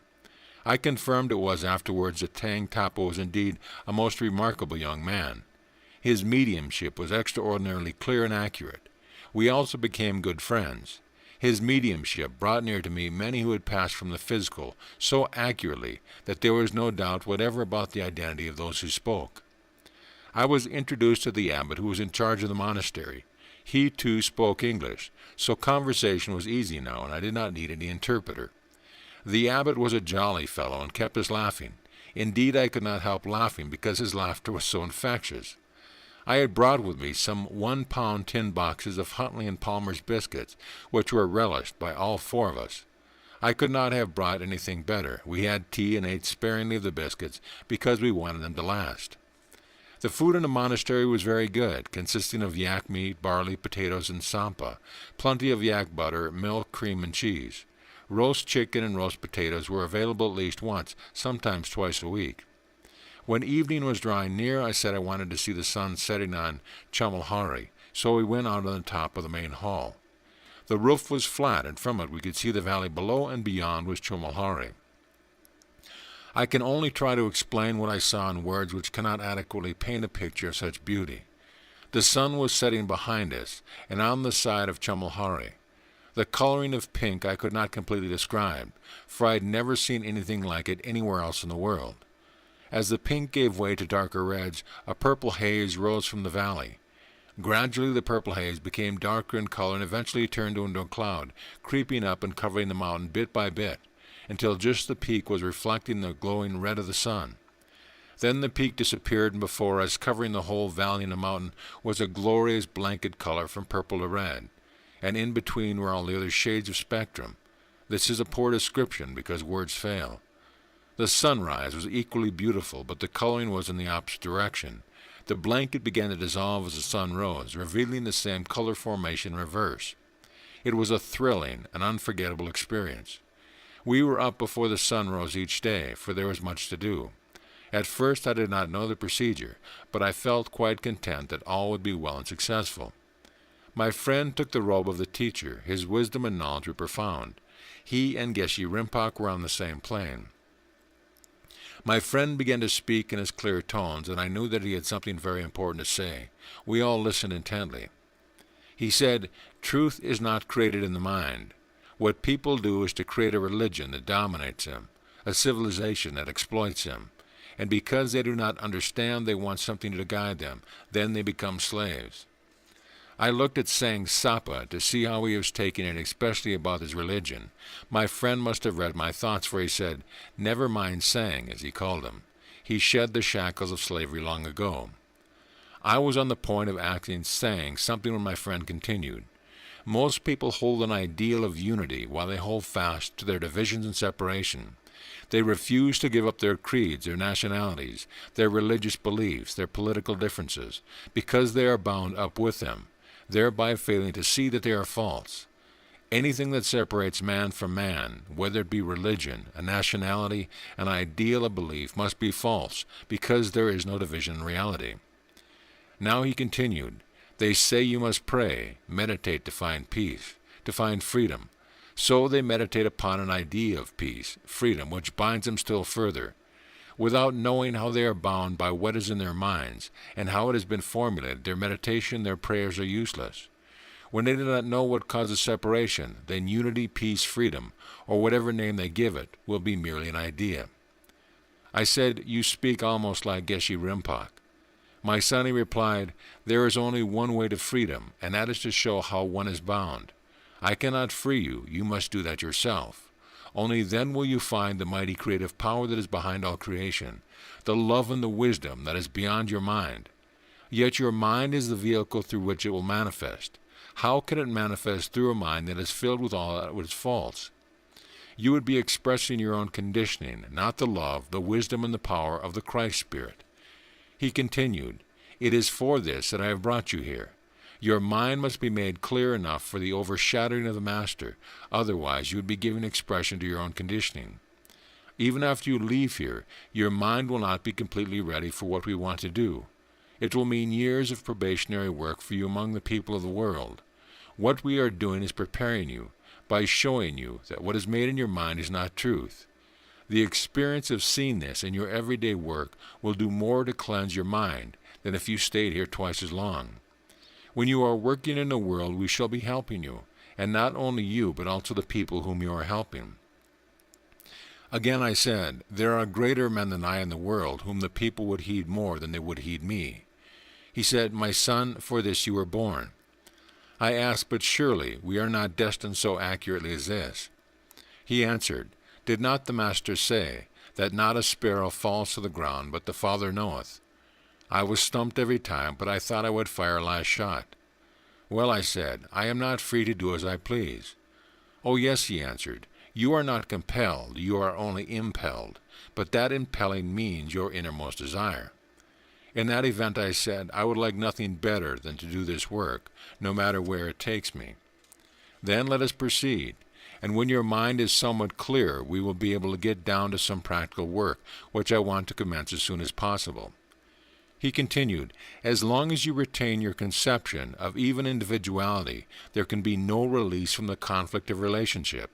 So true meditation, true prayer is to find out what is false, not merely concentrating on an idea while ignorant of the cause of conflict which continues to reign in and about you. People repeat certain phrases which you call mantras. By doing this, they think they are meditating or praying, but this is merely self-hypnosis. Meditation is not devoted to an idea, and the worshipping of another is idolatrous and silly superstition. To be devoted to an idea, a picture, is not meditation. It is merely an escape from oneself. It is perhaps a comforting escape, but still it is an escape without understanding. The world is the people, and the people are the world, and you are the world. I am the world. Is that not so?" I replied, "Yes, that is true. The world is just as we make it. We made this civilization by which we dominate." "Right," he said. "The people are slaves because they have made themselves slaves. They follow, they imitate, they set up authorities, while tradition, belief, division, and society, nationalities have bound the mind in thought and emotion. The individual has merely conformed while in this world of action he has built for himself a false security." "I can see that clearly," I said, "for there is no security in the relative world. It is an illusion." "Yes," he said, "people are constantly striving to become virtuous, and they are caught up in the process which denies understanding. Controlling your mind is an unnecessary effort, which brings fear and limitation, because your mind is dominated by the idea of an escape from your conditioning which you fear." "What happens when an idea comes into your mind?" he reasoned. "Do you not try to brush it aside so as to escape from its influence? But its influence still remains because it is not understood. When your thought is not understood and dealt with, you struggle, you condemn, you blame, and then you try to force your attention upon a particular idea in opposition to your conditioning, thereby creating further conflict. Don't you see that your thinking is caught up in a useless struggle which can never be creative?" I was now getting a clearer picture, and Sang said, "Master, I am grateful for these last few words alone." Then my friend continued, "When an idea rules your mind, and you should know what it is and not struggle with it. All ideas are the result of something else, and you should understand their value. When you do this, then there is no struggle, no fear, no limitation, no confusion. Your mind is of value only when there is no conflict, no strain, no struggle. When these cease to be, there is peace, and this is the mind I want you to have for our work," he said, looking at me. "You must be alert every moment," he said. "This should be cultivated in your everyday life, not merely at times for specific analysis, but to be aware always in the present. Then you will know what is happening. This will develop an understanding of the self, and self-knowledge is the gateway to wisdom and truth." Then he pointed to the abbot. "He is trying to be spiritual and is stranded through the struggle between good and evil. He imitates and is caught up in the conflict between right and wrong." I thought to myself, This is one for you, Abbot. But my friend did not stop there, for he said, the Abbot thinks he can find the happy medium, a balance between good and evil.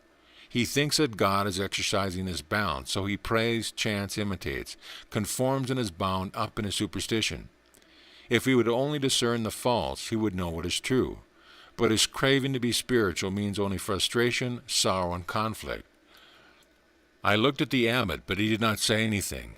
Good and evil, my friend went on, grow on the same tree. They have the same root, and that is man's mind only, where it is made up and has no foundation in truth. Saying whispered into my ear, the Abbot is getting a lecture now. My friend must have heard him or read his thoughts, for he gently said, so are you, Sang. Truth, my friend added, knows nothing of good or evil, past or future. Truth is a living expression of life now, moment to moment, in which there is no separation, no death, being eternal and ever present. In this ecstasy there is infinite love and wisdom. Your actions will then be in accordance with your living in the present always, and the rewards for such action are phenomenal. Now, my son, and he turned to me, with this serenity there is a joy of living. There is no need of control or analysis, because you are aware every moment. Thus you are free from all the virtues you think you should have or have not, which fills you with conflict through strain and fear. When you are free of all that bundle of virtues, then there is no fear, no opposite, no confusion, no conflict. There is just love and wisdom. For in reality, that is all there is. Then you will be truly creative and a channel through which the Master can speak again. If you are continually occupied with the self, trying to become, there is always a struggle, and when you know yourself to be now, the struggle ceases. Then only can the life that is free be realized. Your thoughts and work have been limited by your lack of understanding of your true being now, not in some distant future. He went on to explain, to understand that which is limitless, unconditioned, your mind must not be burdened by the thoughts of the self. The self, which is nothing, must dissolve away, so that reality can express itself in the now. I and my own self am nothing. I was feeling a deep transformation taking place within me. Things that used to trouble me had no place in me now, and I said so. I am glad, my son, he said, and continued. When your mind was burdened with the conflict of ethics, you could not realize the truth of your being. But now that your mind is no longer bound by ethics, by virtues, by distinction, by separation, by division, you will comprehend what I mean by spontaneous action, free from reaction, free from time, free from separateness, and free from opposites. Now the flow of life performs its own work. In the words of the Master, it is the Father, whoever abideth in me, he does the work. Your word then shall not return to you void, but will accomplish that which is sent forth to do.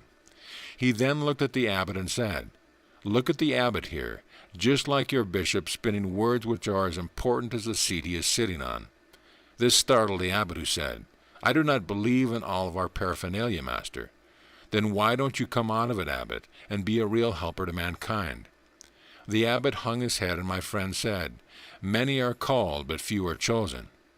In reality, he said to the Abbot, that is only the present. There is no past or future. Therefore, this understanding cannot be postponed. Free yourself from false virtues, and you will be enlightened. This requires the discernment now of your thoughts, your motives, your reactions to what I am saying to you now. Then you will see that ignorance is not the absence of learning, but the confusion and conflict of values. Are you confused, Abbot, wondering what is right or wrong? Then you are caught up in the conflict of ideas in your mind. You are an imitator. Abbot, you are trying to mold yourself after a pattern, and you have created an image of what you think reality should be, and you are carefully fashioning yourself after it, thereby losing the substance, reality itself. By your imitation, how can you realize the enduring happiness of the ever-present life? Life is ever-present, not separate. Truth is unbounded unity. You cannot understand this while your mind is occupied with form, ritual, distinction, division. Only by seeing the false now, Abbot, can you see the true. It is because you are inwardly poor that you set up an authority and worship it. You want to lean on something and someone because you feel you yourself are unequal to the task. You want to shelter in the comfort of the idea that is not reality, Abbot. Your idea is but an illusion. You are binding these lamas just as you yourself are bound hand and foot." Then he turned to me and said, "Life is real. It is complete in itself, expressing itself freely when you yourself become nothing. The self lives in separation. You see yourself separate from others. That is but an illusion. For there is but one life in which there is no division. Thus you see division in an illusion of the mind, my son. You are no longer agitated by the worshipping of virtues or the horror of sin, nor will you follow the narrow path of ethics which prevents understanding.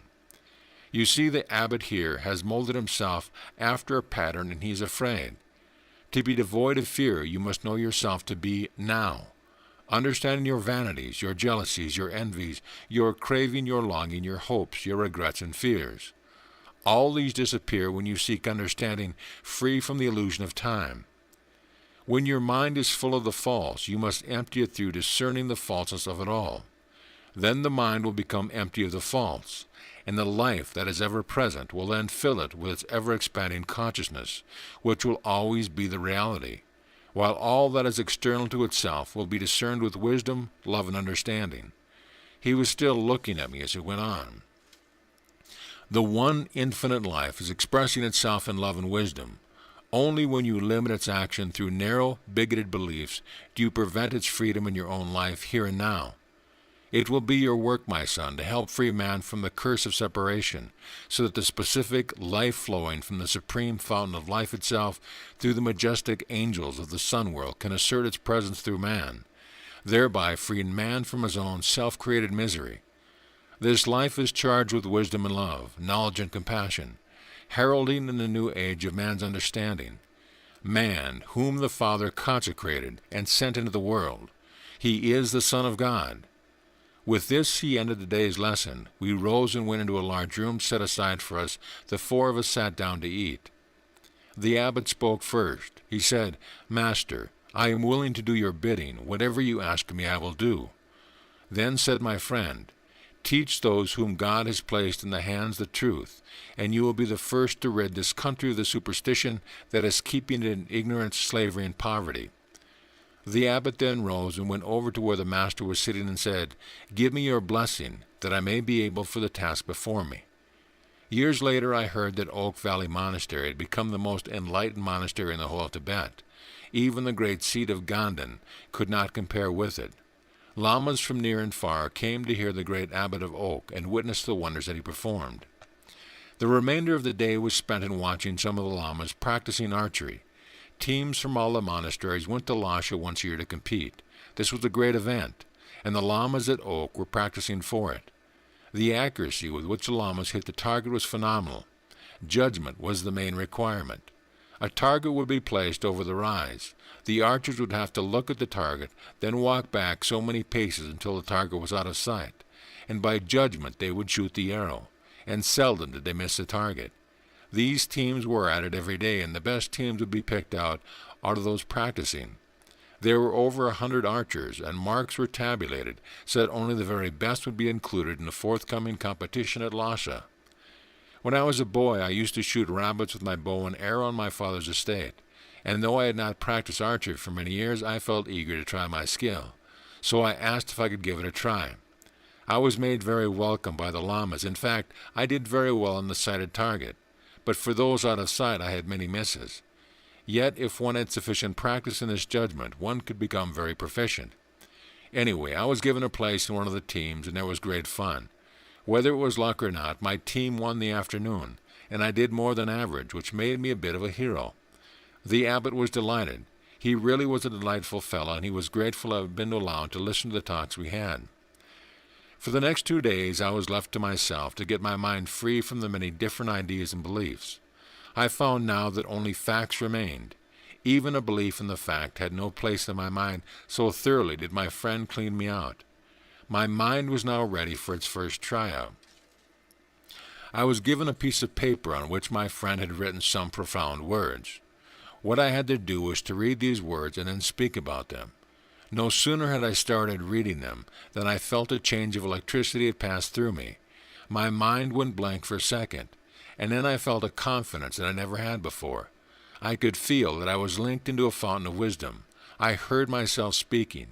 I listened and reasoned, and the words came out. It seemed that I was in two parts, one of which was attached to a fountain of love, wisdom, and power, and the other part was feeling and learning at the same time. It was a new and very strange experience for me. My friend was pleased indeed. He said, "You will be able to do better yet. Gradually you improve, till you can be overshadowed by the great spiritual being, and the spiritual light will be seen around you as he overshadows you.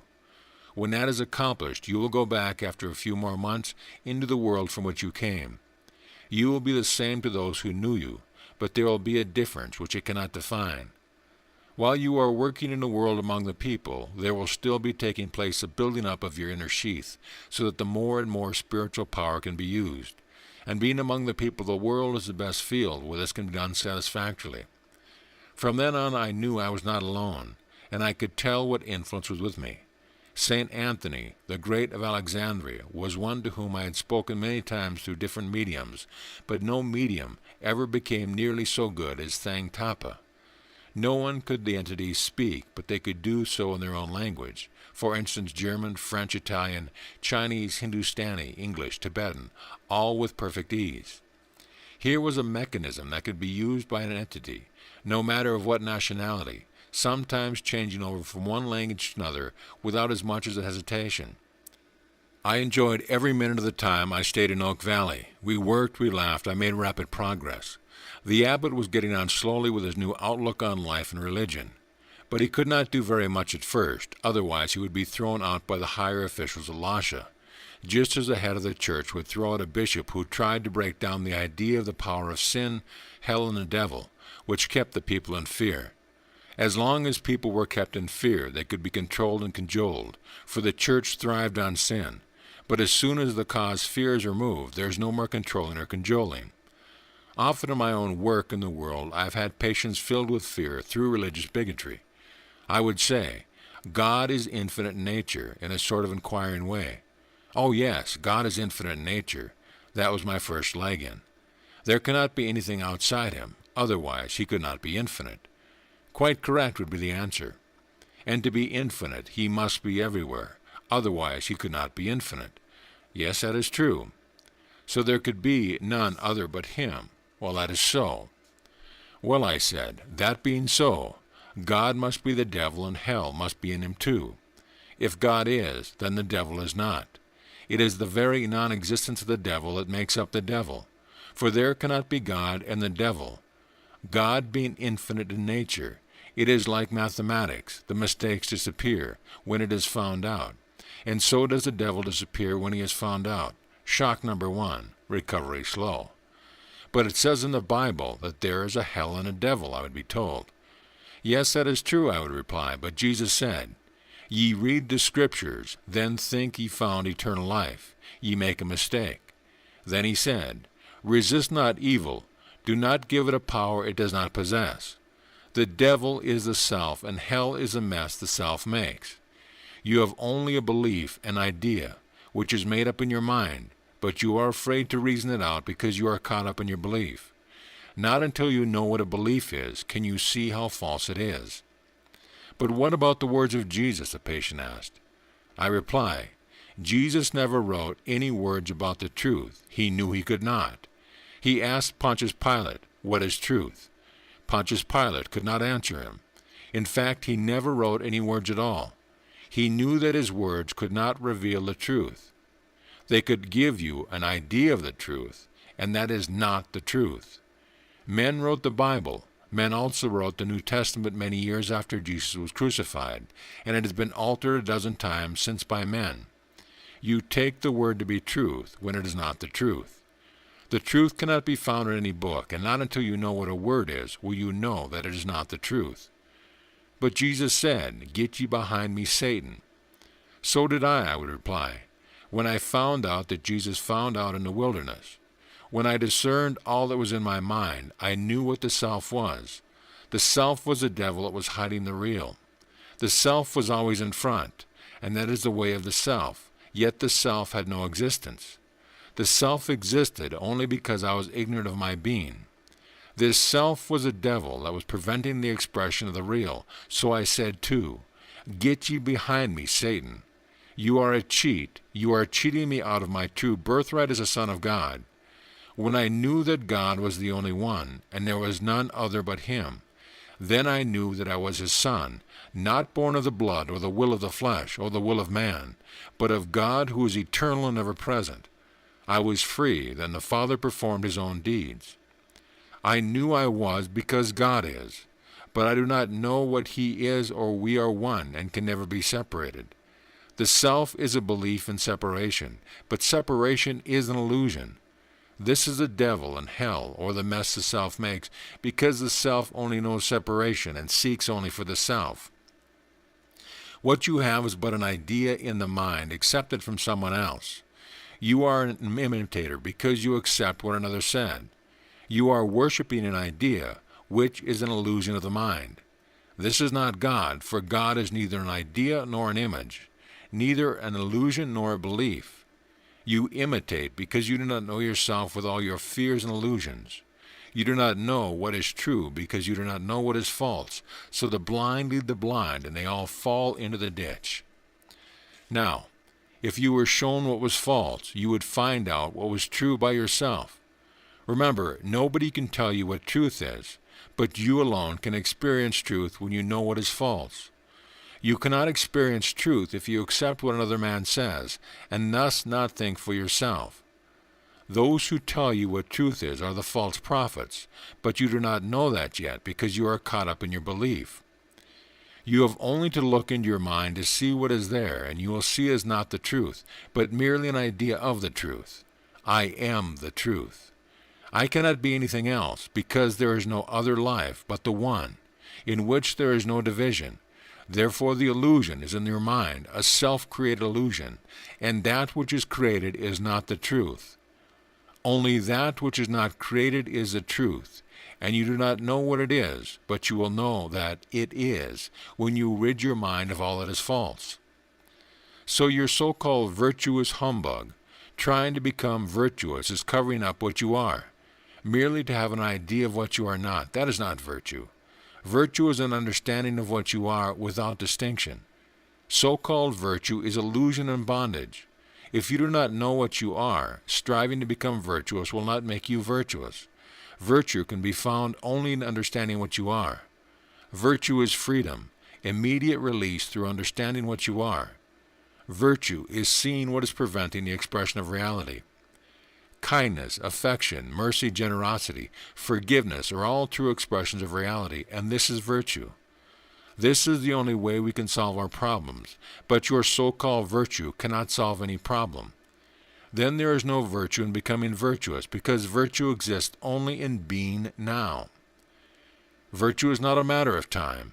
If you do not know what you are, you have no virtue in you. Every time I got the opportunity to speak in this way, I did so, and I found that the patients always came back for more and more. It paid big dividends because it released the tension to try to become, which led only to frustration through living in opposites. End of chapter. Chapter 9. We continued our work day and day until my mind was as clear as crystal.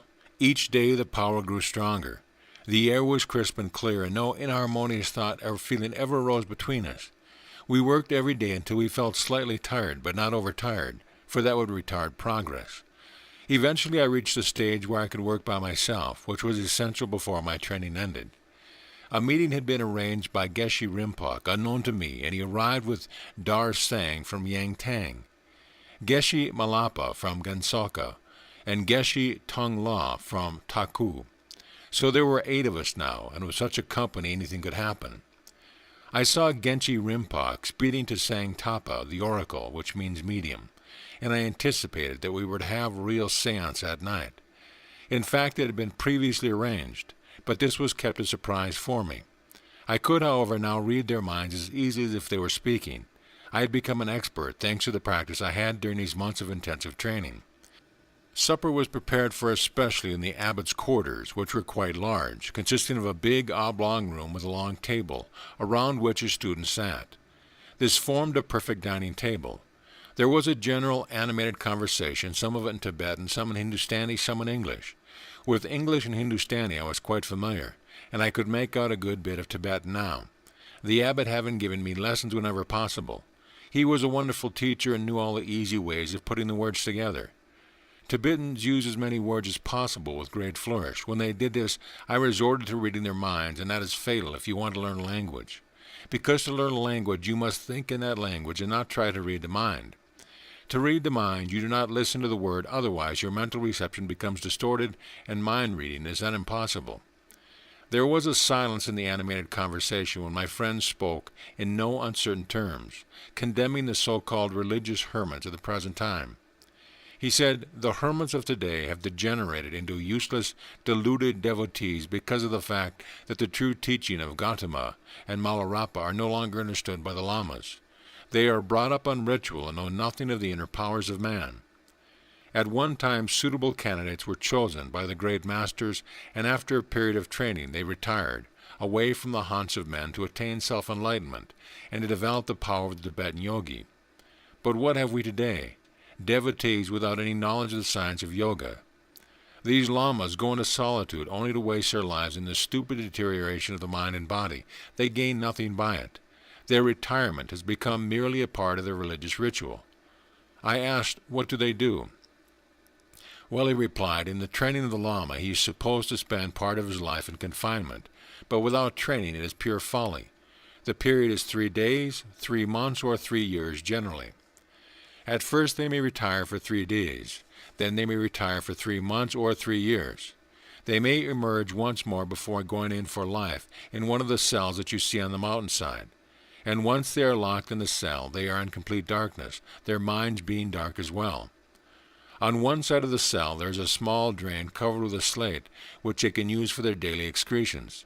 On the other side of the cell there is a stone that can be removed from the outside only, through which a daily supply of tea and sapa is pushed onto the ledge on the inside. And the hand that appears to take in the food must be gloved, for no light must strike any part of the body.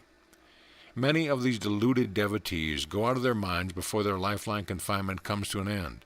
They become mental and physical wrecks. They have no training, nor do they know anything about the arts of the Tibetan yogi. Their lives are a complete waste, with nothing gained. But I venture to point out, there are some ascetics who retire into the mountains or into a solitary place, and there develop their gifts. Certainly, he said, but they have been trained by a master yogi in the first place. Those who come out of the monastery with only a knowledge of ritual are debased type, capable only of the physical part of the hermit's life. They prostitute the practice of the adept, and are therefore incapable of developing their spiritual gifts. Geshe Rinpoche then spoke. I could see that he had gone into that subjective state with his eyes closed, and the timbre of his voice was fascinating to listen to. Friends, he said, I do not decry religion nor the search for reality, but organized dogma with its rituals, reciting prayers, repeating mantras, quoting the Gita or the Bible. That is not religion. By calling yourself a Lama, a Buddhist, a Christian, a Hindu, or following a ritual, can you find truth? I think not. In these separate influences, you are caught up in the net of organized belief. They are the drugs that dull the mind. They offer an escape, thus making the mind dull and ineffective. No one said a word, because everyone knew that when Geshe Rinpoche spoke like this, it was the wisdom of the gods. You are caught up, he went on, in a whole system of authorities, priests and gurus. You do not understand yourself, so you are merely accepting, not inquiring. Because your great-grandfather did some ritual and your mother would cry if you don't is humbug. It is because you are dependent that you are fearful, incapable of finding out what is false. And when you do not know what is false, you cannot know what is true.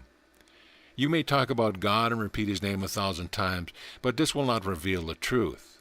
The truth will be hidden from you because you will be folded up in your own prejudice, your own fears. The ignorance of man himself is responsible for this organized religion. Whether it be of the East or the West, it is because man is confused that he wants an authority. No one spoke. Geshe Rinpoche was leading up to something important. So having created the authority, he continued, whether political or religious, you follow its direction in the hope of finding the truth. What you know of reality through the authority of another is not truth, and thus you do not know. Since reality is unknown, how can you seek it through an authority? When you seek an authority, you have lost confidence in yourself because you are merely an imitator. It is because you have lost confidence that you create leaders. You read all the holy books you can find. You pursue different ideas which create contradiction. The more imitative that you are, the less confidence you have in yourself, and you merely make your life into a copybook. I knew this was a lesson for me as well as for the abbot. In fact, all of us would benefit by it. From childhood, he went on, you have been told what to read and what to do. You were not allowed to think for yourself. To find out the cause of your confusion, you must have confidence in yourself. You must have a deep inward certainty of what is false and what is true. But you do not know because you have never inquired how you acquired your beliefs or ideas. Being confused, do you think that you can find the truth by reading the Upanishads, the Gita, the Bible, or any other book? Do you think you are capable of reading the truth of it when you yourself are confused? You will merely translate what you read according to your confusion, your likes, your dislikes, your prejudice, your conditioning. The truth is revealed when you understand yourself, your prejudice, your ideas, your belief. Truth comes to you. You do not have to go to truth. Truth is. You do not create it. When you think you are going to the truth, it is merely a projection of your own conditioning. Then it becomes a process of self-hypnosis, which is organized religion, and there can be no conclusion regarding the truth. When you have freed yourself from all your mental formulations, you will find that which is not a mental formulation. The mind must cease to formulate before you can find the real. Then you will not belong to any organized religion, neither will you condemn nor criticize, nor will you become an atheist, for that is only another form of belief. To find that which is real self, you must not make an idea of it, nor can it be separated from itself and others, because there is no division in reality. Only by understanding the personal self that is hiding the real will the false fall away. Then the glory of God, His love, wisdom, and power will manifest, for it is ever present and eternal, and you do not create it. He opened his eyes again. He looked at me and then at the abbot. Seek not after power for what it will give you, otherwise you will lose the real. When you have the real, you have everything. You do not develop the real will develop you. Therefore, be now. For you are real only in the now, not in the past nor in the future. If you are not real now, then you will never be, because only in the now is the real expressed. No one spoke after this. There was silence for at least 5 minutes. The moon was rising. It was full, coming up behind the mountains. It had a reddish glow, and it rose higher. It became more silver, white and clear. The shadows of the mountains were now in the valley below, while the peak of Chomulhari was reflecting the silvery light from the moon. It was a perfect scene in a perfect night, the air still, crisp and clear. It was as if the masters of old were around and about us. The feeling was one of excited expectancy. Then Geshe Rinpoche broke the silence as he said, "We now have the perfect circle, the purest atmosphere to create the necessary condition for our friends to visit us this evening. We have all gathered together before in my own sanctum, except that my son and the abbot were not with us then. But now we have the perfect combination to make our circle complete for materialization tonight. It is a delight to have our friends come to speak of us in their own voice." Turning to me, he said, "You will experience the fact that there is no death, and it will no longer be a belief but a fact. Not that we need a demonstration to convince us that there is no death, but we enjoy the company of our friends just as naturally as you would your friend on earth. Not only will there be those who have passed on from the flesh, but also those who are still in the flesh will come. This, turning to me again, will be a new experience for you, my son." I said, "Not quite, for I have seen you before besides me." "Yes, that is correct, but to see and speak to other friends, just as I am speaking to you, will be an experience you have not yet had." "That is true, and it will be wonderful," I exclaimed. I was eager to begin. The door of the abbot's room led out onto the balcony and faced down the valley. Geshe Rinpoche opened the door. I said, "But do you not need darkness for materialization?" "Oh, no," he replied. "We do not need darkness. In the light of the moon you will see as clearly as you would in daylight." I remarked, "In the West they need darkness for materialization." "Yes," he said, "but they do not have the perfect combination, and their methods are clumsy and unsatisfactory." I did not say any more because I realized that the power that I had already seen demonstrated was beyond the comprehension of the ordinary mind, and there was no reason why there should be not something that I did not yet understand. In any event, Geshe Rinpoche showed that he had experience, for he set about the arrangement with a confident understanding of what he was doing. First he ordered the table to be put on the side, out of the way. Then he arranged it in the way that he wanted. He said to get the best results, I wanted an uninterrupted flow of the magnetic force, so as to build up the ectoplasm. Those who are still on or near the earth can show themselves with comparative ease, but those who have left the earth influence need a substance in which the vibration of the ethereal bodies can be reduced so that they can be seen and heard with their physical eyes and ears. So he sat as follows. I on his right, on his left he put the abbot, and opposite him sat my friend. On the right of my friend he placed Dar Sang, and on the left Malapa. Then came Tung La, and opposite Tung La sat Sang Tapa. Then he said, You understand that the 4 points of the plan are the positive, and he drew on the floor with a piece of chalk as follows. At the point so marked he drew A+. Then he drew a circle in between each segment, linking them all up, and from the center he drew another 4 lines ending up with a small circle. Now he explained, the plus represents the positive element, and the circle represents the negative element, just like the 2 poles of electricity. If the one is without the other, no relative force is created. He went on, electricity is in the atmosphere and all around us. It is in its nebulous form, but it becomes active in the relative world when 2 elements unite. Then he filled in the center. This is the mixing bowl, he said, in which the ectoplasm is formed. Then it will spread out, enveloping the whole room, going as far as the door, the walls, and the room, keeping it, as it were, together. Now he said, when we are ready to begin, the chemist in the ethereal world will come, and they will use their own formula in regulating the density of the ectoplasm for the materialization. The gross form of this substance comes from us from our magnetic body. It is crude and thick and often unusable. But when it is regulated by the ethereal chemist into its perfect texture, those around us here, unseen at the moment, will be seen and heard. Of course, he said, there is much more to it than I have said. It is a science that is not yet really fully understood. Although your sciences are delving into the structure and matter, they have not yet grasped the fact that the electromagnetic force is behind all form, and in fact, all the atomic structure of the universe.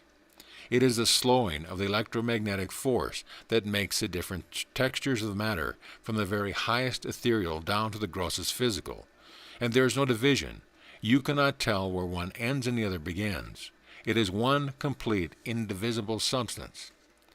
If I may give you an example, a crude one for lack of better, take a piece of solid pitch, add heat to it, and it gradually begins to lose its solidity. The gradual dissolving process begins from the solid mass until it becomes a liquid. You cannot see a division from the time of its solidity to the state of its fluidity. Keep on applying more heat until it reaches its gaseous state, and from the solid mass into its invisible form you cannot detect any division. From the visible to the invisible and beyond there is no division, and from beyond the invisible to the visible there is no separation. And in and through supporting this change is the changeless basic substance that remains stable always. And beyond and within is the creativeness that uses this substance to create form. The form changes back into the original basic substance, which remains stable. This is called creation and disintegration, and they are one and not separate forces. Now, what we do not know is the uncreated, which alone is creative. And he continued, this uncreated is within you.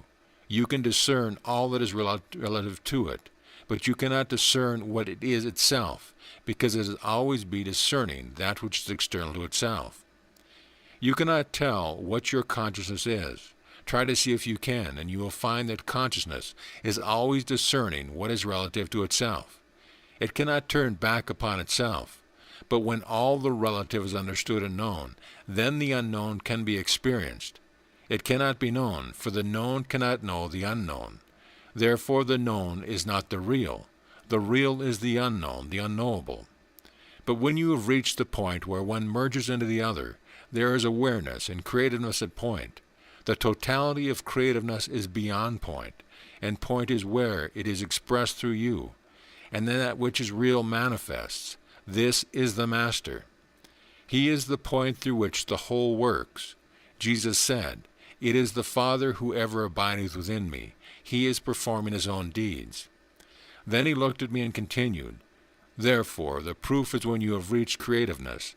At that point you become aware of all that is relative, and therefore you know that it is not creative. The creative is the uncreated in you and me. The all of creativeness is behind point. Now what we will witness here tonight is phenomena. It is interesting and instructive. It is the nearest to that religion which will make us realize what we are all one, the fatherhood of God and the brotherhood of man. Man's belief of separation, his belief in authority, his following of an authority, his selfishness, his craving for spiritual material gain, all these will pass when this truth is universally known. He then directed, Concentrate on the center, and you will see the ectoplasm forming. Sure enough, there it was, forming in a white cloud, the light from the moon showing it up clearly. It began to whirl above our heads as well. We seemed to be enveloped in it. It eventually filled the whole room and the doorway like a white cloud. In fact, it was we were enveloped in the cloud. Such was the feeling I got. I felt I was transported from the earth into the clouds, and that soon we would be talking to the masters of the old and to relatives who had passed from their earthly abode, and some who were still in the flesh would also come to talk to us. Words fail to describe the whole wonderful demonstration. The great Milarepa was the first to speak. He spoke to us in 3 languages, Tibetan, Hindu, and English. He said, I have come to give you further enlightenment. The occult power you try to possess is not the real. The real is beyond and so magnificent that what I say can only create ideas about it. Yes, it is far beyond what the mind can make up in regard of it. There is so much rubbish and nonsense taught, and all this blinds you to the truth. For instance, reincarnation as you believe is nowhere near the truth. You believe that the late Dalai Lama is reincarnated in the present Dalai Lama. This is not fact. If the great Buddha were incarnated, he would be free from ritual and the nonsense you carry on with. His great wisdom would be shown in his acts. But what do you find? A mere child in wisdom and understanding. Reincarnation, as stated in your religion, is but humbug, and is holding everyone in subjection to a superstition of fear and ignorance. I tell you, truth is not in any way like what is being taught. What is being taught is an absolute fabrication of the truth. The man you call the last Dalai Lama is not in the body of the present Dalai Lama as your religion teaches. I want you to see that it is merely a belief and not a fact, certainly not the truth. There is reincarnation, but not as you understand it. The spirit of the one God, the life, is in the present Dalai Lama as it was in each preceding Dalai Lama, but the present Dalai Lama is not aware of this truth.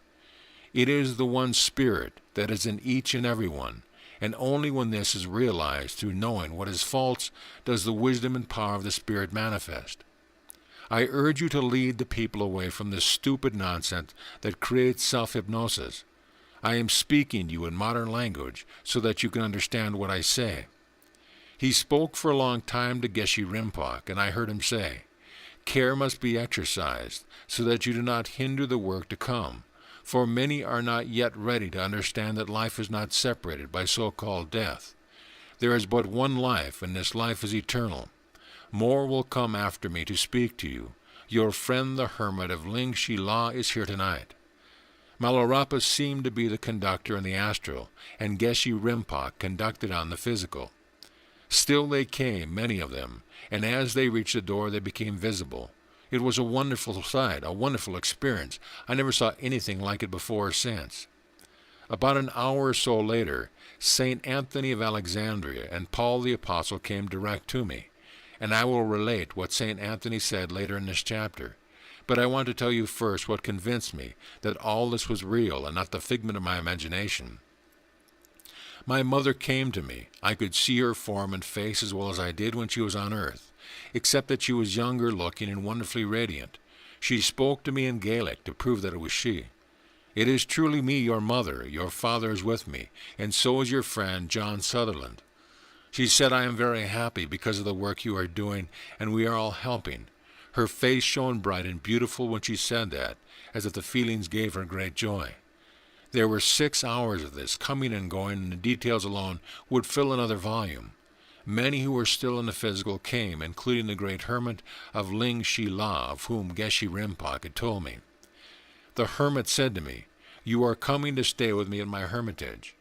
Geshe Rinpoche had not told me this, but it happened that I did go to stay at the hermitage, and of this I will tell you in another chapter. Then near the end there was a most brilliant light. It shone all over the room. It lit up everything as if the sun was shining. So bright was the light that we had to close our eyes at first.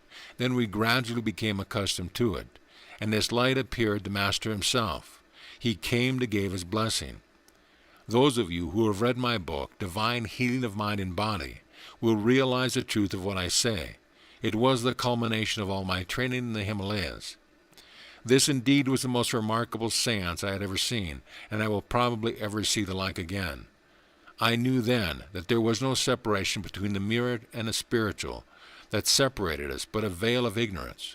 But enlightenment was coming into the world, and soon all the darkness of the mind would disappear, and those with spiritual gifts would no longer be persecuted. A new religion is coming into the world, not a sectarian religion or a dogma or a creed, but one that will reveal that death is but the doorway into a higher state of the one life that is eternal and ever-present, showing that there is no division between us and those who have gone on. The masters of old, even Jesus, are one with us, as he said he would be, even unto the end of the world. Words cannot describe the beauty and the glory of such a wonderful revelation. The science of the various arts were discussed. St. Anthony spoke to me especially about healing. He was the great therapeutist of ancient Egypt, and healing was his great subject. That is why, as he said, he was detailed by greater ones than himself to help me in my work, along with many others who are also working and continue to do so when I go back again into the world I came from. The discourse on healing was specially directed to me. The others who came talked to those present about various things. Apparently the whole séance was conducted in a perfect way. No one was allowed to chip in, while another talked to one in particular, though 10 or more were in the room at the same time. I was keenly interested in what St. Anthony had to say to me. I had spoken to him before, but not in such a complete way. He said, "God is glorified through the Son of Man." I knew the meaning of those words, for he had spoken of them to me before. Then he continued speaking to me personally, as though there was no one else in the room. He said, "Since time began, men and women have been given the power to heal and to teach. Some of the healings have been so amazing that the mind of man could not comprehend them. Thus skeptics arose and made every effort to deny those transformations on the grounds of their apparent impossibility. Divine healing," he went on, "has achieved wonders where all other methods have failed. Yet man does not realize the mighty power of the Spirit, because the mind cannot penetrate the realm which is beyond it. The mind can reason only on what it knows, but that which it does not know, that which is beyond reason, cannot be defined, and it is in this realm that divine healing takes place." "Yes," I remarked, "many have wondered how divine healing takes place, how that which is unseen could accomplish such a complete and instantaneous change, and they still want to reduce it to terms which would merely give the mind an idea and not the truth." Then St. Anthony spoke again. "Phenomena of any kind are produced through a law that is intelligence. Otherwise there would be no phenomena.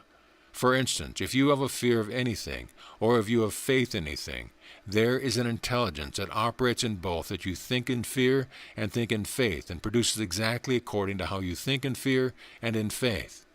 That is the law of thought action or electromagnetic activity, for in fact the body is electrical, being composed of atoms of energy. But truth is like mathematics. It is exact. When an error is discovered and corrected, it disappears. You cannot tell me why 2 and 2 make 4 and not 5. You cannot investigate mathematics, just as you cannot investigate truth. You can investigate only error. Truth, like mathematics, is eternally true and ever present, and is not subject to change, therefore not subject to error. That is why divine healing is so perfect. You can investigate the laws operating around you, but even those come from that which is beyond the mind of man, which cannot be investigated. The cause of the chaos that surrounds you is that man has failed to understand the underlying principle of life. This stupidity has prevented the best brains from understanding the law of life operating in man himself. To deny the existence of the law of mathematics would be stupid. So is denying the existence of the law of truth. You can understand the law of truth, but you cannot tell what truth is, only that it is, just as mathematics is. You can work with truth just as you can with mathematics. There is a true note in music which is harmonious. There is no such thing as a false note. There is only a noise, and that is not harmony. To deny does not help. To deny the false is to give it recognition, a reality that it does not possess. But to understand how it arises, then you will see how false it is. Then you will see that the false is created by the self, which has no existence in the real. The real, which is harmony, comes into being when you see that the false has no existence except in the self. The false tries to hang on to the self, because that is the only existence the false can ever have, hence the illusion. Jesus never claimed any power of his own. He said, "It is the Father who ever abideth within me. He is performing his own deeds." Neither did he make something of himself. He said, "Of my own self I am nothing." But when you take upon yourself the cloak of healer and say, "I am a healer or a prophet," you limit yourself to the personal. That is why so many fail. The self hides the divine, so you must get the self out of the way. The self is nothing, and the sooner you realize this, the better it will be for you and all who come to you. Jesus seemed to be an outside agency to those who looked upon him as a separate from themselves and God, but this was only because they did not know their true Father, and therefore they did not know his. Had they known the Father of Jesus to be theirs also, they would have been free. Jesus said he was nothing by himself, but all was possible with the Father. He knew that he could not be separate from the life which is yours and mine. Therefore he works through the cosmic, which works through the individual. You must learn to do likewise. It is difficult for those caught up in conformity and separation to realize its divine power, but those who have experienced the divine power have definite proof of its reality. When I am speaking to you about the Omnipresence, my words are relative, and it would seem that I am speaking about something apart from myself. But it is not so. I can speak to you only in relative terms to help you find the real within yourself. He continued, "I know that you have already dealt with the relative and understand what I mean. The Master said, 'Know ye not, I am in the Father, and the Father is in me.' This was to show the unity and the consciousness that is creative in all who understand that he gave them power to become sons of God. What I see the Father do, I do likewise. Now you realize that sickness is mostly the effect of certain causes and neglect of natural laws. This comes about through ignorance, through fear, through lack of love, lack of giving love, lack of understanding the self which is always seeking love. Sickness is a symptom showing that the body and mind has lost its natural rhythm, and the struggle to regain it is a disease. In other words, if you continue to neglect the natural laws and at the same time continue to struggle with the disease, the attention of the mind becomes focused upon the condition because the body is talking back to the mind, and the mind is caught up in what the body is feeling. Now the mind is struggling, making a great effort to save the body. It is this struggle that is causing all the disturbance and displacement of the atoms, resulting in pain and discomfort. When this truth is known, the struggle ceases. The mind is conscious of feeling, and this feeling is registered in the mind as a disease. This disease is given a name so that the mind can hold on to it. If the name conveys to the mind an incurable disease, the mind may accept it, thus creating a further burden. Only when man sees that the cause is through ignorance of the truth of his being and through the neglect of the natural laws does the burden fall away. And then the spirit life transforms the mind and the body responds to nature's perfect action. I said, I can see very clearly that one is conscious of disease by the abnormal condition of the body. Yes, he replied, when there is a disruption among the cells of the body, a sad report is carried to the brain center, and then the conscious part of the mind identifies itself with ill health. Fear and apprehension enter because the complete power of the spirit is not realized. When the mind accepts the truth of being, the brain centers are informed and reconstruction sets in. But when the mind is caught up in the struggle, it is not capable of using its first line of defense, divine reason, and accepts the report of the disturbances as final. When the truth of your being is realized, then the true healing takes place. Sometimes the mind is so charged with the truth that complete and instantaneous transformation takes place. This is divine healing. So engrossed was I that what he was saying that I took no notice of what was going on around me, and he continued without interruption. What really happens in sickness is that a consciousness of the truth of your being has disappeared from the mind, and a consciousness of ill health has taken control of the mind. There is a loss of cheerfulness. The feeling of vigor is gone. What fate has befallen the mind that supported the body? The truth has temporarily gone from the mind that has fallen under the spell of an illusion of the reality of sickness. The mind has surrendered its knowledge of the sovereignty of the spirit to the forces of disorder and confusion. And he added, I am speaking as one who has watched the mind give up its sovereignty. Now he continues, some resort to drugs as the final agency for recovery, and because this recovery is not forthcoming, a further acceptance of the condition as a result. But if by some means a chemical change takes place, there is a change for the better, and this causes further confusion if the trouble returns. And when the patient finds that in the end drugs are no longer any help, it leads to further depression and apprehension. You must realize that the body is not an exclusive combination of chemical reactions. It is endowed with an intelligence, a knowing how, an amazing organization for the maintenance of bodily functions. This is the animating power of life, which is fundamental in producing motion and transformation. Natural remedies such as herbs, biochemics, homeopathy, hydrotherapy have in many cases acted upon the cell structure and produced a chemical action. This produces a powerful suggestion on which the mind is induced to act. Such action on the mind will be to reproduce a consciousness of health and restoration of the balance and harmony within the body. But if the mind is left in a state alone, without understanding the laws of the inherent power of the spirit within, the second state may be worse than the first. You see, he said, it is the self that is caught up in disease. It is the self that knows disease.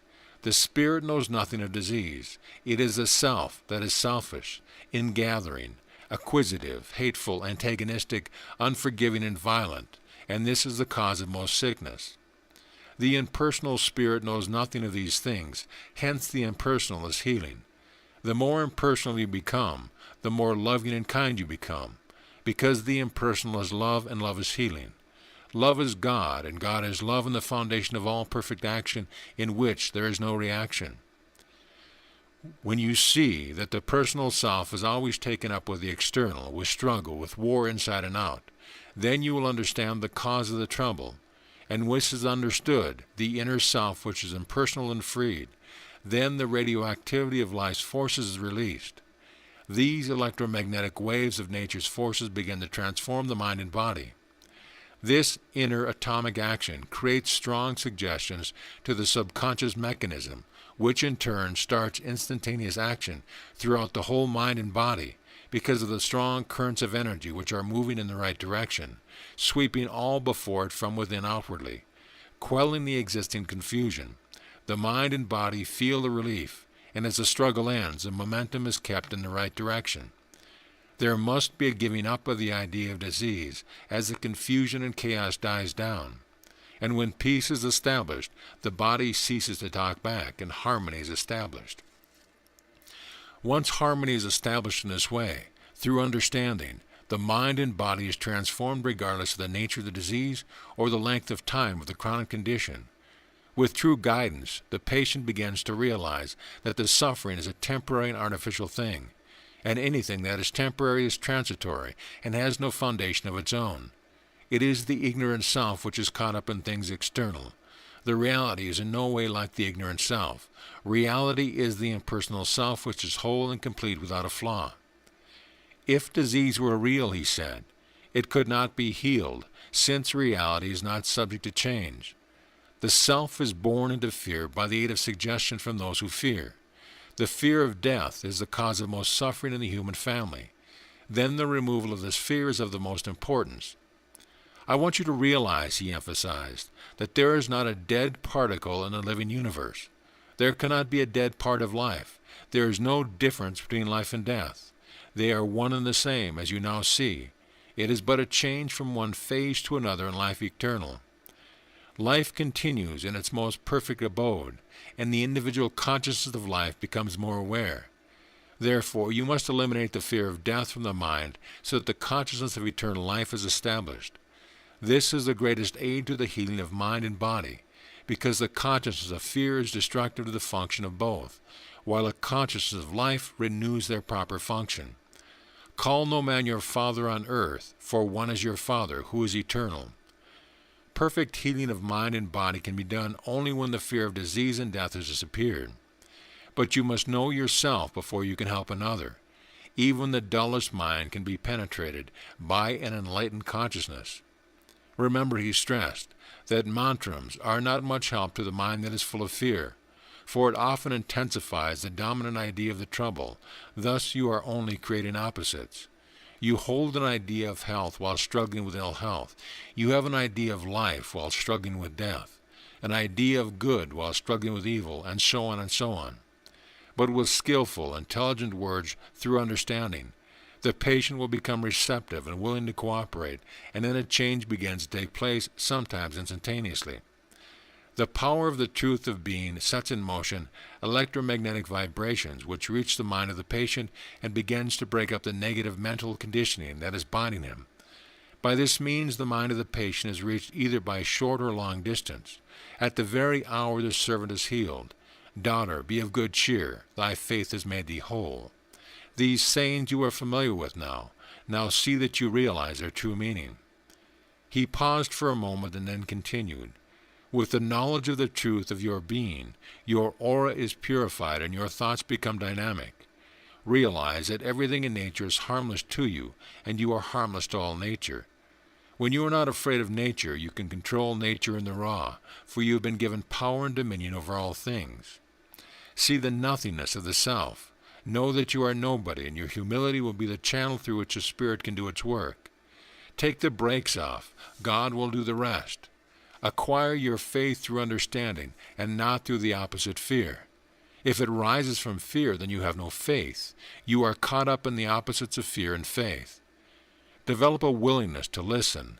The casting off of the burden is a great help to the patient. Be impersonal by seeing beyond the personal, knowing that the spirit is not affected by disease or death, good or evil, success or failure. Remember at all times that you must first heal yourself before you heal the patient. What I mean is, to rid your mind of all disturbing elements. By doing this, the divine power acts without hindrance. Transform all things by the spiritualizing power of love and wisdom. Remember that every disturbing influence is like a gorilla, hiding in the corner of the mind, waiting for his comrades to arrive, and when they gather in sufficient numbers, they launch an attack of the unsuspecting individual and lay him low. These elements thrive in ignorance. The cure is understanding. Spiritualize the patient's consciousness with your own powerful spiritual light of understanding, so that when his light is lit, it shall shine in the darkest corner, thereby lighting up the mind and body with a light that never dims. The world is sick because the individual is sick. Confusion and ignorance are the cause. Remove these two impostors, and the divine man will appear in all his glory as he was made in the likeness of his Creator. The task before you may seem great, but our radio waves of love will go with you. You will not delay. Go back into the world you know as soon as you are finished here, and may the almighty aura of the Christ of God surround you. Then he took his departure. I was struck dumb by the wonderful lesson. Only one who knows could have spoken as he did, as I knew it was true. It must have been over half an hour since he began to speak to me, but it seemed like only a moment of time that had disappeared into the timeless, for I was in eternity at that moment. Now I want to tell you of another fact that made his meeting so real. After my mother spoke to me, my bosom friend, Jock Sutherland, who was killed in 1915 in the First World War, spoke. He always called me Murdo, with a very Highland accent. He came from the Highlands and spoke Gaelic. We were bosom buddies for many years, so we talked about old times, laughed together, while he recalled the following story, of which only two knew. One New Year's Eve in Glasgow, Jock and I had a few whiskies. Jock was fond of whiskey, but he could not take very much. That night he became violently sick and began to vomit so badly that he dislocated his jaw. We happened to be passing the Western Infirmary at the time, and I took him in there. The doctor on duty, a friend of mine, was busy. By this time, Jock was getting somewhat difficult. He could not even speak. So I said to him, "Open your mouth, you idiot. I will do this myself." I put my 2 thumbs on his back molars, gave a quick downward thrust, and click, in went his jaw. When he told me this, there could be no doubting. He had a very prominent forehead and showed quite clearly. Then he tried to give me some advice, but someone shut him up. When the meeting was over, we sat and talked. Everyone seemed to have been rejuvenated. Tea was brought in, and I still had a few boxes of Huntley and Palmer's biscuits left, so we all enjoyed ourselves talking until daybreak. As the sun came up, we went out to watch it rising from behind the beautiful mountains of Chumulari. To see the sunrise was apparently a common occurrence with the masters beyond the Himalayas, but to me it was the greatest experience of its kind that I ever had. It put the seal on all that I'd just seen and learned. My friend came over and sat down beside me, and he said, "You have a wonderful, venerable spirit friend in St. Anthony." "Yes," I said. "I now know that I have many wonderful friends, and all of them I love very much, including you." Then he put his arm around my shoulder and said, "It is the love of God that unites us all together to do His will." End of chapter. Chapter 10. Next day I did not feel so tired as I had thought I would after sitting all night. In fact, I felt very much wide awake, though we did nothing except just what it pleased us to do. In the afternoon I lay down and began to think of the Hermit of Lingmatang. I closed my eyes and I saw a picturesque, beautiful lake set in green foliage, with trees farther up the mountainside. Around the lower parts of the mountain were tall rhododendron trees in full bloom, some pink, some white, some crimson. In the center of the lake was an island, and on this island was a house of unusual and charming design surrounded with shrubs, flowers, the like of which I had never seen before. Green palm trees were around the green lawn on which the house stood. I wondered to whom such a lovely place belonged when I saw the Hermit of Lingmatang working among the flowers. I felt someone near me, and I opened my eyes to find my friend by my side. I informed him I must have been traveling, for I have seen the most beautiful place secreted on an island in the middle of a lake, with trees and beautiful flowers all around it. As I wondered to whom the place belonged, I saw the hermit himself tending his flowers. My friend replied, "You have just visited the hermit. The place you saw is where he lives.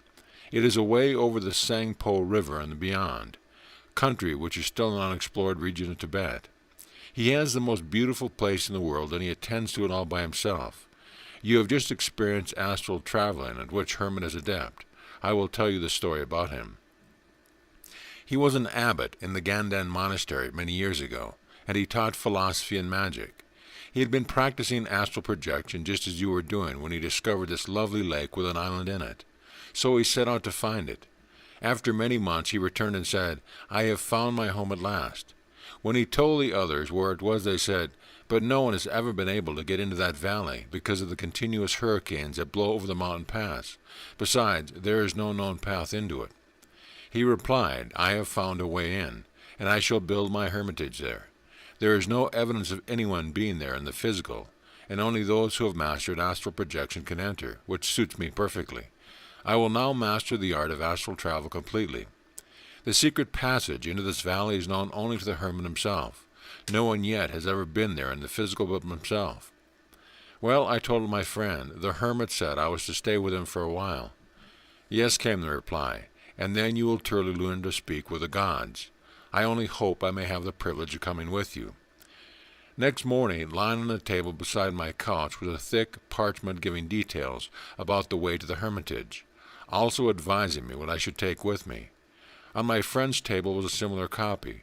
By some miraculous means these instructions had been apported during the night.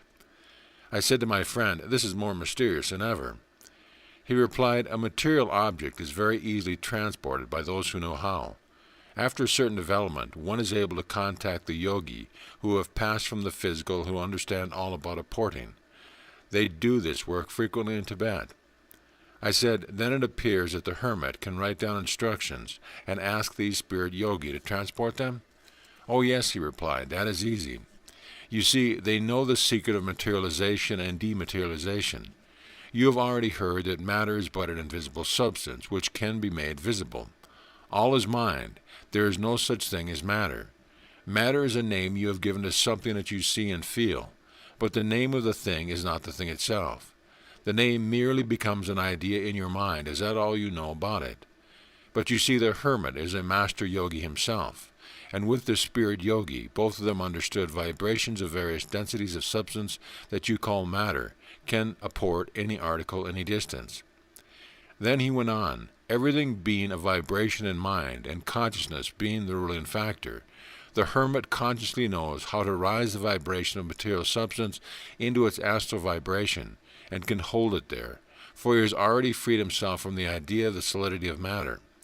The yogi work with him, and by their combined efforts, that piece of parchment you see there, with the writing on it, is raised in vibration, writing and all intact, and is held in that state while being transported through the ether. Then it is materialized, and you see it before you. There is no magic about it when you know how dematerialization and materialization are done. Yes, I remarked, I have seen Aporting at a seance at Mr. Bailey's in Sydney.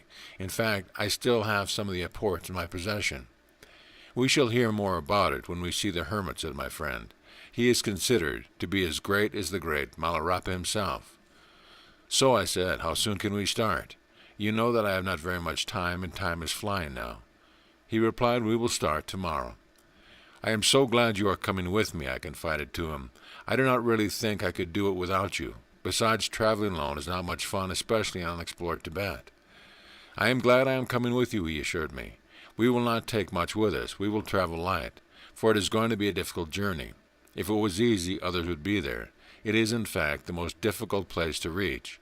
That is why the hermit chose it. On the following day we started, only the two of us, because of the difficulty in reaching the place and because others would not be welcome to the sanctuary of sanctuaries.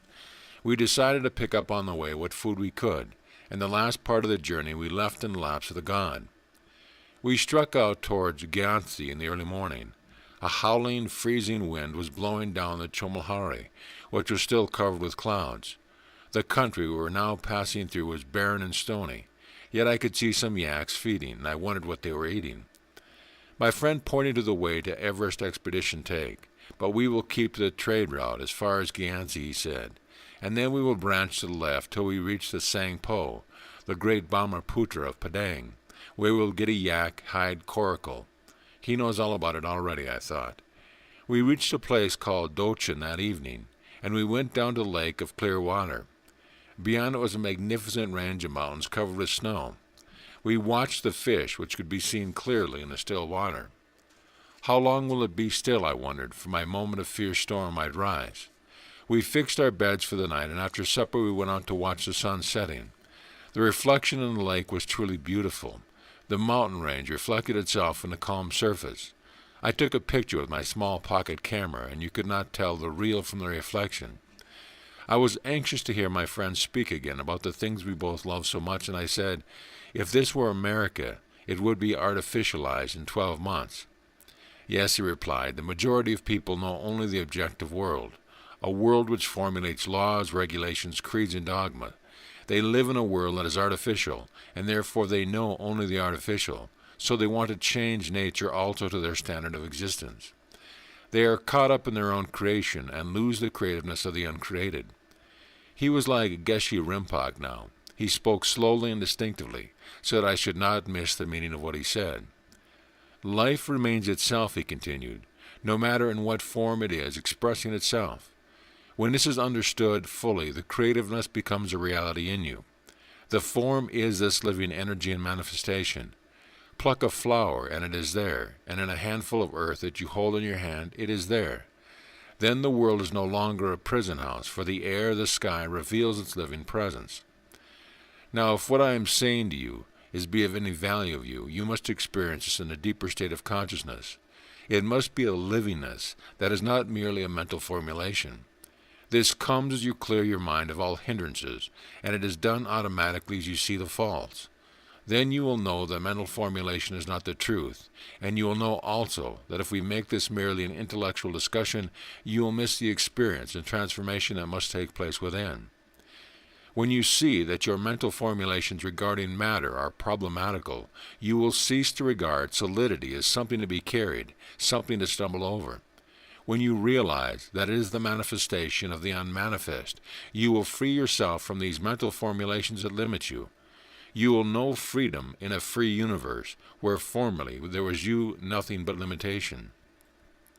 He stopped there for a minute, for he knew that an automatic change was taking place in my mind. Then he continued, "You can reach that state of consciousness that enables the creative life to work with effortless spontaneity to achieve the perfection which is life itself. You will realize that the one life is creating within you with effortless perfection as it's manifesting throughout the whole universe. For there is no separation between the life in you and me and the life that is universal in its omnipresence, in its omnipotence, and its omniscience. Wherever there is perfection, there the Absolute has found release through the mind that has been freed from its own formulation. The Absolute has found release through its own creation. Only through your continual awareness can this be done. Only through the silent awareness that is active does the Absolute function. So you see," he went on, "when the mind is freed from its own formulations, its beliefs, its ideas, there comes a silence beyond time, a silence in which you become conscious of the reality of your being. In this freedom, there is the releasing of the creative energy, which a conscious directive power that is unknown to the ordinary man. In great works, in industry, in arts and craft, in healing and in the oratory, there is the hand of genius when you cooperate in freedom with life's creative intelligence, and all look with amazement on what has been accomplished.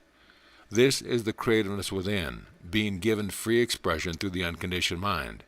The unmanifested, the uncreated, the Absolute is released through the mind that has freed itself from its own conditioning." He paused for a moment and then went on, "Understand this clearly. Man, and not God, made yesterday and tomorrow. You will notice that they are but formulations in your mind. Where is yesterday and where is tomorrow? I venture to say, I can see now that they exist only in the mind, for God is ever present in the now. Yesterday becomes a memory and tomorrow is but a hope. Now is the only time." "Splendid," he exclaimed. "I was waiting for this. Now we can go further." Then he said, "To live in the ever-present is freedom. For there cannot be any good or evil, nor past or future, no success or failure, no health or ill health. None of these opposites exist in the presence that is eternally present. They exist only in the mind that is caught up in opposites and is merely moving backwards and forwards from one to the other." "Oh," I exclaimed, "I see now why people struggle." "Yes, and their struggle is a further burden. The Christ, the only begotten Son of the Father, exists in the whole of humanity, and does not age or die. When this is discovered through your awareness, moment to moment, the eternal Christ is revealed. 'As ye know me as I am, so shall ye be,'" I quoted. "Yes," he said, "the same Christ today as was 2,000 years ago. All power is given unto me into heaven and earth." Now, I could not help saying, everything has changed. The old ideas of limitation, of hell and the devil and other ideas have all vanished. Yes, that falsehood exists only in a conditioned mind, but when all condition is dissolved away, we have the truth that sets man free. No longer will there be different creeds, antagonism, conforming to a ritual or to a pattern, for no longer will there be a pattern to follow. To follow a pattern is to imitate, and imitation is not understanding. Not until man frees himself from his own conditioning can he find the truth that sets him free. "Yes," I remarked, "man is still eating of the fruit of the tree of knowledge of good and evil. Not until he finds out what he is doing will he cling to the tree of life, which alone is his salvation." "Yes, that is so," my friend affirmed. "The tree of knowledge of good and evil grows out of man's own mind, while the tree of salvation, or life, grows out of God, being eternal and ever-present, and it knows nothing of good and evil. Yet man is preaching good and evil, hell and devil, and so the blind lead the blind.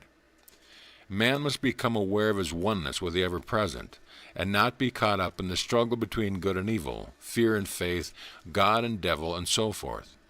Reality is not something far off. Reality is here and now. And when this is realized, that will come peace, not as the world gives its peace, for that peace comes out of war and conflict, the peace that is eternal and ever present, coming only from God. Then our relationship will be one of the happiness through understanding. He paused reflectively and then continued, with the personal self, there is always pain and conflict in relationship. But when man discerns his illusion, man will find the unlimited, the beloved within himself. Then his affection will be free from attachment, free from possessiveness and gloriousness in its expression, for he will know his neighbor to be himself. Whatsoever you do unto the least of these, so you do unto me. Then silence enveloped us both, and in that silence, transformation was taking place within. I was no longer the same person as when I met him before. All the things that were preventing true expression were being dissolved. It was this transformation that I was experiencing at the moment. My happiness was incomparable. I was no longer seeking or searching in anxiety. I was freed from a burden that had weighed me down since I was a boy. That night I slept the sleep of freedom. Can you imagine a truly free sleep? It has to be experienced to be understood. The following morning we were up before sunrise, knowing that we had still many miles to go. We were on our way as the sun was rising. I have always been thrilled by the sunrise and sunset, and that morning everything looked to me so beautiful and peaceful. The sky was blue and a calm blanket of clouds was covering the valley. It was cold, yet no wind, though any time now it may rise and perhaps become a hurricane. Both of us were now dressed in the robe of a lama. Many lamas were coming and going, and as we passed we blessed each other according to the custom. We were now free from the gazing eye of others, for we were dressed in that distinguished familiar garb of the highly respected lama whom the people are taught to reverence. My friend asked, "Do you think you could do a double distance today?" "Yes," I answered. "I feel exceedingly strong now." I was thin, having shed surplus flesh, and my muscles were like steel. "Yes," he said, "I can see that you have gained tremendous stamina." "Well," I agreed, "you cannot be a weakling when traveling over these mountain passes, and I have become almost an expert." We were traveling light, having left everything in Oak Valley. Just a few things we took in a haversack, which we carried on our backs. We passed along the lakeside, where hundreds of yaks and goats were having their morning meal. At the end of the lake we came to a river, and beyond it was a vast valley. Dotted here and there were large black tents, the tents of the Nomads, who were like the Bedouins, a fearless, good-looking type of people. Around them were flocks of yaks and sheep. When we reached the floor of the valley, these Nomads came to welcome us, and my friend, who was a guest, she blessed them. We partook of some food with them, as is their custom. Everywhere, when we came across a village or a company of Nomads, we were made more than welcome, and if we stayed under their roof for a night, that place was hallowed. My friend said to me, "These people, the Nomads, wander all over Tibet. They live in these yak-hair tents, which as you see are large and black. They are black because of the smoke that comes from their fires, which more often than not are made from yak dung and dry grass and are lit inside the tent." "But might not it burn a tent down?" "No, you see it is in the center, and they sleep around it." My friend said that we were on a long journey, and we must be on our way. So the head Nomad or chief brought out some clear liquid, which looked like water to me. With it I drank it, and I thought it was on fire. It was spirit made from maize and barley. I felt the glow of my fingertips, and I said to my friend, "I think we should take some of that stuff along with us." "No," he replied, "there will be plenty of it along the way, and it is not advisable to have too much when you are not accustomed to it." I thought to myself that it was better than some whiskey I knew of, and I could not help laughing at the memory of my father. When he was offered whiskey, the usual thing is to take water with it, but when the water was brought to him, he would say, "There's enough water in it already." There is another story of a Scot who went to see the doctor. When the doctor had examined him, he said, "My advice to you, Mr. McPherson, is to give up drinking whiskey." Mr. McPherson got up, and as he was going out the door, the doctor called him back and said, "Mr. McPherson, you have forgotten something." "No, I don't think so," said Mr. McPherson. "Yes, you have forgotten my fee of 3 guineas for my advice." "Oh," exclaimed McPherson, "but I am not taking your advice." The black tents were the only shelter the Nomads had, summer and winter. The clothes they wore were woven by themselves from yak hair and wool, and some wore only a sheepskin with the wool on the inside. All these garments were covered with thick grease. When they get a new garment, they grease it up with rancid yak butter, and they use the same thing on their bodies. You can imagine what their clothes look like, for at no time do they use water except for drinking. Their meat is usually dried meat, dried in the sun similar to the billabong that is so popular in South Africa. Strips of the dried meat are hung inside the tent. The nomads grow peas, corn, and barley, and with their large herds of yak, sheep, goats, donkeys, and a number of shaggy Tibetan ponies, it made a picture I would not have liked to miss. The following day we reached the town of Gyansi, which is surrounded by mountains on all sides. Beyond the town we could see the monastery and the mountain slopes surrounded by a great wall on all sides. At the top of the right-hand side was a huge wall where the holy carpet is hung for a few hours once a year. This carpet took 11 years to make, so I was told. It measures approximately 100 feet by 100 feet with a huge picture of the Buddha in the center. My friend, well known to the Gishi of Gyansi Monastery, told him of our sojourn, and we were made welcome. We stayed there for the night. The monastery is similar to all monasteries with the exception that in the center was a huge chorten or shrine, 60 feet high, depicting the 5 elements, earth, water, air, fire, and ether. The top portion of this chorten was plated with solid gold. In the morning, just as the sun rose, the lamas were chanting Om Mani Padme Hum, and we were given the blessing of the Buddha for a safe journey. For it was here that we should soon be leaving civilization behind. The track to the right led to Lasha, and the track to the left to Shigatse. These being the normal trade routes, the route we were going to take was over the Yung Pass, nearly 18,000 feet above sea level, and this area was mostly uninhabited.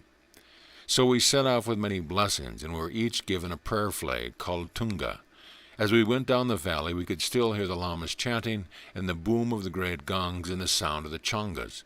It would seem that we were being given a farewell by over 2,000 lamas. We crossed the Yung Pass about midday, and a howling blizzard was blowing on the pass. In some parts the snow was several feet deep, and in the narrow path in other parts we were up to our waist in a deep snow. It was hard going, and if I had not had previous experience it would have been impossible. I could see why so many had perished on these passes. On the other side of the pass we reached a small village which is known by the name of Yakpio. We were made welcome in one of the best of these peasants' houses. The ground part of the house was used to shelter the animals, yaks, donkeys, poultry. The loft above in which we slept had a stove in the middle. It was a unique experience. Everybody, male and female, slept on the floor together. The donkeys neighed all night, and you could hear the yaks chewing the cud. In the far corner of the loft was a square hole in the floor, where the pheasants sat to relieve themselves. The droppings fell in the muck below and were trampled in by the yaks and donkeys. How I wished then I had plugs for my nose and ears to keep out smell and noise. It was not surprising the next morning I said to my friend that I would rather sleep in the open in the future. No huts were provided for travelers in this out-of-the-way part of the country, as nobody used to pass in this direction. I was glad to be on my way again, for I had not yet the power to make myself oblivious to these conditions. We crossed several rivers on the way, some of them rushing with great rapidity towards the great Sangpo, with ice and snow mixed with the water. At parts there were shallows. At these we crossed. By now I had become accustomed to the wet and cold. This was an everyday occurrence, and only the strongest could survive. But the anticipation of being with the great sage of Lingshi La was sufficient to carry me on my way. The following day we reached the great Sangpo, otherwise called the great Brahmaputra, the oldest and holiest river in the world. We were on the steep mountainside, and far below was the Sangpo, the one river I wanted to see, as I continued the ice and snow coming from the great Himalaya through the ages past.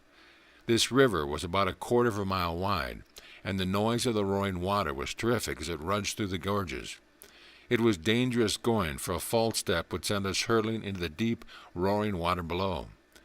Eventually we reached the bed of the river, the sides of which were covered with wild flowers, and on the slopes were wild roses, rhododendron bushes, and wild poppies in rare profusion, hardly looked upon by human eyes. I said to my friend, "This alone is worth coming to see." We had not spoken for hours. We did not have the opportunity to do so, as we had to travel in Indian fashion most of the way, because of the dangerous going. We camped on the side of the river for the night, as it was getting late, and it would be impossible to travel in the dark. Besides, Podang was still some miles away. There we would cross the Sangpo, how I did not know, Anyway, I was content to leave it to that. While searching around, my friend came upon a cave, and to our surprise a solitary man was there. My friend asked him, "How long have you been here?" He replied, 25 years today. It was a coincidence that we should arrive on that very day. "What does he live on?" I inquired. "Oh, fish and various roots he knows of," my friend replied. "There is good fishing in the Sang Po." This man recognized my friend as one of the living masters and wanted to follow us. He was a fine-looking man, one of the nomads who had by some means struck upon the science of the occult. My friend was struck by his bearing and his obvious sincerity. He told him that it was impossible for us to take him with us, as we were on a special mission. Then my friend asked, "What have you accomplished in your 25 years?" He replied, "I can walk across the Sang Po."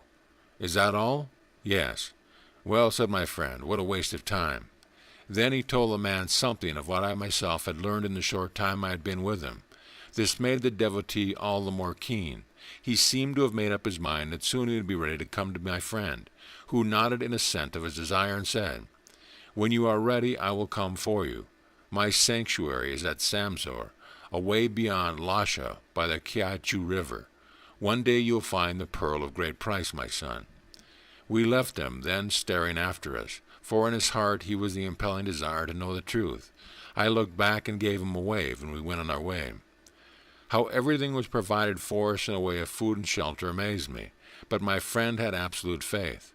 I had often doubted, but he never. I used to say to myself, "I wish I had your faith. I could move mountains." At times he could get my thoughts, and he would say, "You will." These two words rang in my ears. For that moment I knew why he was the master of every situation. We rested about a mile further down the river for the night. We had fish for supper, also for breakfast the next day. How my friend managed to get the food I do not know to this day. I felt I could not ask him. We were now only 5 miles from Padang, and we reached it in 4 hours after we had set out. The going was hard and dangerous, and 1 mile is just over 3/4 of an hour with slow work for us, who could not do about 20 miles in a day. Few people had passed this way. In some places there was no track at all. I wondered how we were to cross the Sang Po, and said to my friend, and he replied, "All has been provided." Perhaps he was disappointed with me for my lack in faith, but my faith grew stronger, as one event after another proved that all was provided. There seemed to be an intelligence behind all things, great and small.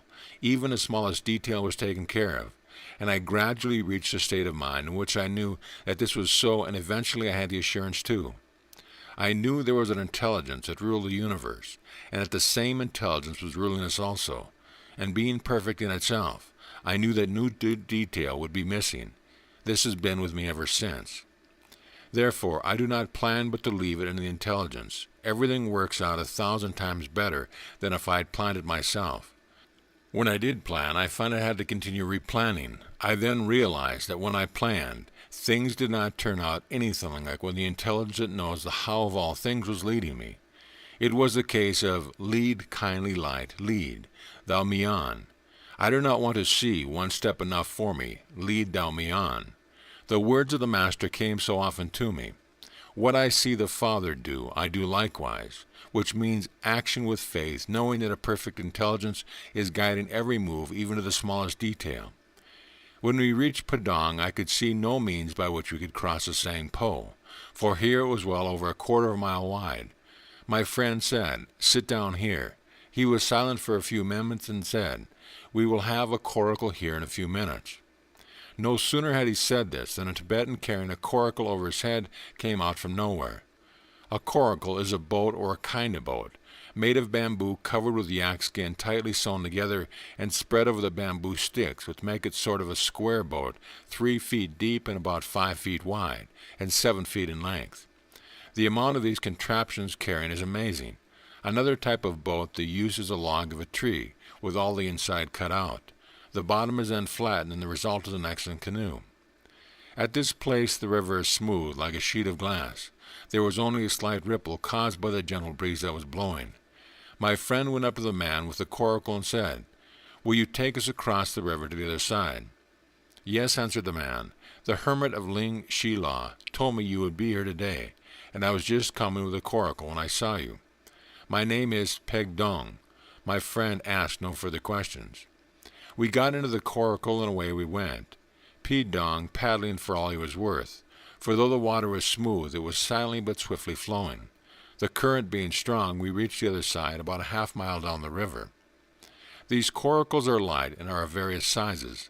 Some are as much as 10 feet long by 8 feet wide and can be carried easily on the head and back. They weigh only about 85 to 95 pounds. Now we were on virgin soil, a part of Tibet which had not yet been explored.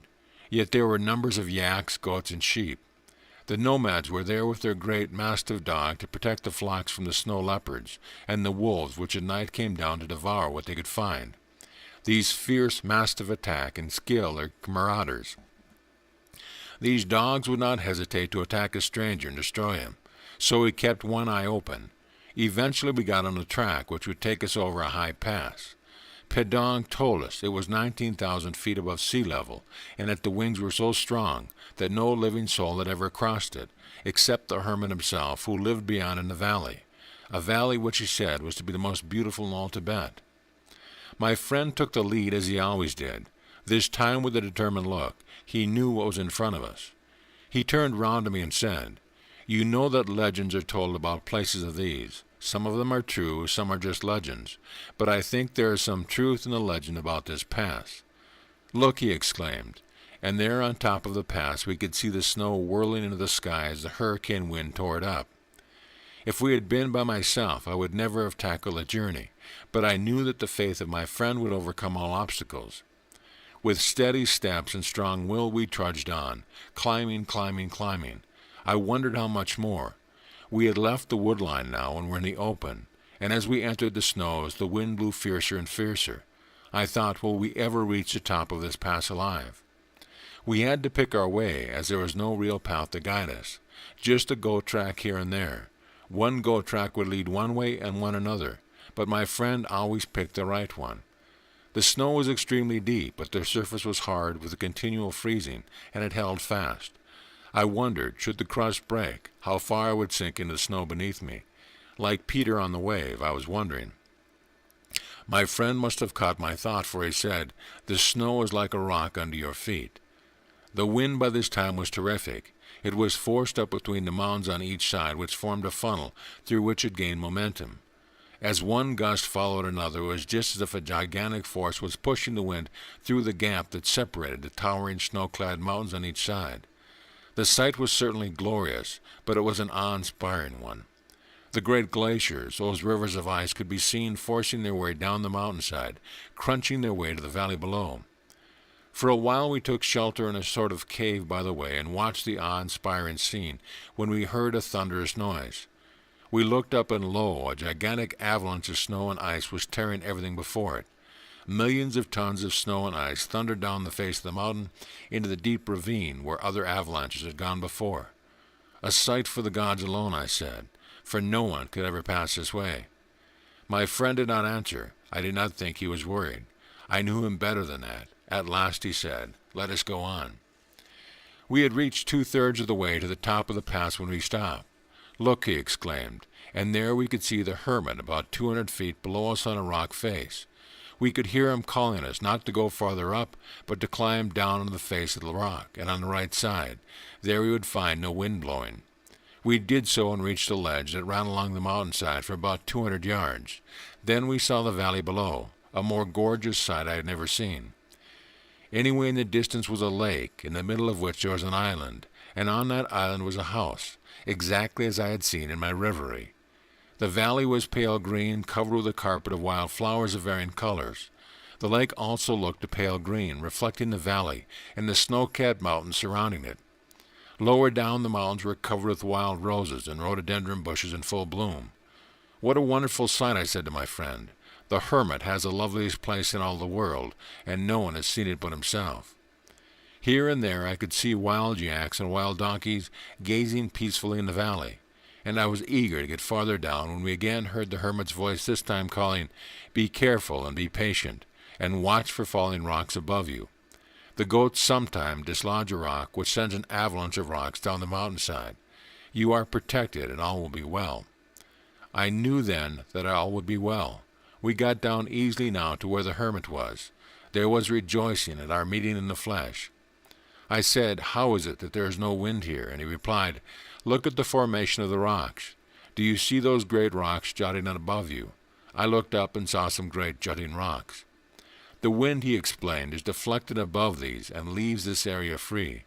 This is why no living soul has crossed this pass, and this is the only way, my secret way, into my valley. "What about the other side?" I asked. "That is even more difficult to enter," he replied. "All the valley to yourself, how wonderful." The time, he said, will come when the valley will be populated. People will eventually find their way here. At present it is a hallowed ground. Heaven and earth here are joined together. Only spiritual beings and those who can travel in the astral have access, and I may tell you that there are many. We wended our way down together, and the rest of the way was easy. We reached the edge of the lake, and the beauty was unsurpassable. The foliage was even more beautiful than I first thought. The overall shade was a soft, pale, mossy green, and by the side of the lake was a coracle. We got into it, and the hermit paddled us across the island sanctuary. Never shall I forget the sight. Natural foliage filled the area, right up to the edge of the natural green grass lawns, with some sheep and goats kept short by eating lusciously. Then came palm trees, which seemed to have been planted and specially cared for. I could see that they were the same species that studded the natural foliage. The hermit said that these grew from slips which he had planted. As they grew, he tended them, so as to make them into a regular formation.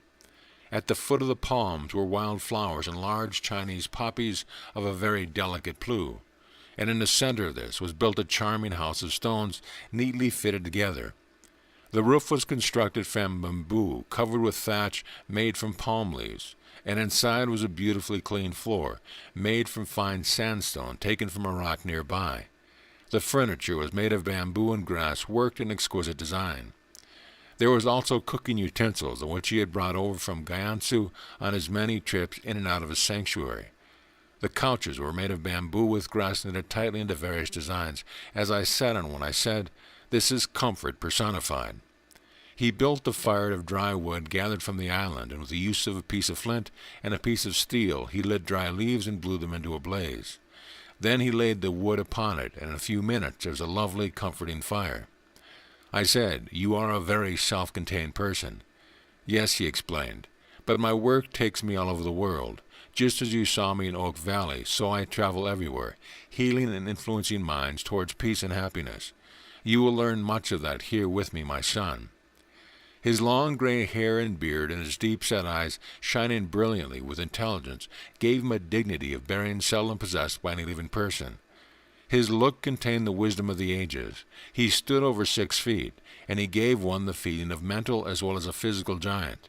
I said to myself, "This is truly the wisest man in all Asia." End of chapter. Chapter 11. As we sat around the fire for a little while we were talking, there was a sense of perfect harmony. We all felt as if we were one family. There was nothing strange or strange as there usually is at first meeting, and I felt that much more would be revealed to me here. Although we had done the journey in 6 days, which is just half the time it would ordinarily have taken, I did not feel tired. There was such an atmosphere of peace all around us. I felt exhilarated, yet I could do with a wash. The hermit must have sensed my feeling, for he said, "Take that path there," pointing to the path that led to the lake, "and you will find a pool in which you can bathe. The water is warm. There is a hot spring at the edge of the island, and the hot water runs into the pool which I have made. Only be careful not to go too near the spring itself, because it is boiling, and while you are having a bath and wash up, I will get supper ready." My friend and I then walked down the path. At the sides all the way down were wild flowers, especially Chinese poppies of exquisite colors and very large, the largest I had ever seen. When we reached a lake, we could see the side of a bubbling spring of boiling water which ran into the lake. Here the hermit had built 2 walls out into the lake which kept the hot water in the area of about 30 feet or more before it merged into the lake of cold water. I stripped, got in, and swam to the end of the channel between the 2 channels. The water near the spring was hot, but as I got farther out it became cooler until it reached cold water. The water here was clear, and I could see many fish swimming around. I said to my friend, "What an ingenious contraption, hot and cold water at call. The hermit has everything to his hand. What a wonderful place.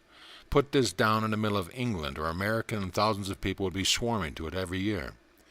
We swam about in the pool, I do not know for how long, when we heard the hermit call, "Supper is ready." I said, "What do you think he has got for supper?" "Well, that will be a surprise," came the reply, and indeed it was. There laid on the table was grilled fish, fresh butter, and plenty of milk, and bread which he had made himself. "Where in all the earth did you get this bread?" I exclaimed. "Oh," he smiled, "you will see my corn and barley fields tomorrow, and my little mill, with which I crush the corn and barley." The fish was delicious, and the bread was made from mixed barley and cornmeal, and it had a nutty texture. I had never tasted such excellent bread before, and the butter was as fresh as if it had come from the churn. I turned to my friend and asked, "Did you ever taste anything like this?" It was a good meal, and we enjoyed it, for we had not eaten since that morning. Supper over, we sat by the fire again and talked about the things we had done. This pleased the hermit, and he said, "You are the first two people that have ever entered my sanctuary. And you, my son," looking at me, "you are the first person from the outer world who has had the privilege of being taught by the great masters on all the sciences of the occult." "Yes," I said, "it is a great privilege, and I am indeed grateful to you for your very kind invitation and welcome to this wonderful sanctuary of yours. Nothing happens by chance, my son. Many have been called, but few are chosen. You have followed that which you were born. Few ever do. The world has swallowed them up." I thought to myself, what an apt term, for it nearly swallowed me up too. "You have come here because it was ordained that you should," he continued. "Your work is unique, and the world needs your message. But you have to be prepared for greater things to come. You will also write books of the kind that has never been written before. Books have been written by others, but they did not help man to know himself. We have been watching over you for a long time," he added, "both those who are in the flesh and those who are out of the flesh." I said, "I do not feel worthy of all this." "We are not concerned with your worthiness. We are concerned only with how the truth can best be made known to the world. You are a good instrument, and we know that you will be a better one after this." Then he said, "As your time is limited, I do not intend that you should waste any of it, so we will start working right away. Tonight I would like to instruct you on certain matters pertaining to the work before the actual practice. What is necessary to a consciousness that is clear is not only a free mind, freed from all that is false, but also a consciousness that is creative. The mind is the instrument, but it is the consciousness that has creativeness.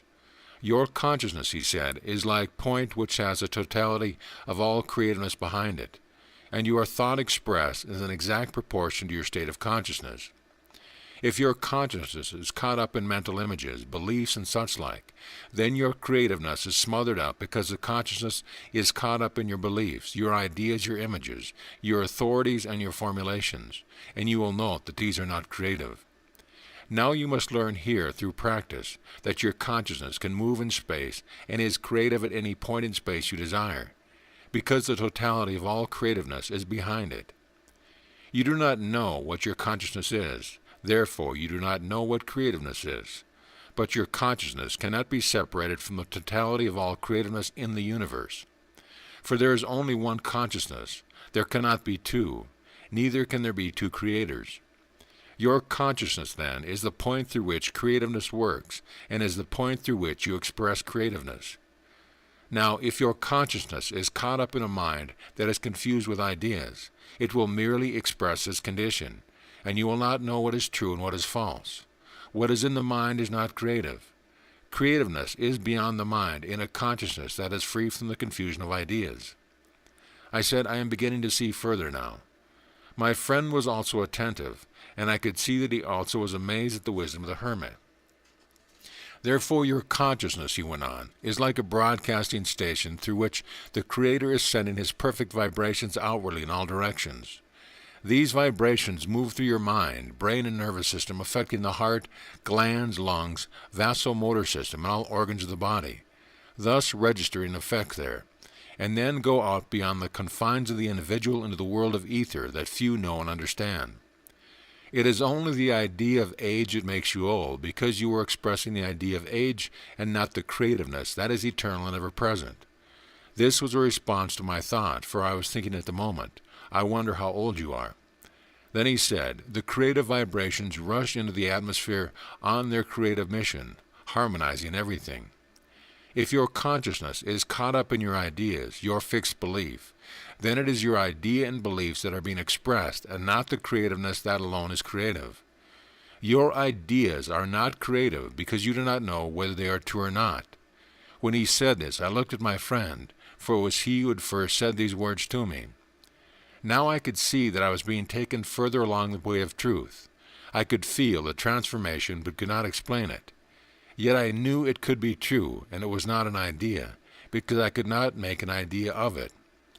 What I created in my mind did not matter, because what was in my mind could not be the truth.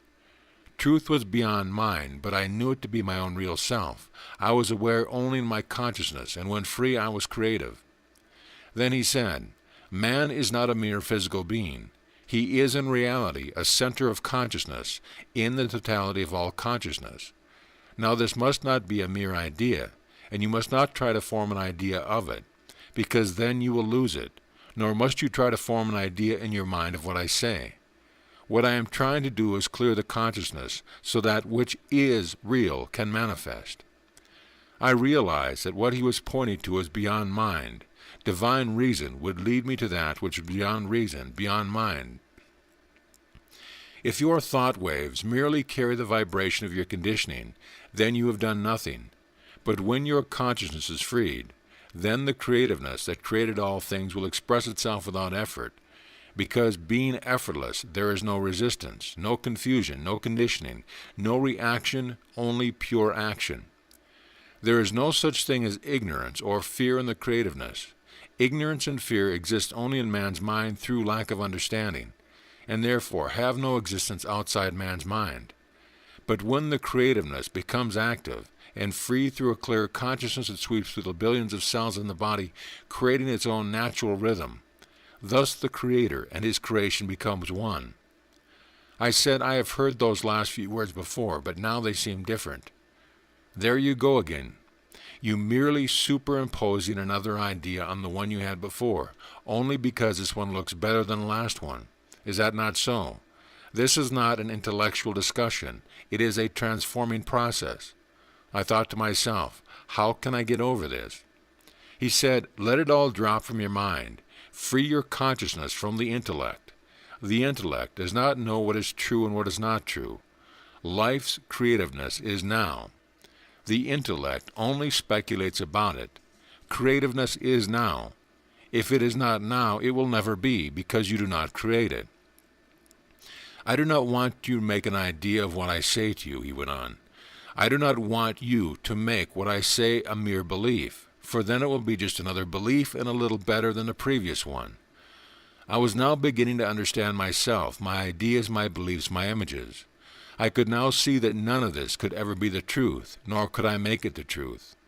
Truth was a living creativeness beyond the mind and would express itself more as I understood that which was hindering its true expression. When you accept me as an authority, he went on, or any other authority, then you will begin to fear, and confusion will result. Then you will express that confusion both in your mind and body and beyond, and that is not truth. Love is something you cannot define. Love is creativeness in action. Love is creative action. Ideas and belief can only create reaction, and reaction can never be creative action. Creative action is the expression of divine consciousness within the individual consciousness that realizes it through freedom. The individual consciousness being the point through which the divine consciousness expresses itself. Thus the individuality is dissolved into pure action, for there is only one. Now you see it is the real self that hinders the pure action of love. The release of this divine energy through your consciousness will harmonize your mind and body, and also those whom you hold in your consciousness at the moment of realization. The Creator and his creation become one. This delightful effect sweeps through the cells, establishing the divine rhythm. There is relaxation, comfort, peace, and joy. Possessiveness and fear pass away, for such arise only from human desire. He paused for a moment and then went on. The one who is freed will soon become aware of the effect of a wave of anger or aggressiveness, because that one feels the inharmony. Not that it affects him in any way, but he becomes aware of it, and knows how false it is. having no power except that of the immature mind that is expressing it. It is only the small mind that engages in these false movements. Since various human thought waves, such as hate, jealousy, and fear, have their effect upon the body, we see them also expressed in the facial muscles revealing the tortured mind that is hidden behind them. Now, he said, here is the secret behind the change of form. Consciousness, being creative, alone creates form and is capable of transformation of matter form through the direction of the consciousness that is creative. Consciousness, to be creative, must be free, so that the Father can do the work. Whatever the consciousness asks, through a directing and understanding faith, the Father fulfills that direction, because there is no separation or hindrance. Therefore, as the divine creativeness transforms the eternal, ever-existing energy of the universe into form, so does the individual consciousness that is aware of its unity with the totality of all creativeness. What I see the Father do, I do likewise, I ventured to quote. Yes, he affirmed, no matter in what form, mineral, vegetable, animal, human, or angelic, consciousness is supreme. This is the secret teaching which Jesus gave to his disciples. Therefore, all power is in the divine consciousness in heaven and earth. Remember, the divine idea is not a human idea. A human idea is a mental image, but the divine idea is the manifestation of the divine itself. I and the Father are one. These words you yourself know, but to many they are mere words because their consciousness is a prisoner in their own creation, and they only bring the idea into their self-created prison, the doors and bars being their ignorance. The divine idea is the word of creation, and must ever remain the same perfect creative word, the form changing into greater splendor to reveal a divine idea. Therefore, the vibration of love is the keynote of perfect creation and the rhythmic organization of atoms into more perfect form. Therefore you see that a clear consciousness is not bound up in human ideas, but is the point through which the divine creativeness acts to combine the ether atoms to form the pattern of the divine ideas. There is an intelligent force, a knowing how, that induces magnetic attraction, which binds the ether atoms as the basis of a form to be manifested in the realm of the physical atoms, which produces condensation, and the materialization of the atoms to be seen by the physical eye. Now, he said, tomorrow we will have definite practice in astral projection, and according to the freedom of your consciousness, so will you move in the astral, and each evening we can have further discussions. And he added, the sun has already set, and you should retire for the night. Tomorrow morning we will watch the sun rise, and in the evening we will watch it set. I want you to see the whirling of the snow on the pass as the sun rays strike it. It is truly a wonderful sight. I can believe that from what I saw today, I said. I love to see the sun rising and setting. Around the main room there were small alcoves in which comfortable stretchers were fitted. So I retired for the night knowing I should have a peaceful, satisfying sleep. Next morning I was awakened by my friend tugging at me. I had not moved from the position which I had lain the night before. He said, breakfast is ready. I was soon up, shaved, dressed, and fed, and we went out to see the sunrise. We watched it climb up beyond the pass. The snow was still whirling in the air, and I could see the red glow behind it. It was like a gigantic white veil with all the colors of the rainbow showing through it. It was a sight I shall never forget as long as I live. The sheer wildness of it thrilled me through and through. The pass then became visible, and I could see how impossible it would be to cross it. The comparison between the calm surface of the lake and the hurricane that was blowing nearly 19,000 feet above was like a calm sea, and a hurricane that would toss a giant liner as if it were a mere cork. Now, said the hermit, I want you to begin to learn the art of astral travel, and we went inside. He directed me to lie down and relax every muscle and fiber in my body. I very soon found myself going into a semi-trance state. It was not a sleep because I was in a state of semi-consciousness. I heard his voice say, let go of your body, and as I did, so I could feel myself soaring above my body. I looked down at it where I lay and could see that I was free from it. Now he said, you must not fear anything, or you will come back to your body instantly. I felt a calmness, the stillness of another world. I could still hear his voice saying, you are in the astral now. Now think of a place you want to go and the person or people you want to see, and you will be there instantly. I did so, and to my wonderment, I was there watching what was going on.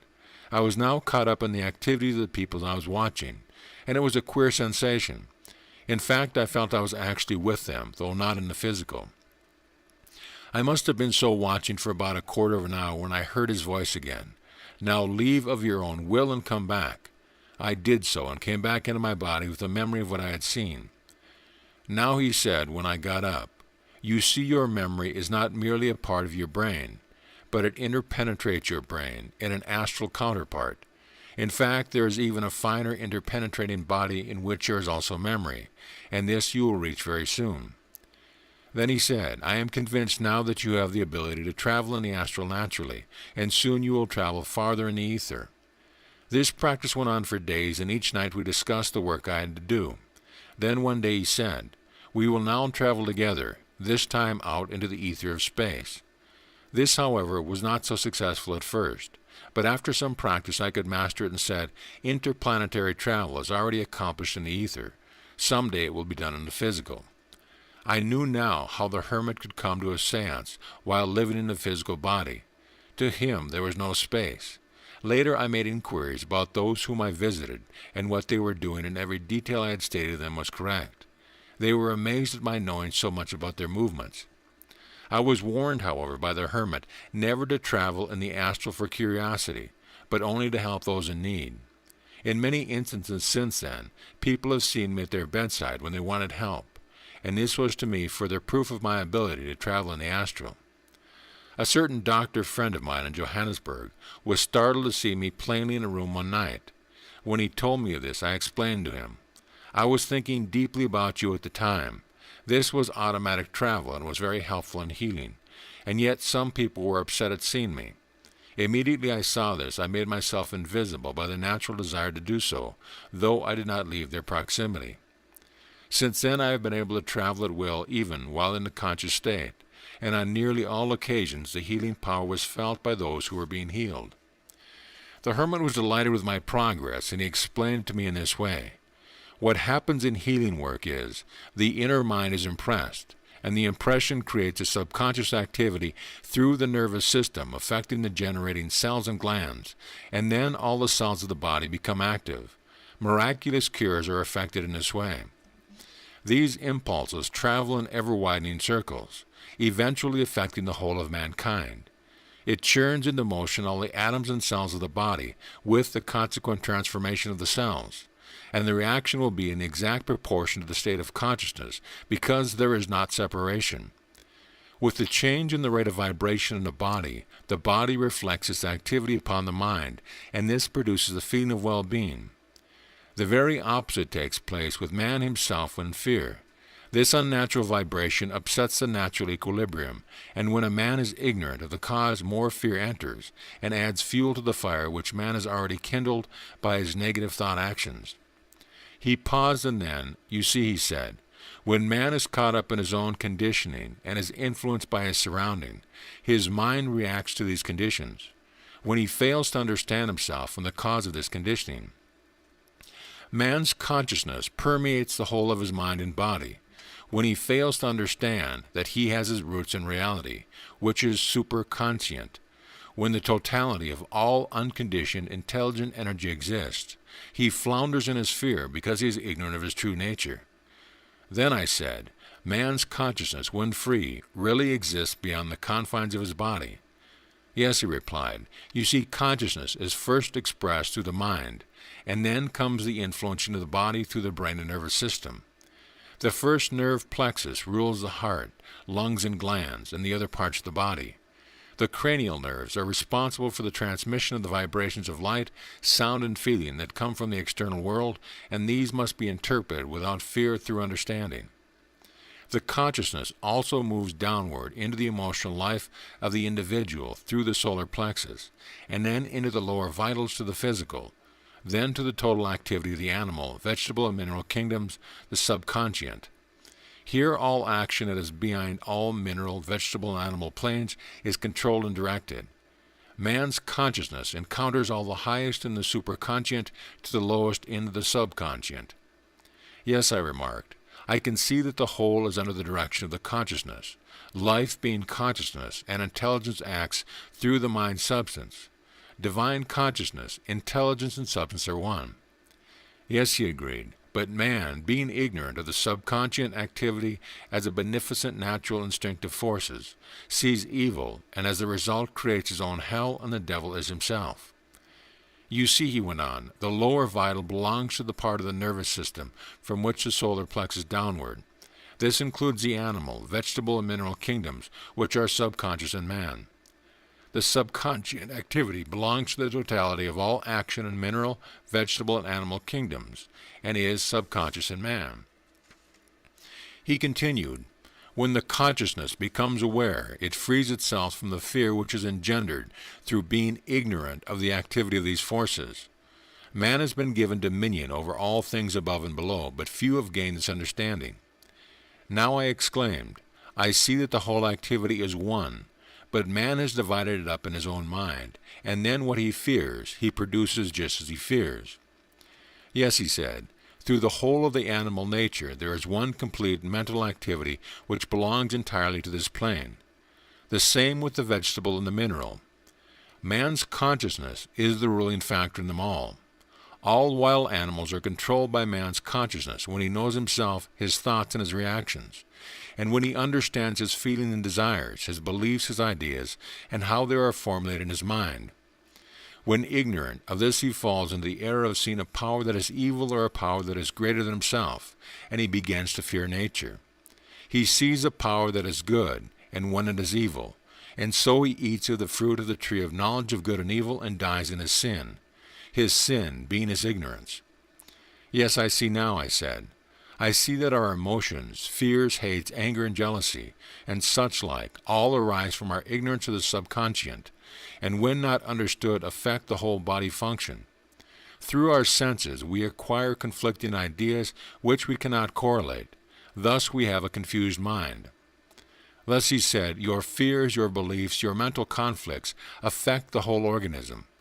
Thus the whole of the subconscient within the individual becomes confused, with the result that the body suffers.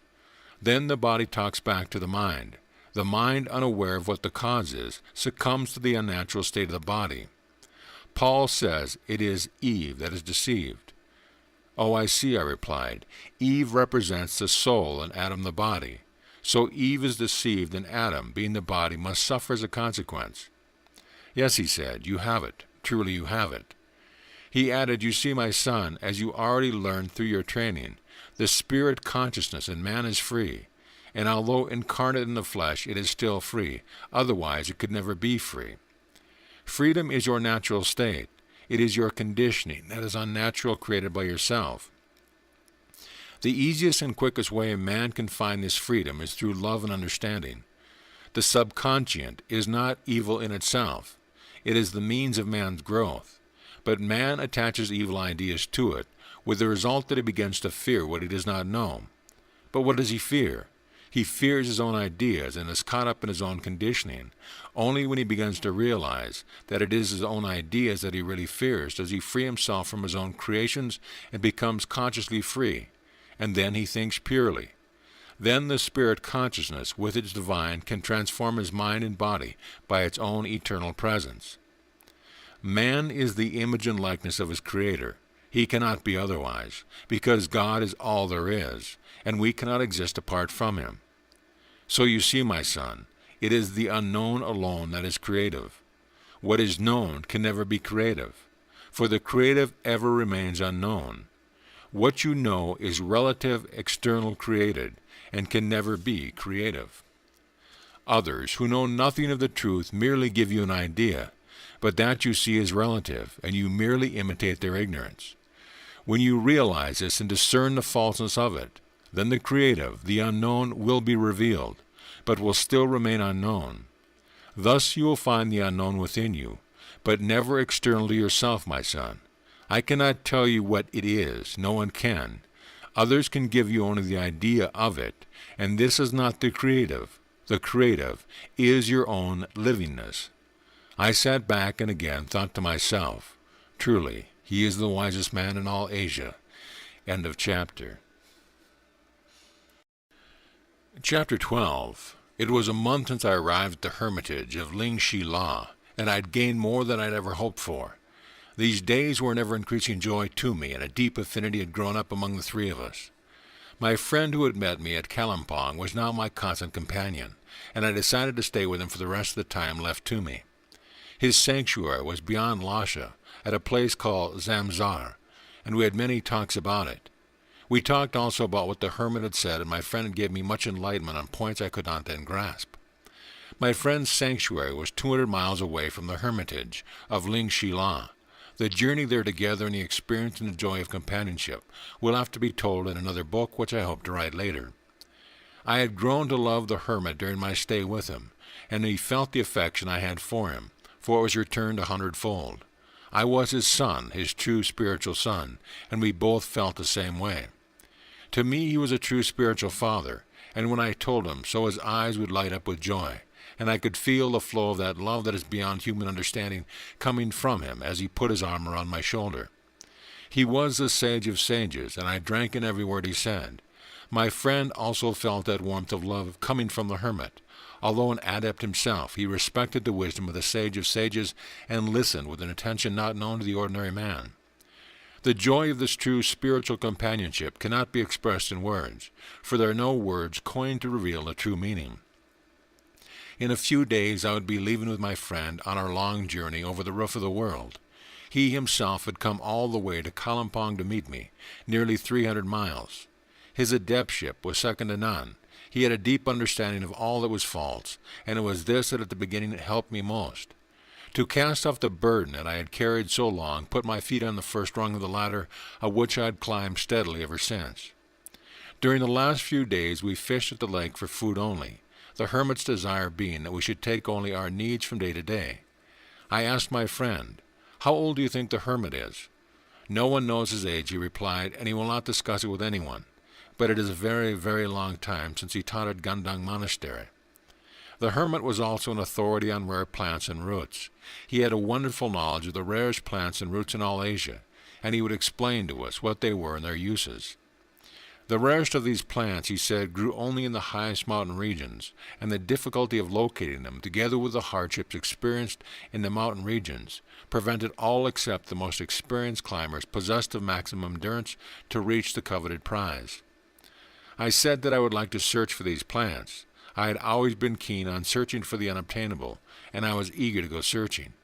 My friend looked at me as much to say, "Do you know what you are letting yourself in for?" Anyway, it was decided that we would try to find 4 of the rarest plants, and we set out with that purpose the next morning, each taking with us some food in the haversack, and some warm headgear and gloves as a protection from the icy blasts in the high mountains. We also took climbing staffs, an ice axe, and a rope in case we should need it, and a light spade with which to dig in the snow. The hermit thought that the most likely place to find the plants would be up towards the pass, and we steadily made our way in the direction. I was amazed at the hermit.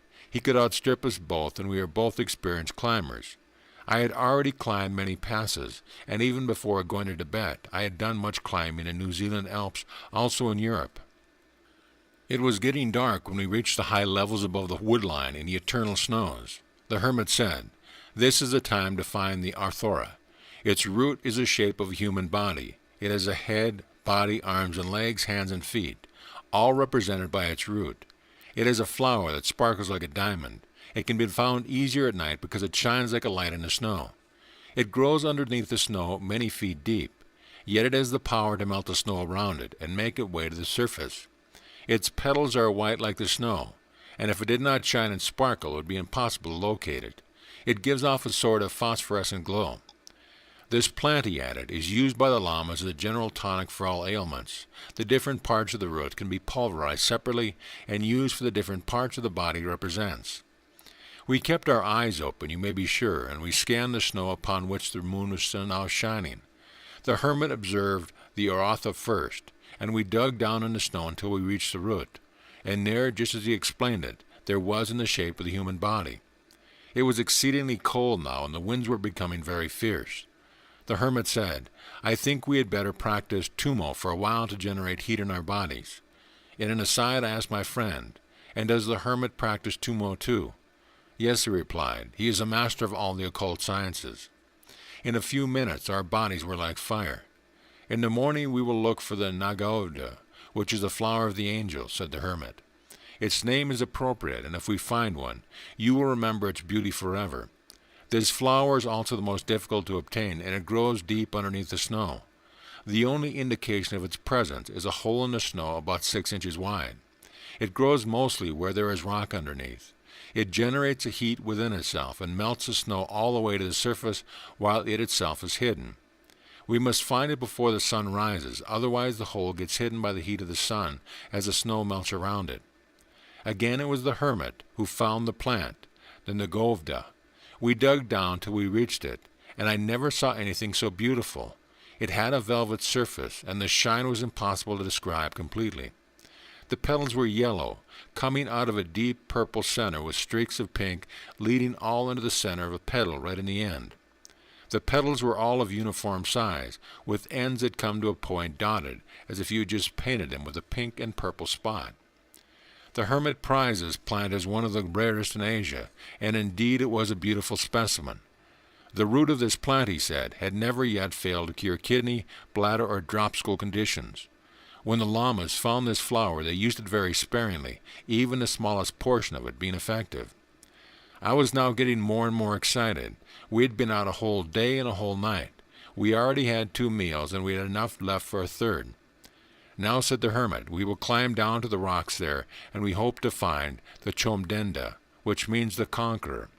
This plant grows out of the rock in the high rocky region.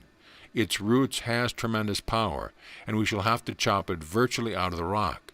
Its color is gray and black, with a grassy stem, and the end grows a grassy top. The properties of this plant, he went on to say, are that it sustains you for days, even months. The lamas use it when crossing the mountains on long journeys. It has tremendous sustaining power. The lamas believe that it has the power of a mountain rock in it, and some call it the elixir of life. It is brewed into a concoction with spirit made from corn, and has the power to rejuvenate the cell structure, and it prevents wastage when the adepts are in a long practice of asceticism. The effects of a concoction of this plant, taken liberally, cause a deep trance or coma. The heart virtually ceases to beat, and suspended animation sets in. In this condition, the body can be put into cold storage or buried deep in the snow for weeks. The Tibetan yogi uses this concoction sometimes when he leaves his body in a cave and he wanders several weeks in the astral, and when he comes back to his body, there is no wastage of any kind. It was the hermit again who found this plant, the Chomdenda, and he cut it up with the rock with an axe. If you don't mind, I said to the hermit, I would like to take a bit of this with me. We all laughed heartily. I didn't know for what, but we kept on laughing for some time. It was my friend who started us off. I asked him what we were laughing at, and he replied, You should know, but to this day I don't know. The last of the 4 rarest plants is called Yartsa Goomba, and the hermit, it means summer grass and winter insect. The most extraordinary thing about it is that in winter it becomes a root, and in the summer it becomes a caterpillar. And when the caterpillar becomes a root in the winter, a flower grows out of its head. These plants are very scarce and are seldom found, but I think we may find one. We will look for it on lower levels as we go down. Sure enough, the hermit found it. Now, he said, this is just in between summer and winter, and you see half of a caterpillar has already gone hard into a root, and you see the flowers beginning to come out of the head. It was amazing to see the change take place. The properties of this animal plant have the effect of clearing the brain. When the lamas find this plant, they use it to stimulate the brain centers so that they can stay awake for days without feeling a need for sleep. When on long journeys in the winter snows, to sleep would be dangerous. Anyone could be buried in the snow in no time. Also, it is a strong nerve stimulant, and by using it, the lama can travel for days without sleep or rest. These rare plants fascinated me. Few people had any knowledge of them. Certainly no one in the Western world had ever seen them. They may have heard of them, but I do not know of anyone having seen them. We reached the Hermitage that evening. We had been away just 2 days and 1 night. The hermit said it was a great achievement, for it took days, sometimes weeks, to locate the Orota and the Nogdeva. We had been traveling all the time except for eating and digging, and I felt tired. I dived into the warm pool and swam around and felt quite fresh when I got back. We had supper and then retired for the night. I did not know it was morning till I felt the usual tugging of my friend. Time was passing rapidly, and I was feeling sad, for the parting was at hand. I felt I could stay here very much longer, and the hermit said, "My son, you will have to go back soon in your world to do the work for which you were born. You are going to stay with your friend," he went on, "during the time that is left. Make the most of it. He will give you details, whereas I have shown you the whole. This will be my last talk with you, my son." So we all sat down, eager to hear what he had to say, and this is what he said. "Divine reasoning and knowing the self will lead you out of the false. But even divine reasoning must cease before you can experience that which is real. For the real is beyond reason, beyond the mind.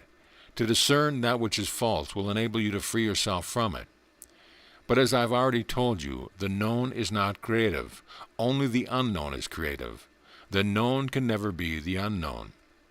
You see, my son, in every nation and every group, there is a conception of reality which they call God. But this is just an intellectual approach to reality God. Most people are discussing reality so as to discover that reality is. Hence we have so many different philosophies, so many different groups and religions. Reality is the unknown, and alone is creative. You understand that, my son?" "Yes, I do," I humbly replied. "The mind cannot comprehend reality, but you can translate reality into your daily living by understanding that the only way to approach reality is by true affection and love. Then you will find yourself giving expression to reality itself. In this way, you will translate reality into your everyday living. Most people do not approach reality through love and affection, but through antagonism and fear. Is it not so that the members of a group, while trying to approach reality, are antagonistic to the members of the other group? This is stupid nonsense, my son. I was beginning to see more now. Though the known was not reality, I still wanted a way to express it. I could now see that the key was in loving your neighbor as yourself. Is it not so, my son, that you have in the past tried to corner a bit of reality for yourself?" He asked, but it did not work. "You desired reality only so that you could get what you wanted. Reality to you was but a means to an end. This is not expressing reality. It is merely a suggestion in opposition to another suggestion in your mind. Now you know that the only way to express reality is through love and affection, and then there is no frustration, no opposition. But this affection does not mean that you are merely in love with the idea that by so doing you will get what you want. People everywhere are seeking the love of God but hate their enemies. They are praying for peace but are preparing for war. They want success at the expense of their neighbor, but they are really cheating themselves. You see, my son, it is this inward poverty that makes them look to the external, and they miss the creativeness that is ever present and eternal. In the past, you were discussing reality as an idea, and so the idea became to you the truth, when it was not the truth. I knew that now, for my friend very soon disposed of that fallacy with the first few words he said to me. It does not matter very much whether it is true or not. What I had was not the real, and I knew at that very moment, and I said so. "True, my son," he affirmed. Then he went on.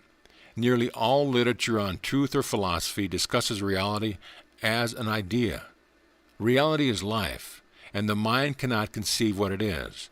Therefore, it is useless trying to make an idea of life. But when you see that an idea is but an imitation, a mental concept, it dies away. Then life that is ever present becomes a reality in you. You do not create it. What you create is not reality. Reality is not an idea or a mental formulation, but an actual livingness, expressing itself in love and affection. As long as you have merely an idea of it, you will never know or experience it. You must realize, my son, that you live because reality lives. Reality is life, the unknown is life, and life is creative, and you do not know that life is, but you know that it is. Yes, I said, I do now know that it is. I am the life. Yes, he interrupted, provided you do not try to make an idea of it. You see, my son, if your prayers arise merely from an idea or a belief, which is your own conditioning, they amount to nothing. This conditioning must cease to be before the unknown comes into being. You must never lose yourself in philosophy or question another on that which can be realized only by yourself. You see, my son, If I would philosophize to you about the wonders of reality, you would only build up an idea of reality. But you can never give expression to reality through an idea, only through the action of love and affection. You do not know what love is, but you can experience love. Possessiveness is not love. Love is eternal and ever-present, whereas possessive love comes to an end. God is the unknown and cannot be known. The moment you think you know God, it is not God you know, but an idea of God, a projected image which hinders the discovery of the unknown. Yes, I can see that, I said. At first I was afraid to throw away the false. My mind always wanted something to hang on to. But when I saw how false it all was, and how my ignorance blinded me to the falseness of it, the false fell away. The freedom I felt was beyond words. I was no longer caught up in beliefs and ideas, and my fears dissolved as I saw they were in my own creations. Yes, he said, this is all very true, but reality is never the result of the false or the elimination of the false. You must know that it is now at this very moment and does not rise out of the false. The false has no foundation whatsoever. It is a myth. It is a self-created illusion. You see, my son, beliefs are a process of the mind and are born of the known. If you merely say, God is the unknown, you create an idea of the unknown. But your mental creation of the unknown is not the unknown, the creative or the real. The man who accumulates wealth, builds temples, organizes religion, the bishops, the cardinals, the preachers, as well as the man who drops the bomb, say that God is their companion. Surely their belief is but a form of self-expansion. It is merely their own conceit. Those who have conditioned their mind to a particular pattern, which they call their religion, can never realize the ultimate reality, which is love and affection. Yes, I said, I can see that, and that is the cause of all antagonism, each having a different pattern, a different religion, a different idea, trying to make others conform to their idea, and if they do not succeed, they look upon you as something apart from themselves. They live in separation, which is the cause of all war, destruction, and misery. They divided themselves into groups, nationalities, which is but a formulation in their mind. There is only one God, one Creator, and all must be His creation. The Creator and His creation are one. Yes, he said, for the unknown to be, the mind must be completely emptied of what you believe or disbelieve. You must understand the whole content of your mind, the whole process of ideas and formulation. And by this means only will you be aware moment to moment, without any sense of accumulation. Your mind must be utterly silent without acceptance, without resistance, condemning or blaming. When the self has died, then only is there that which is real. Words are not important to you anymore, for there is a state of creativeness, which is not an idea or a word or an expression of the self. You will then know what is indescribable. A description of the indescribable is merely a cultivation of memory. To verbalize the indescribable, the creative, the unknown, is to put it into time, and that which is of time cannot be timeless. Now you see, my son, he said, this knowing is not the result of the known, but knowing that the known is not the unknown, the creative. It is not obtained through reason, because it is beyond reason, but it does not run contrary to reason. It is obtained through space or time factors, because it is ever present in its own eternity. Therefore, every moment, all life is concentrated at any point in its omnipotence that you may choose to realize. Yes, I said, I realize now that divine reason helps towards divine realization. I can reason towards the ultimate, but reason must cease because it cannot go beyond mind. When it knows that it can never know, at that moment there is reality. Yes, my son, I see that you understand now, and with this understanding you can go further, for there is no ending. Anything that has an end is not reality. It is the unmanifest that gives rise to the manifest. The invisible gives rise to the visible. The unknowable is the creativeness within that creates, but will ever remain the uncreated and the unknowable. The creation can be known, but the creativeness ever remains unknown. Those who seek to corner reality for their own welfare become antagonistic to others. Therefore, there is no love, no expression of the real, only the self. It is the self that stands in the way. Yes, I of my own self am nothing, I quoted. Then love, wholeness, comes into being. In Luke 12:20 I have read these words, Thou fool, this night thy soul shall be required of thee. Then, who shall then these things be which thou hast provided? I can see now why prayers, year after year, cannot take the faults out of the world. If the teaching of the Masters had not been mutilated to suit the dogmatist and separatist, man would have freed himself long ago from limitation, beliefs and ideas which are causing so much strife in the world. I can see also, I continued, that good prayers are love and affection for others. False prayers are words. Yes, my son, he said, it is not an intellectual reaction that is needed, but an expression of love and affection. So transformation can take place immediately. Love and affection is action.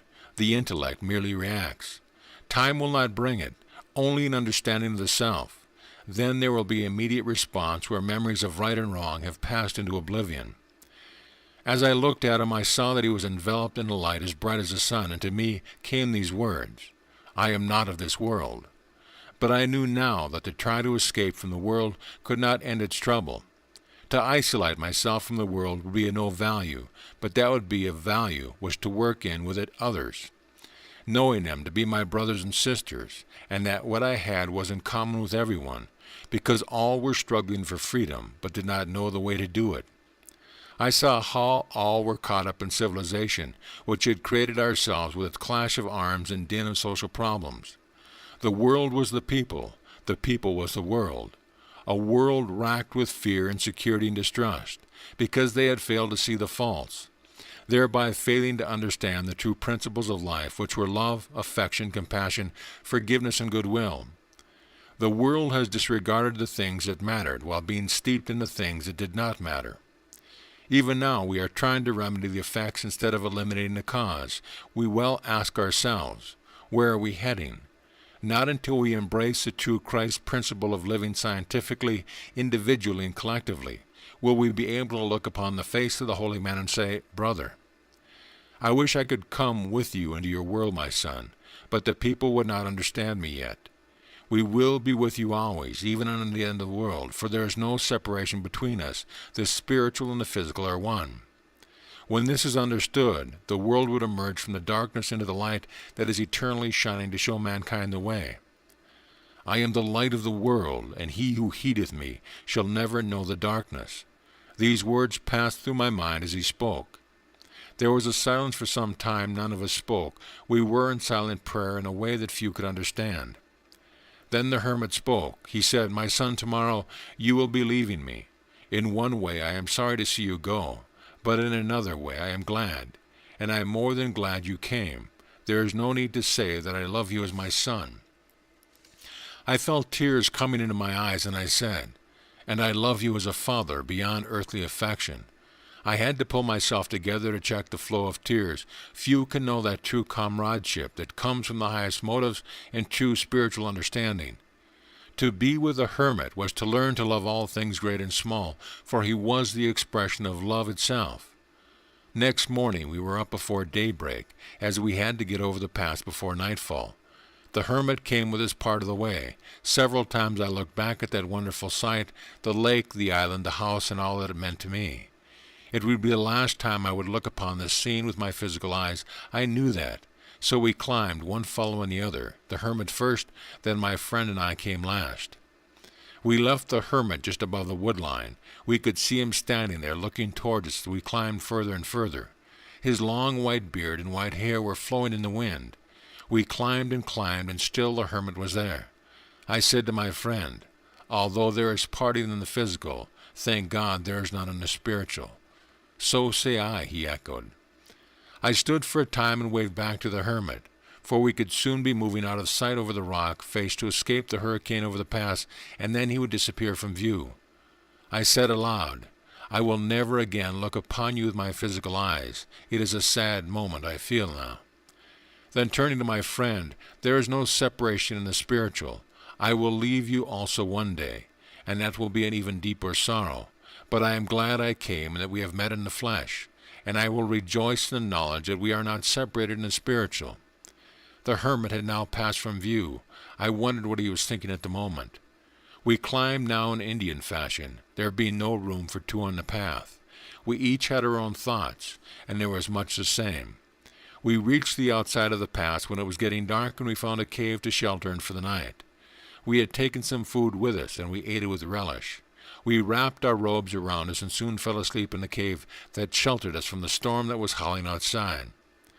Next morning we made our way down to Sangpo River to find a man with a coracle waiting for us. My friend spoke to him in Tibetan and said, "But how did you know we were coming?" He said, "The hermit came last night and told me you would be here today."